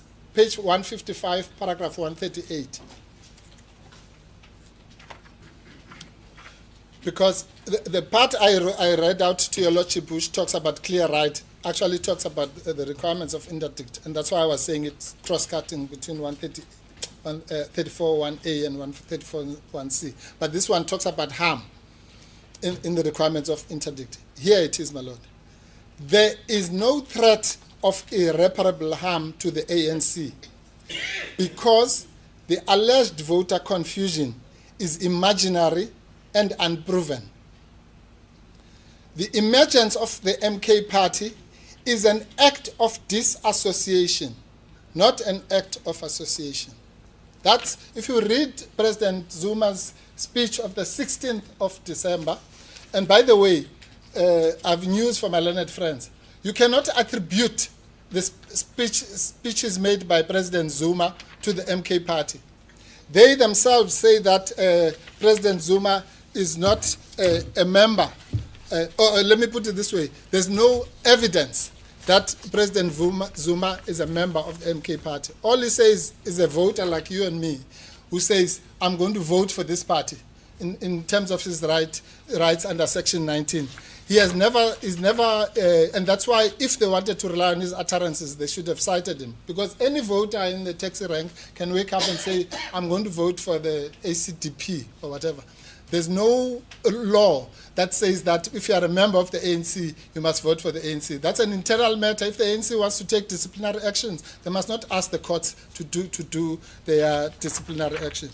And my lord, the ANC has said that the ANC is the registered proprietor of the, I don't have time now to refer your lordship, but if your lordship go to their heads, you will find the following words. The ANC is the registered proprietor of the MK logo. Now they want to change their their case here because we have demonstrated that that is a fatal flaw. So they can't change their case, depending on the weather. The issue is that if they have come on the basis that they are the registered proprietor, then they must fail on that basis. As the court pleases, we are indebted to your lordship for the indulgences. Oh, I'm sorry, my lord. But there's my learned friend, Mr. Skakane, wanted me to refer you to a case called Noni Multinational Brands. Noni, N-O-N-I Multinational Brands versus BS Ford. It's 2021, neutral citation, 2021, Zaska 24, my lord, and specifically paragraph 29. It's Connie? Oh, my learned juniors write like doctors, not lawyers. It's Connie, not Noni. K-O-N-I, my lord, I'm sorry. Multinational Brands versus BS.AG, something, it must be some German company. 2021, Zaska 24 at paragraph 29. As court pleases. My lord, we therefore ask, my lord, that your lordship dismisses the claim, the infringement claim. The passing off claim is actually, and your lordship must be mindful that in the prayer of the infringement, they only talk about services. And in the prayer of passing off, it's incomplete, because passing off, you cannot get somewhere get an interdict. You get an interdict that says you cannot use this without clarifying and so on. So it's completely wrong. But more importantly, we would ask for punitive costs, my lord, on a cost on a punitive scale, because this is an abuse of our courts, and it must stop. Other would be infringers of our courts must be deterred, and would employ your lordship. There is no reason why uMkhonto weSizwe should be bankrupted by the ANC. Simply this day they take you to Bloemfontein. Let's say you are in Johannesburg. Now you are in Durban. For what? As the court please.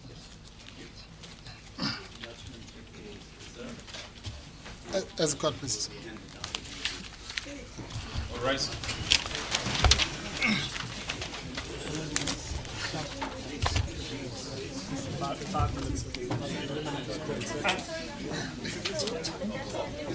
Judgment reserved. Yeah. Thank you.